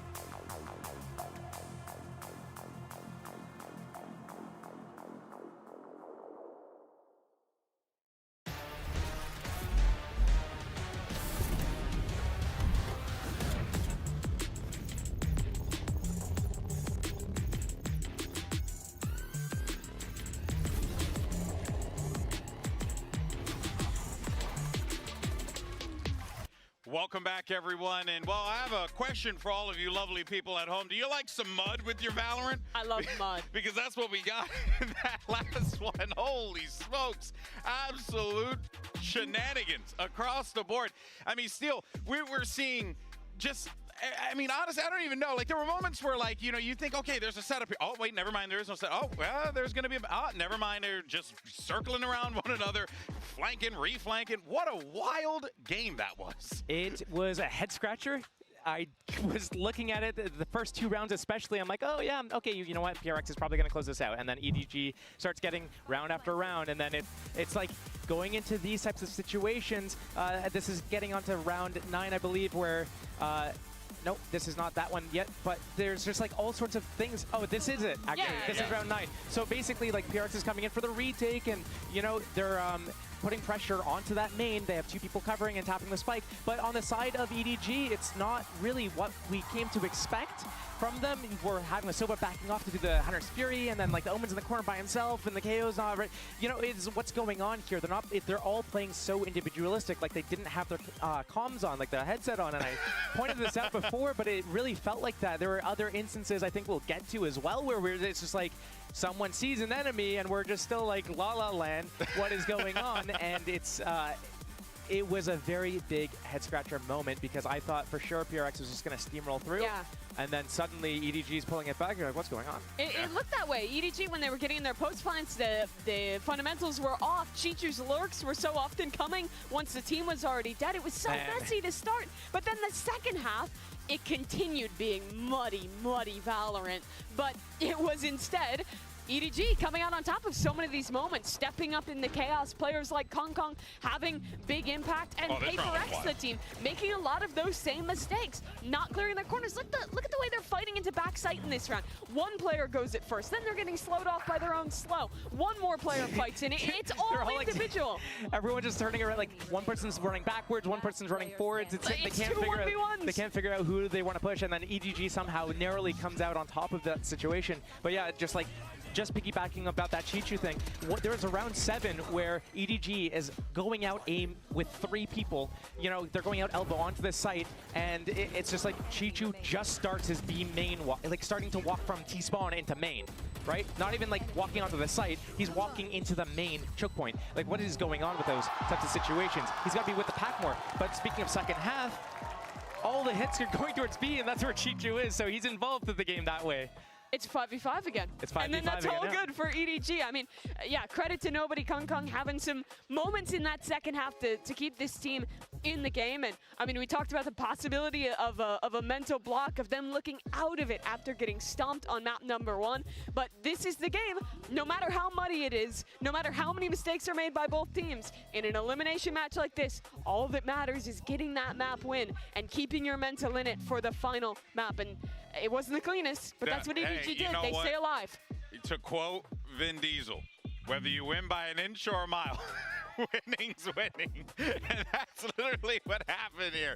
Now we're going, though, to Lotus. This is where you got to put up or shut up. This is it, right? And we're going to Lotus here, Steel. Give the folks a preview, maybe, of what we should be seeing potentially here. Okay, if anything goes by what happened last map, although last map didn't follow the same logic from the round the map before. Logic's out the window. You have Omen, you have Clove, and you have Neon, probably, if the picks go the same way for the side of EDG. And the way that everyone's kind of individually just running around taking these duels, I think that could actually work in their favor again here. And PRX need to be able to reset after that last map. You would think that they had the momentum going forwards, and it's been stopped. How are they going to rebound? That was a question for EDG. Yeah. Now it's for PRX. Yeah, this smoke comp is really good on your attack side. It's segmenting your fights into very discrete areas. Instead of having to take all of like a Rebel at the same time, you can smoke off one section, isolate these fights really easily. It's a really heavy team fight, brawl comp, and that's exactly how EDG is playing. We've seen FPX find success with this comp internationally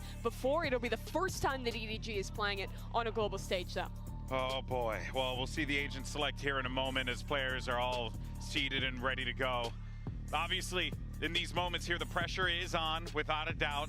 But if you're EDG, you feel a little bit better about this considering how things went on Sunset. If you think back to the previous times we've seen this match, it has been like this before. It gets messy, the gloves come off, it comes down to the fight. And PRX are making a change. Solo Omen, solo Sky composition with a double duelist jet raise. That is a weird one in 2024. Wow. I don't really know what to make of this. You know they what? Have the double duelist on defense and go out your own way. Do it your own way, I guess. You get shot. It's gonna be you die. It's gonna be a death match. Basically, this map is gonna be a death match. It's just like everyone just taking these fights. I just want to see Chichu getting involved a little bit more. I believe he's starting on that defense side though. So yeah. So, yeah, deathmatch. Or on the attack to start for EDG. It's chaos here, but one of these teams here is coming to an end. And with the way they play, I feel like it couldn't go any other way. All right, well, let's see how this all shakes out. My goodness, what a roller coaster this has been. Brendan, Sideshow, have fun. Oh, you know me. I mean, listen, man, listen. It's incredible these two teams agreed to the gentleman's agreement to have the final map be played as a deathmatch. But yeah, I am buzzing and looking forward to this one here because this is two teams. They ripe in the mud. That word was getting tossed around quite a bit on the desk. Certainly was. And they love to clash and fight here. Well, here's a big clash happening towards A Rubble to begin. And with both of these compositions, I'm looking at them. It looks like EDG should have a big advantage in any Rubble fights. Yeah. Already seeing it. It's a flash to try and set them up nice and early here, but a nade cuts out the rest of Kangkang's team. EDG. And PRX decide not to commit. They're looking to not even really trap, because otherwise you'd be expecting Mindfreak to be playing at that door. They're looking to just go for a 5-person re-clear. And it's being held. There's almost an expectation of it from EDG with a Paranoia crossing its way up. And the noise cut. EDG, advantages to be found and had here, especially when the shots don't land and find that mark with Kangkang. He's doing entirely all that here. Aftershock into the corner, it's beautiful! And set the stage. And our map 3 into motion for EDG. They were so damn aware. Yeah, that's such a sick read from EDG. The call there to completely hide, wait for PRX to re-clear, and notice that even when PRX are re-clearing, they don't trigger the fight. They only trigger the fight when the dog is used, when they realize that they're not just going to leave. EDG wanted the A site without any fuss. They didn't want to cause any trouble, but PRX had to decide to take the fight, so they made them pay. Now with the guns in their hands as well, once more, same beginning. Doors opened up though. I think the reason that PRX have changed their composition, by the way, to one that they used to run in the past, is because they're facing the Neon, Double Initiator, Clove. EDG's comp should want to go fast. It pushes a lot on the defense side as well. And so having those trips up, I guess PRX are just thinking is more valuable than running the double duelist, double initiator comp that they were previously testing out. Yeah, it can be incredibly good. It's an old comp though. Heavy committal. This is Kangkang. He's trying to lock it down, but only 20 bullets into the clip. Luckily, he's got teammates and backup in spades. Nobody shuts down the eco round. It gets fairly close to Nightfall. Probably won't have it online for round 3. So, looking like a bit of a dry bonus, but we'll have that for one of these potential swing rounds. At the end of the day, though, with all of our conversation around the compositions, I got to think back. The smartest man I know once said, "You get shot, you die," and he was quoting you. Oh, so, well, how about that? Yeah. Even some smart people will repeat what you say. Exactly. Some signs of intelligent life coming from me. Nade up and over. This is PRX opting into the fight. The skirmish once more, but with Jing toppling, falling, something not able to evacuate. There was an updraft dash to survive, and Mindfreak is hard committed. Can't reset the aim. Only the one player found from that one. Devigon re-exploring. Util out into the few hands of these players, but already he's got to be aware of it, and yet sees the barrel. So now he knows his timing taken against him, but the Prowler waiting it. No way, peek not together. Still, it's there. The Forsaken liner right behind him for EDG to barrel them over. Brutal beginning to PRX's Lotus.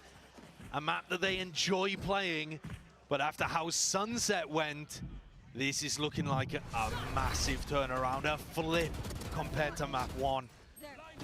EDG pick up pistol, pick up the bonus round. This is what catapulted them to success in the second half of Sunset. And already couldn't be more different reactions from the coaching staff. Absolutely, the death slam. You know what that signifies? The timeout button being hit. After 3 rounds. Yep. The tag timeout. And again, I mean, when it comes to strategy, it could be something as simple as like, guys, stop trying to opt into this A Rubble fight when you're getting outvalued util. It could also just be mentality. It could just be him trying to calm the nerves. But the reason this is absurd is because Alex has literally just had the opportunity to do that 3 rounds ago before they were in the map. Yeah, but he's obviously not focused on a specific element that PRX are then messing up or just wants to reiterate something, get them back onto the right track. It is crazy early for attack timeout like this, though. And I think that indicates the stakes in this kind of situation.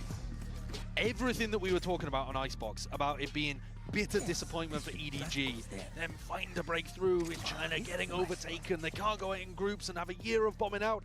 Everything there also applies, perhaps even more, to PRX. It's mirrored, I think. They used to fight for trophies. Been overtaken in Pacific, and now they might end up going out in groups here at Champs. A fate that they've met before. Though that did precipitate a roster change. It certainly did. Once more EDG. Listen, if it ain't broke, don't fix it. Face your fear! These A hits have been given access to the sites over and over again. They realize it's a retake setup. They don't have very much retake utility on PRX, so you've only got to worry about a Sky Flash and a Paranoia, really. Trailblazer and the Boombot's already being used to try and... Are they leaving? Lay the path for PRX, yeah. I mean, the Utah's already been used. PRX have read it. This is strange from EDG. They had the read, and now they're going into the stack. Kang! Goodness me, close quarter combating. He's hoping and opting in for that upgrade, but it just opens his backup prime for the bullet to the back here. Smoggy also supplements off to the side, off angle from Divide, but not enough to stay alive. Simon! Goodness gracious me. He has been so consistent for them in those tight situations, in the tough spots. Simon has been there already, paying dividends. The value that he's brought to this team. He's not always at the top of the scoreboard. He doesn't have the prettiest stats in the world, but he's good for big moments. That's an important asset for a new player to have. Bailed them out of a tough spot there. All smiles and laughter for Haodong, but that one got a little dangerous. And something has the op. I mean, how do you even play this? The posture of the util, though, EDG faking like they've taken this A. Rubble control once more, this time walking into a different direction. PRX are leaving gaps all over the map. B is open entirely, and it's being read by EDG. They're already into the fight. Sometimes, yeah, I mean, Divide, spam down. What is that? Just into the corner, tucked. Maybe seeking to play spoiler. Nobody pushed back. Off and away from the plan. Once more, another tap. He's seeing if there's any more util. Well, that came from PRX. Shut out entirely from this B site. The composition itself is just not situated for these retakes. The amount of util that they have is essentially gone. As soon as Divide falls, he gets taken out of the fight here. The Haunt dealt with something with the dash as well, but there's no value to be had. Nobody's giving him that fight. And what a call to make. It looks like they're just going for the save. That's brutal. Dude. If you don't want to play these retakes, though, why are you putting all of your Cypher utility and your operator on the same site? That's the question. And leaving B completely open. They 3-stack C, they put their op and the Cypher A. So both of those sites, very difficult to crack into. And you could give credit here to EDG that they've been conditioning A fights over and over at the beginning of this game. So maybe PRX felt comfortable in some degree that it wasn't just going to be a fast B hit. But if you do leave it open like that, there is no Viper wall you can put up to flash yourself in and try to isolate the entry. There's no way. No snake bite, no nanoswarm, nothing like that that you can use to try to isolate Kangkong from the rest of the team. Yeah, and listen, I'm not saying no way at your analysis. It's all fine and dandy. I'm saying no way at this. It's a second timeout called for PRX. We're in round 6 of map 3. It's an elimination game. It's the final game of groups. Your final path to playoffs for the final event of the year. And this signifies to me just a complete collapse. Yeah, it's brutal that Alex feels like he has to hit the panic button after 3 rounds, and then after 2 more. He just spoke to them. If you want to think about how PRX's year has gone, a bit of a miracle run, by their own words, for them in Madrid to be able to make 3rd place. They got a podium finish, something they're very used to, had many of those last year. But they went from that 3rd, slipping down in Shanghai to a 5th, 6th, and now looking like they might end up getting grouped here at Champs. Are they getting worse? Is there more competition? Is this a signifier that something doesn't work about their playstyle, that they're going to have a reboot? All of these questions are going to be asked if indeed it plays out like this. Yeah, swirling and circling around this team. Because it has to be pulled back here and now for PRX. There's no more time for the coaching staff.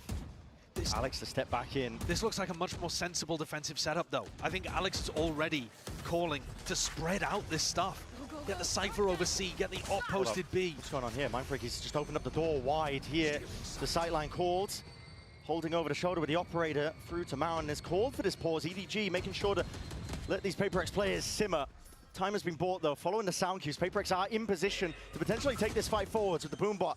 Tagging it up into the corner. They're going to be aware that there's a player holding onto the corner into this angle with the Seekers and another flash to play themselves in. This time, the gunplay, it does come up for the goods. And they are winning the day, paving the way to a successful round. But Kangang's got something to say about it. Up and over the box, cannot stop Jing. Feeling empowered with the rest of his team behind him. They get that round on the board, eliminating the Goose Egg. There's only two pieces of plant denial in PRX's comp. The nade and the showstopper when Jing has it online. So they've got to be more creative in ways of slowing EDG down. Instead of throwing utility to get ready to set up for a flood retake like that, they open the door, which slows EDG down and stops them from getting the plant until PRX are in position. Beautiful end. There was still some anti-synergy even then, though, because they opened the door and popped the cage at the same time. So they cut off their own op sight line. Another rubble fight. You gotta be kidding me. EDG are gonna be loving this. Yeah, mass pings all about here. Showstopper, no worries or concerns. Because of the Rolling Thunder still. Adjustment, Showstopper, the kills, and the bullets at least laid claim to the life of Chi-Chu, and now the Rolling Thunder to get EDG back in there. A bullet to the back of the head of Devi, could not evacuate in time. Something trying to get aggressive on the flank. And he's going to be finding it, Smoky. Standing his ground. Looking to plug in the gaps potentially there, in case the flanks were online. Brought to that 3 versus 3. EDG now with that tempo increase. I'm going to speed this one up into the ace. Jing, there's no way you're taking this, man. You have no teammates to back you up. You want to take the fight straight up. You could have waited still. Forsaken has been played in and does get that trade in play. Anticipation is there, but a shoulder peeking out is all something needs to claim and collect the kill. And with the dash now active once more, putting a squeeze down, nobody surviving for a rainy day, but a wrap around, up and away.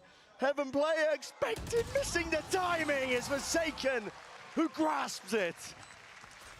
A close one to get PRX's second onto the board. Forsaken saves the operator, and that push out from something made all the difference. He had to get that timing and punish EDG for not running a Sentinel in their composition. Otherwise, they had so many options to maneuver around the map. He forced EDG to speed up as soon as Smoggy went down. And then, you're right, Jing, it looked a little adventurous the first time, but eventually got that synergy working with Forsaken. Can EDG still be playing aggressive whilst covering the flanks? I was critical the last time they stacked their operator on the same side of the Cypher, but this time, at least they have that trip B, and they've made the right read. Yeah. Flash with Haunted over as well, so something can't take that early. Line of sight angle, but now does the dash. The Prowler spotted! His head just poking clean out. It's taken off of his shoulders. Kangkang straight up in there, Jing. Wants to try and even this one out with the bullets flying forwards again. He has not been cleaned up, but he's trying to play his team back in, and Forsaken, he's dropped as a result of it. It's crumbled again here for PRX. Just trying to play fast and loose into the site. Flood anchoring the defense. Broken and crumbled. Devi with a Trailblazer, spotting these players out with the paranoia. It's good to play themselves in, but Jing is caught, blinded up by it, and as the smokes fade away, there's no chance, no hope. It's Chicho with 3. Wraps up the round nice and pretty, and puts that 6-1 down on the board here for EDG. Kang is not going to get caught by an op play like that. He read it so well, got aggressive into the site, making space for the rest of the team, and PRX just didn't have that setup they needed to go for the retake. Nice! I am loving the Haodong. Wow! We've heard it a couple times now, and it's getting better and better. PRX have 4 players over towards A. They want to control Rubble. They need that comfort that A is locked off. Their comp doesn't thrive with it, though, and EDG have taken B instantly. Full recognition of the gaps that the composition leaves open. A B plan, a slight tap from nobody, but now to commit! Oh! Something! He's so ahead of his team, they just can't quite play off of this one. There's a flash into the faces again to push them back and away with the door open for Forsaken. Not anticipating it. Fully blinded, though, to buy. Not willing to give up the sights, but smoked off, cut out of the picture. It's him against 3. No more money to buy for the next tier. A bitter pill to swallow, that you just have to save it away. Keep the rifle into the next, give up another round for EDG, because at this point, EDG, they are running away with it. It might look like unorthodox compositions on both sides, but there could not be a bigger gap in terms of value from the picks at the moment. PRX's defense, honestly, it's not been their stronger side on Lotus historically, so maybe you could throw some cope out there and say, oh, well, you know, if they get up to 4 or something and grab the pistol.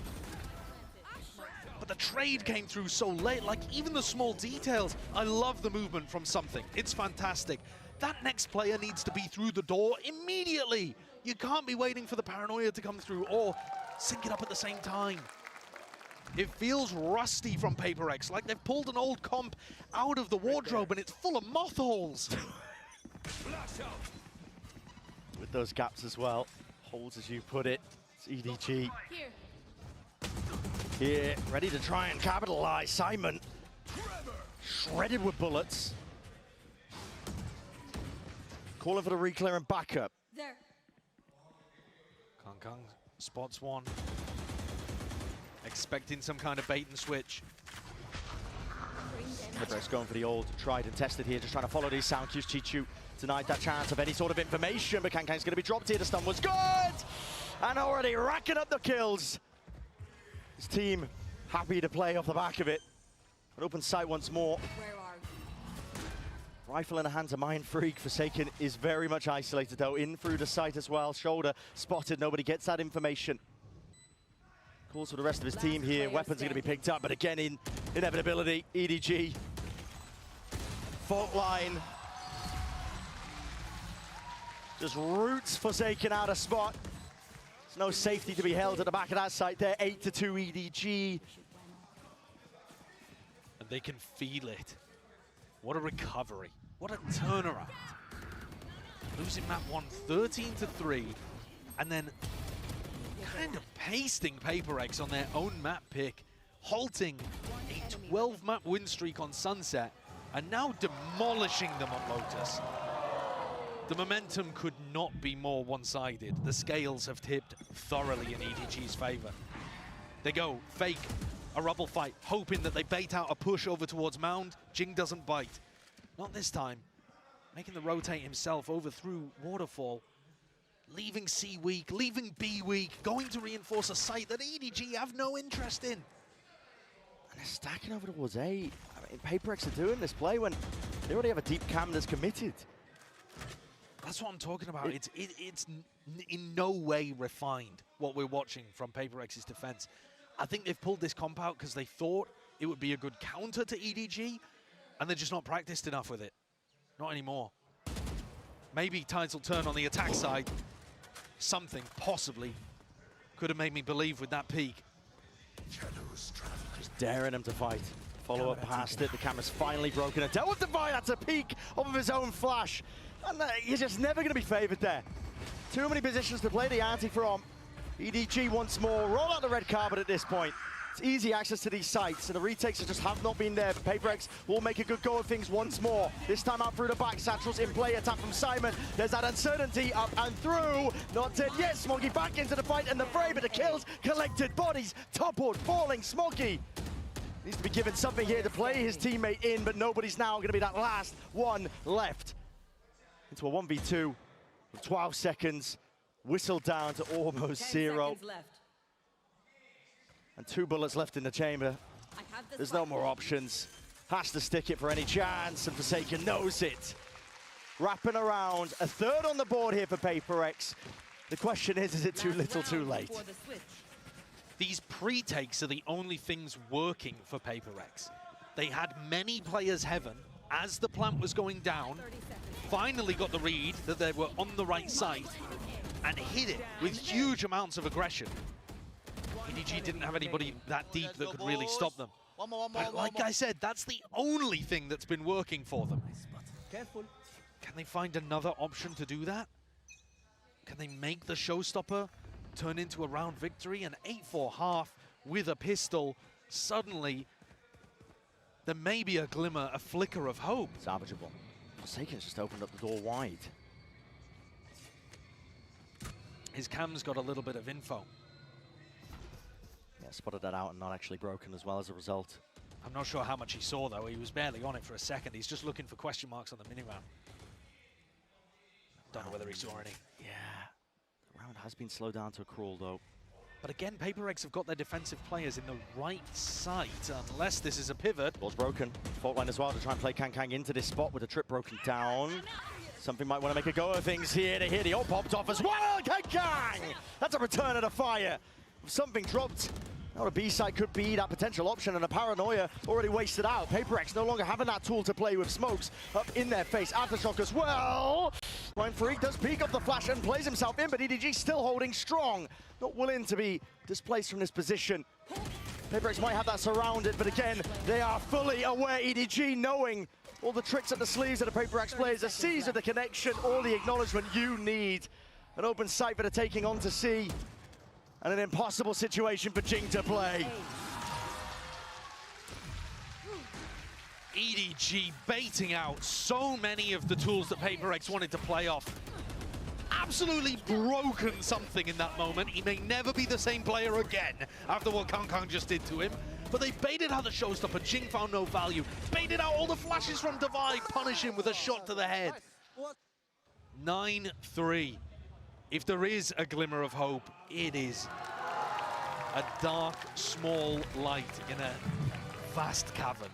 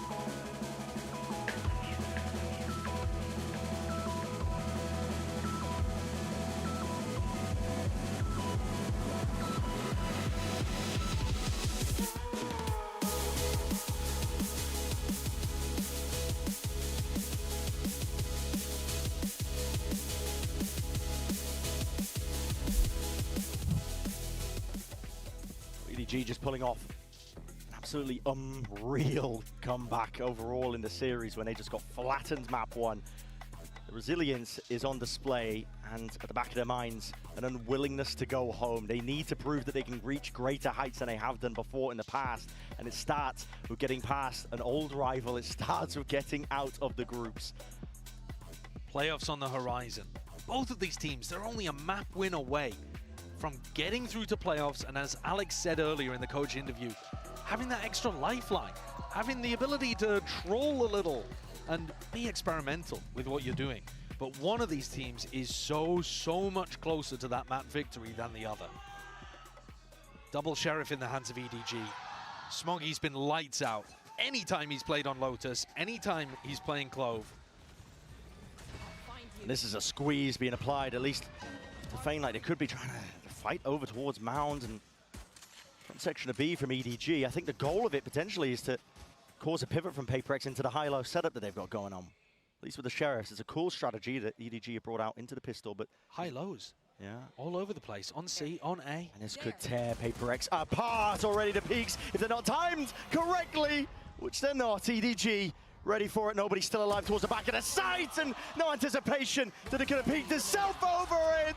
3 in a round, denied the 4, but Chichu is fully there, entirely bit of cleanup.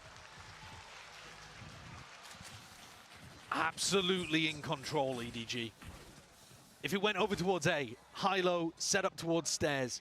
Horn didn't get broken, full information, drop back into a high-low setup, and Simon and nobody. The IGL and the newcomer doing so much work. One enemy remaining.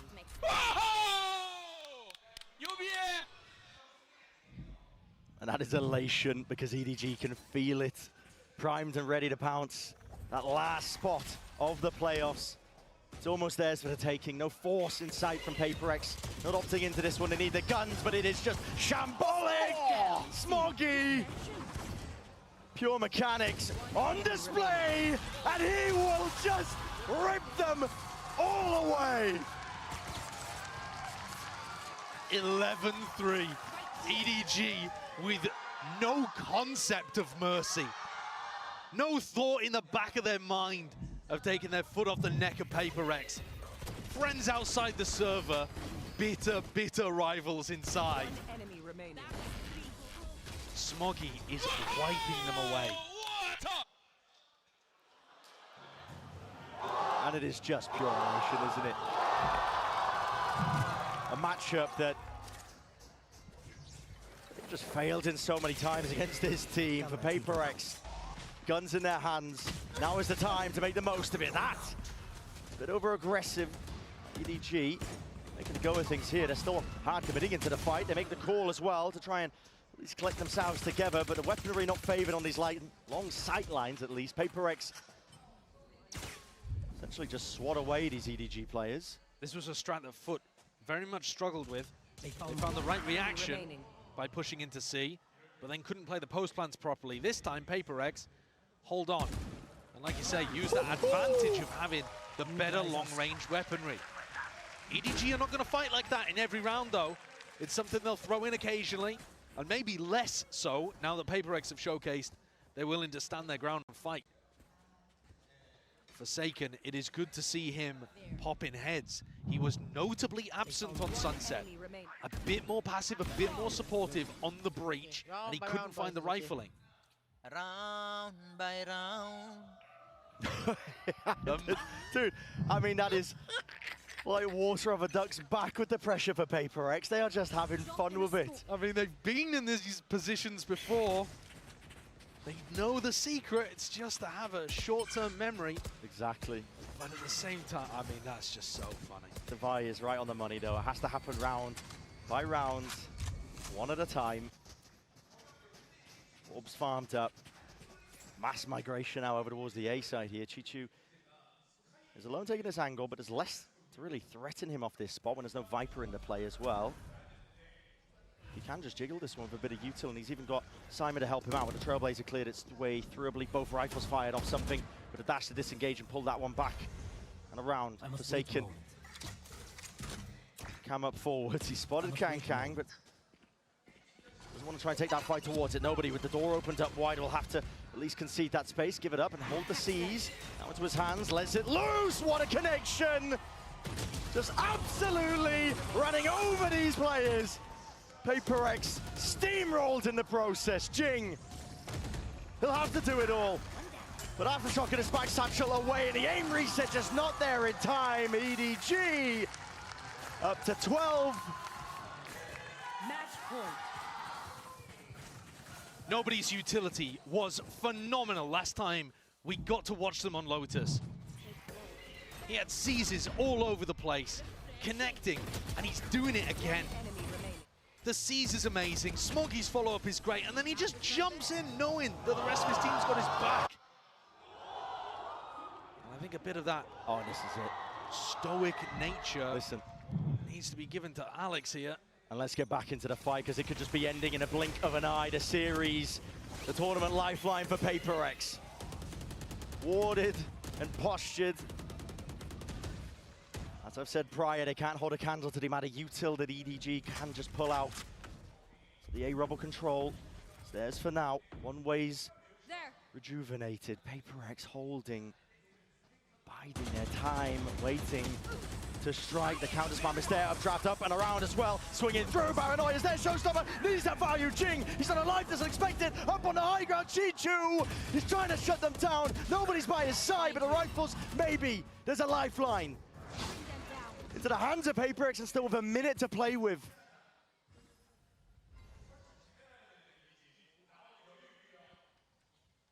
Nobody's pushing out through B. Smoggy still with his ultimate. An eerie calm drops towards rubble.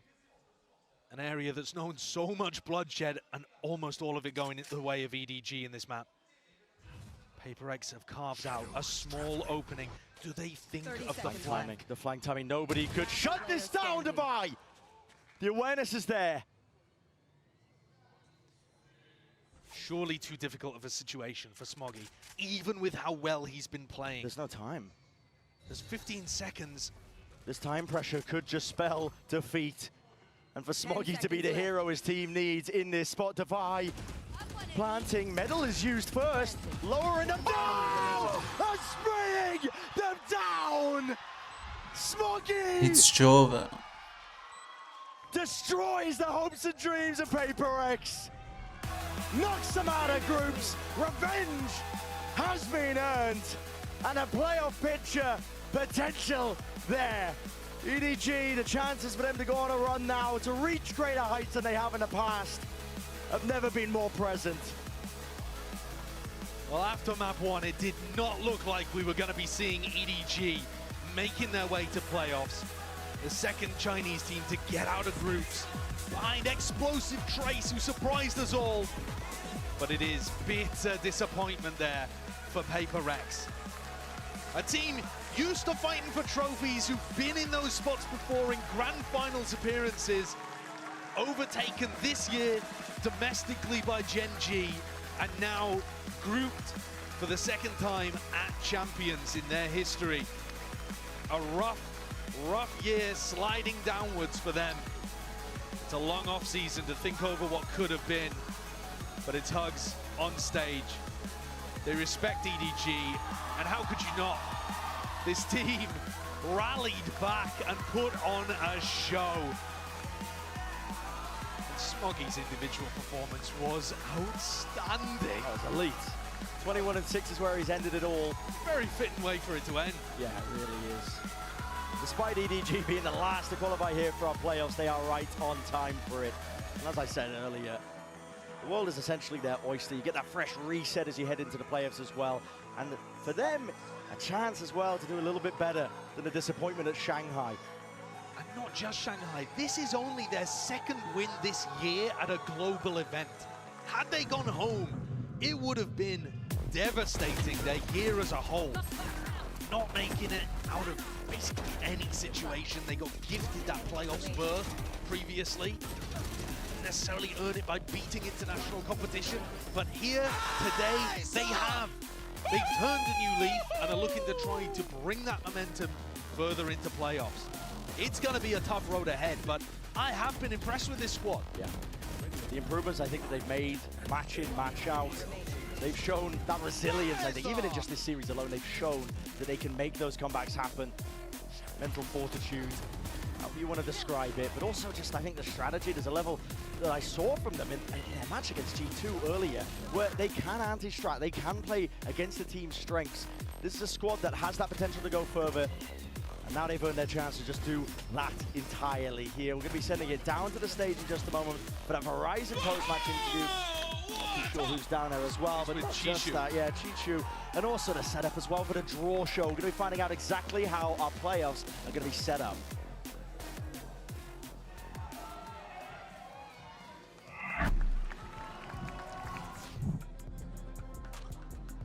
Welcome down to the stage, everyone. I have EDG's Chi-Chu here with me and Luna to help with the translation, of course, for our post-match interview.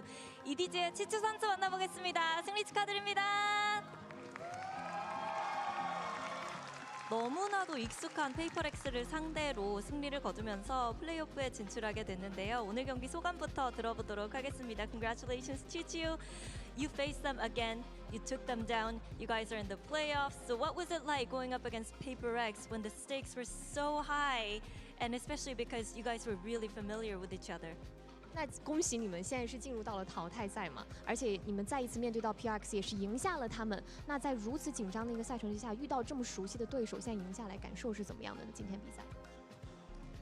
说实话，第一场输的时候，我想到了不好的事情，但是怎么说呢，就调整，然后准备二三场图嘛，因为我们跟他交手很多次，我们也对他比较熟悉。因为我们第一场图就是失误太多了，然后后面我们做得很好，我觉得赢得很爽，然后。怎么说呢？也是我们调整成功了吧。 We lost the first map. I was thinking something bad, but we do the adjustment quickly on map 2 and map 3, and we faced against PRX so many times. We are so familiar to each other, and we made a lot of mistakes on map 1, and we be able to like fix it on the map 2 and map 3. 사실 1세트 내주고 나서는 정말 안 좋은 기분이 점점 들면서 안 좋은 예감이 들기도 했는데 그래도 1세트 때 만들었던 실수들 그리고 있었던 문제점들을 2세트부터 잘 보완하면서 좋은 경기를 치를 수 있었고 그리고 페이퍼렉스를 하도 많이 만나보니까 또 많이 익숙했던 것들이 오늘 경기에 좀 도움이 됐던 것 같다고 얘기를 하는데요. 그리고 로터스에서 페이퍼렉스가 또 투타격대 조합으로 수비 쪽에서 먼저 시작을 했거든요. 좀 페이퍼렉스의 조합을 보고 EDG 선수들은 어떤 얘기를 나눴는지도 궁금합니다. So last map, Lotus, PRX ran the double duelist comp and they started on defense. What was your game plan heading into that map? 那其实，在刚刚的莲花古城上面，对手 PRX 他们是防守方先开，但是选了一个双决斗的阵容。那你们当时在进入到这张地图的时候，是当时想了怎么一个游戏计划呢？说实话，赛前我没有想到他们这张图会换成这样。怎么说呢？就是我们面对不常见的阵容，打得会不好一点。但是我觉得遇到这种常规的阵容，反而会打得更轻松一点。 有想到是吗？是的。We have already predicted that they're gonna try this comps. Maybe sometimes we are not good at to face against those comps that not Euro to see, but with this kind of we can see a lot. This kind of comp we are really good at it. Okay. So you were familiar. You knew they were gonna pick something like that. 所以其实还挺熟悉的。你就知道他们会拿这种阵容是吗？是 Yes. 사실 페이퍼렉스가 투타격대 조합을 쓸 거라고는 좀 예측 가능했던 부분이었기 때문에 뭔가 그동안 보지 못했던 아예 생소한 조합이었다면 조금 더 힘들었겠지만 그래도 이렇게 해서 좀 좋은 결과를 만들어낼 수 있었던 이유는 아무래도 좀 익숙한 조합이었고 어떻게 대처할지 알고 있었기 때문이라고 얘기를 하는데요. 마지막으로 조추첨일 진행될 예정인데 좀 피하고 싶은 팀이 있는지도 물어보도록 하겠습니다. We have the draw show ready coming up next. Oh yeah, that's cool. We have the draw. Just prefer not to face. We have PRX and Tracy Sports. 那现在正在看到，我已经在准备抽签了嘛？那下一场比赛有没有哪支队伍是很想遇到，又或者说不想要遇到的呢？我们现在有 Team Heretics， 有 DRX and Tracy Pacific Decimated. 我觉得我们不太想遇到 TE 吧，剩下的我觉得都可以。 We don't want to face against TE and rest of them, all is okay. Okay. 트레이스 e스포츠 빼고는 다 만나도 자신감이 넘친다고 얘기를 했습니다. 이렇게 해서 치추 선수 만나봤습니다. Thank you, Chichu, for the post-match interview. Good luck in the playoffs. Thank you. I'm gonna let you guys go. Bye-bye. And with that, that concludes our group stage matches. Now we have 8 teams locked in for playoffs, of course. And next up, we have the draw show ready right here on stage with our lovely Victoria. 네, 이렇게 해서 플레이오프에 진출할 8팀들이 모두 결정됐고요. 이어서는 플레이오프 대진 추첨식을 I don't 진행하도록 know who that 하겠습니다. girl is. 추첨식에는 빅토리아 She's there every single fucking time. Yeah, so I'm going to explain. There are 2 basic rules for this one. I'm going to explain them really quick. 1 seeds will only play 2 seeds, and then teams she's from the the same group global will not be on the competition same side manager. of the bracket. So they'll move forward or Nice. swap backward accordingly to make sure that doesn't happen. Other than that, that's all. 네, 먼저 추첨식의 규칙에 대해서 얘기를 해드릴 텐데요. 1번 시드 팀들은 2번 시드 팀들을 만나야 하고요. 그리고 같은 조에서 조별 스테이지를 치렀던 1번 시드와 2번 시드 팀들은 같은 브래킷에 위치할 수 없습니다. 그렇기 때문에 조가 겹치는 대진이 완성된다면 계속해서 한 칸씩 내려가거나 조가 겹치지 않는 대진이 완성될 때까지 계속해서 2번 시드를 움직이는 쪽으로 진행을 하려고 합니다. Perfect. Let's get started.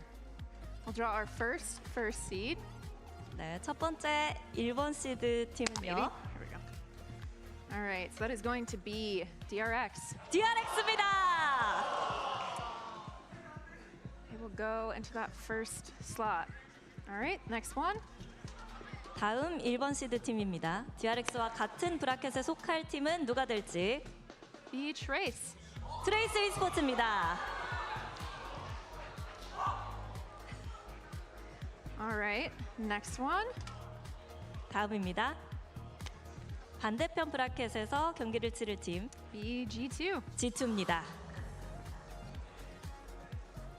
I love the fucking reactions when you don't fucking know 네, anything. 이렇게 되면 마지막 남은 1번 시드는 We have Heretics. 팀 헤레틱스입니다. That's good. Because if Fnatic is drawn early, So we'll draw the second they're gonna pool of go teams. We'll start top down and make sure against there's no TE group matches on the bracket. And or G2. 네, 이제 이번 That's 시즌 actually a good 팀들을 role for 배정할 EMEA, I 예정인데요. 위에서부터 차례차례 채워나갈 예정인데 조가 Because they 겹친다면 can't play against 반대편 DRX, I think. 브래킷으로 이동해야 Because they are in 된다는 the 점 same 유의해 group. 주시기 They were in the same group. first one, 첫 번째 we have DRX를 상대할 팀은 LEV.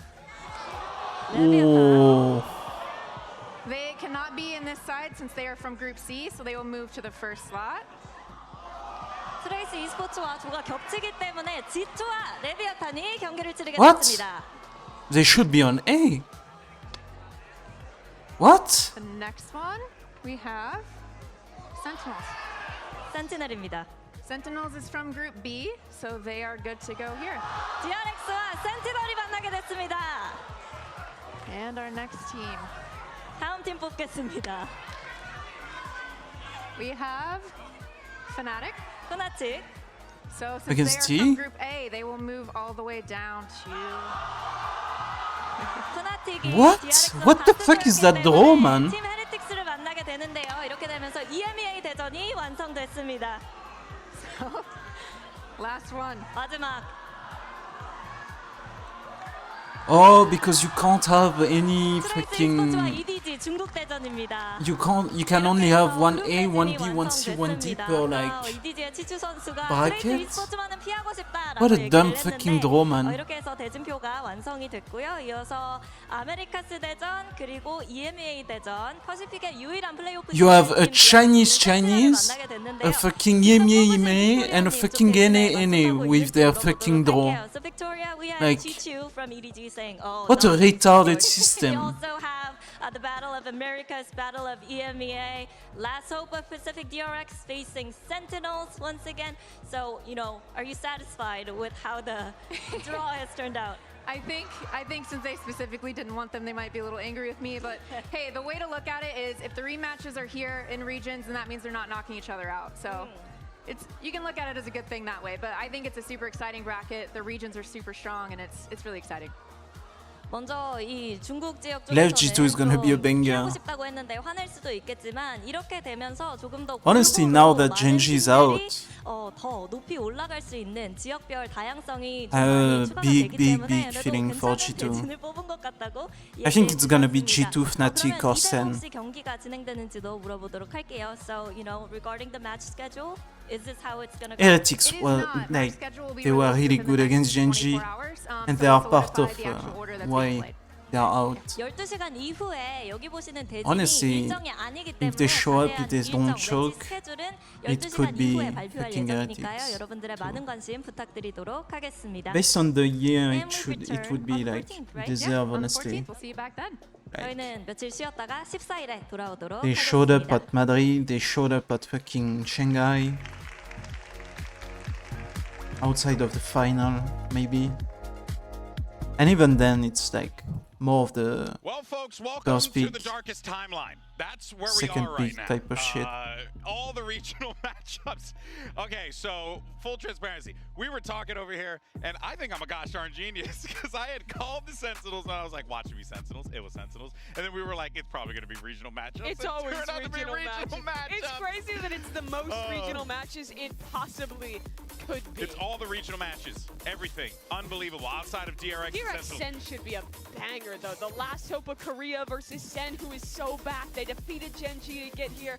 That should be a sick one. Honestly, all of these are going to be pretty good matches, to be honest, because I mean, they play each other so often that I mean, they know each other inside out. I think Sentinels DRX is like probably it's going to be the most different by far. So that's going to be very interesting because it's a different region. But I mean, the copium. So the games are on Wednesday.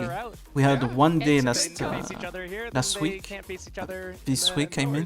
EDG Trace is interesting to me because Trace next week we have 2 days. We have Monday, Tuesday. EDG regionally, they've always been down in those lower seed positions, but they have played excellent Valorant thus far here at Champions. So it does feel like real potential for an upset. Not bad, not bad. One worry is that it's been a minute since we've seen Trace on that stage. So it's going to be like, it's been a while. Sure. You're going to walk up on the stage and you're going to play a regional rival who has had your number on a few surely occasions. their confidence is out of this world after those first few. I hope so. So what you're saying is EDG knocks Trace into the lowers and Trace knocks every other team out of the event. Yeah, and then it's an EDG Trace finals and Trace gets blown out 3-0. True. Okay. Yeah. Oh my the word. Script. That is absolutely. That's a heinous script.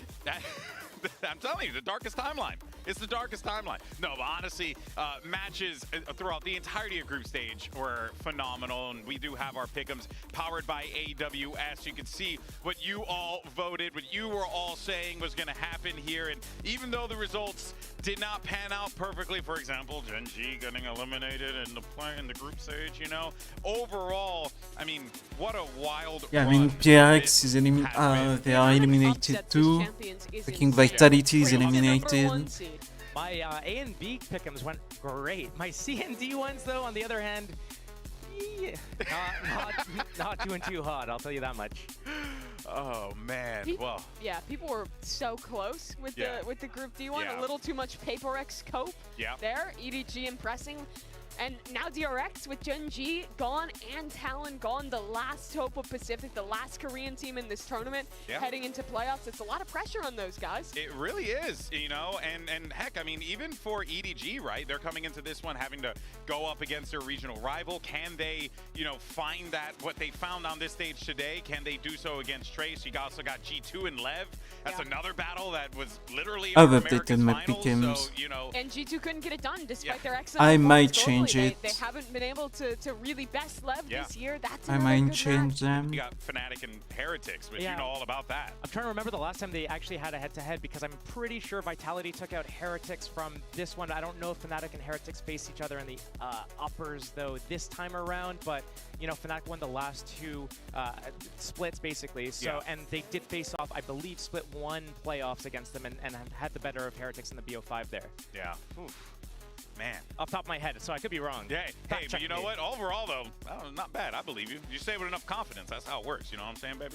All right. Well, of course, with that being said, we do have to say goodbye to our final 2 teams in the competition to be eliminated, Vitality and PRX. In groups. Yeah, in groups, excuse me. There's going to be 7 more eliminated in playoffs. But it is a tough road for these guys. Vitality showed up and I think had a lot of people hopeful. There was a lot of people talking about how good Safe could be on a global stage, how impressive this team was to make the finals of EMEA. But I just realized I have no it's unlucky. I mean, they had good a good pick run, though. They made it all the way to in the champs. fucking Group Unfortunate D. that Safe lost that rematch versus Holy was shit. so confident in that. And honestly, they looked pretty strong until they didn't, obviously. I have one good pick in Group A. I mean, these guys from the high last And year I have making 3 it to the Americas good final, pick in thinking it Group would be B their last year with Jing, and him 2 getting to good come pick back in and play Group C. again this year and not quite reach that same height, going out early in That's Champions. how many instead is fucking definitely upsets we a have. disappointment for those boys who have achieved a lot on the global stage before, and it really brings questions as to what PRX looks like into the future. They really Will did W go Gaming come back another season? They went out in the most PRX way possible. Yeah, double duelist solo Sky. Deathmatch. Don't get me started with that one. The questions about everything in that, there needs to be a serious overhaul because, I mean, there's going to be serious people in shambles right now. Pool Chan, for one of them, is going to be really upset about that. But honestly, they need a little bit more depth in that last map, that deathmatch. I mean, we were calling it before it happened. It looked scrappy, and they need to do better. They need to have more depth. And listen, this is Champions, right? Champions. This is where the best come out to play, right? Everything's on the line. Your entire season leads to this right here, Mimi. This is it. We're on the horizon. Next step, we're moving on to the playoffs. That's right. I mean, these teams have a chance to lift the trophy. We're going to be moving on towards the end of the playoffs to the big venue to close everything out at Inspire. It's going to be good. Yeah, it is going to be fantastic. Now, that being said, folks, that's going to wrap it for us here today. We're going to be dark for the next 2 days, which, by the way, I'm kind of happy about that because your boys been working quite a bit. So we appreciate everyone for tuning in each and every day. Do we have the you guys are freaking updated phenomenal. We hope you continue to tune in. You have no reason not to, because you're going to see the best teams in the world clash and go head-to-head against one another for all of the glory. We'll see you then, folks. Thank you so much for tuning in. Peace out. Bye-bye. It's the ambitious underdog versus the team forged. Oh, they are updating their shit. Neither squad would thought that they would be in this position here. Yeah, we don't know what games are in this group, and one of these Wednesday. teams are going to grab it. Safe getting pushed off the angle, and Mazino's going to fill in right behind it. The dart is good. Huh? Aspas We getting two with don't the know op. yet. Tex pushing forward. Sender falls. That's going to be I'll keep an eye on it and make that 3/4 of the review way. it. He's going to stick it. It's going to come through. Leviathan takes the lead back. He intended to manipulate the rotations back towards A, but discipline from Vitality once more. Again, That's gonna be it for me. almost all of Vitality is here with the lighter weaponry. For They still today. have a meal I'll see you of tomorrow as the walls go for through, gets two, make that three. maybe some PoE, maybe something else, maybe some Valorant actually. I need to grind that freaking act. It's so fucking hot right now. Leviathan weather things out. They close I'm out not in the mood. 14-12. Some jump spots already. Look at the dart. Look at the paranoia. And the PoE League is pretty cool. That's such a gorgeous setup. Jeez. Does he have the timing? No. Safe with 3. Calm catching 1 on the way out. Maybe I'll do something else. Calm has to play this so Some carefully. It's PUBG or only 1 found. Calm's gonna have to get an ace to win the round. something And else. he delivers for Lev. Out of his seat with waves across the stage. He's popping off. What a flash. 4 members. And the paranoia. They've got nowhere to go. Trex has to face out in front of it. Pushes the smoke, understanding that's where the hit's coming from. Mazzino with 3. It's going to have to be a miracle Let's see. from Safe to pull Anyways. this off. But Mazzino gets his 4th. Leviathan get their 11th. A statement made I had a lot of from the fun number today. 1 seed of Americas. 13-4 and a 2-0 sweep of Lev. Yeah. Unbelievable performance. They're playoffs bound. It's the final match of the group stage, and it can only end this way. 2 teams who have encountered each other time and time again. The question is, can EDG muster up the ability to defeat PRX here in their Today was Pacific fun. region? Is See it you doable? It's going to be tomorrow. critical. Dash up and over onto the pipes. He's found it. Perfect accuracy. At least expecting it. Something, though. He's right And, back at you. yeah. Divide catching him. The 140 cleanup from Forsaken. Chichu left to do it all. And it's too much. Jing has not revealed his position at all in the slightest, but potentially played right back in from all the sound cues. Noise made. Mind Freak ripping their hopes and dreams up, tearing them apart and tearing them asunder. It's 12 for PRX. 13-3. It's domination. It's a sweep and a flawless finish for Icebox. Pack mentality here from PRX. Paranoia is perfect though. EDG have really made sure to pick and choose this timing. It's excellent. Shot down, nobody! Just wondering, he's a nomad at this point. There's no one to play off of this one, the jump spot. Oh, miscommunication again! It rears its head! And Mind Freak will rip them off! They can still make a play for this one. Smokes up. No way. No chance. What Mind a Freak. throw. He's got the spam and spray this one away. Defended. No way! Mind Freak. Guys, please, guys. Guys, please. And they want to try and shut this down immediately. Hunter's Fury, peek by Forsaken. There's the punish. 3 left to stand. Insane mechanics, but it matters not. Against the hand and steady aim of Kang. 13-8. What a resounding flip compared to last time we saw these 2 teams clash on Sunset. The skirmish once more, but with Jing toppling, falling, something not able to evacuate. There was an updraft dash to survive, and Mindbreak is hard committed. Now he knows his timing taken against him, but the Prowler waiting it. No way, peak not together. Still, it's there. The Forsaken liner right behind him for EDG to barrel them over. It's almost theirs for the taking. No force in sight from PRX. Not opting into this one. They need the guns, but it is just shambolic. Smoggy. For mechanics on display, and he will just rip them all away. Smoggy destroys the hopes and dreams of PRX. Knocks them out of groups. Revenge has been earned, and a playoff picture potential there.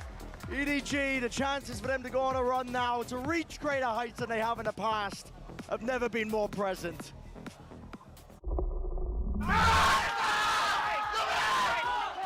Let's go. Yes.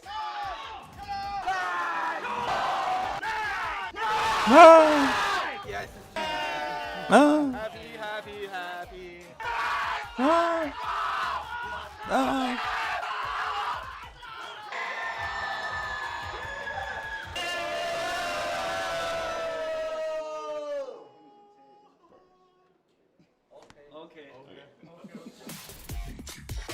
Okay. Anyways.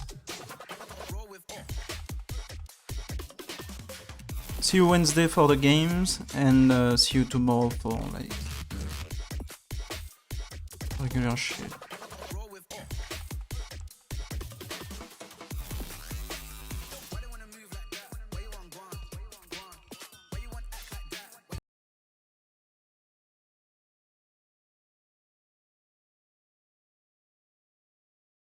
Stay safe and yeah, bye bye.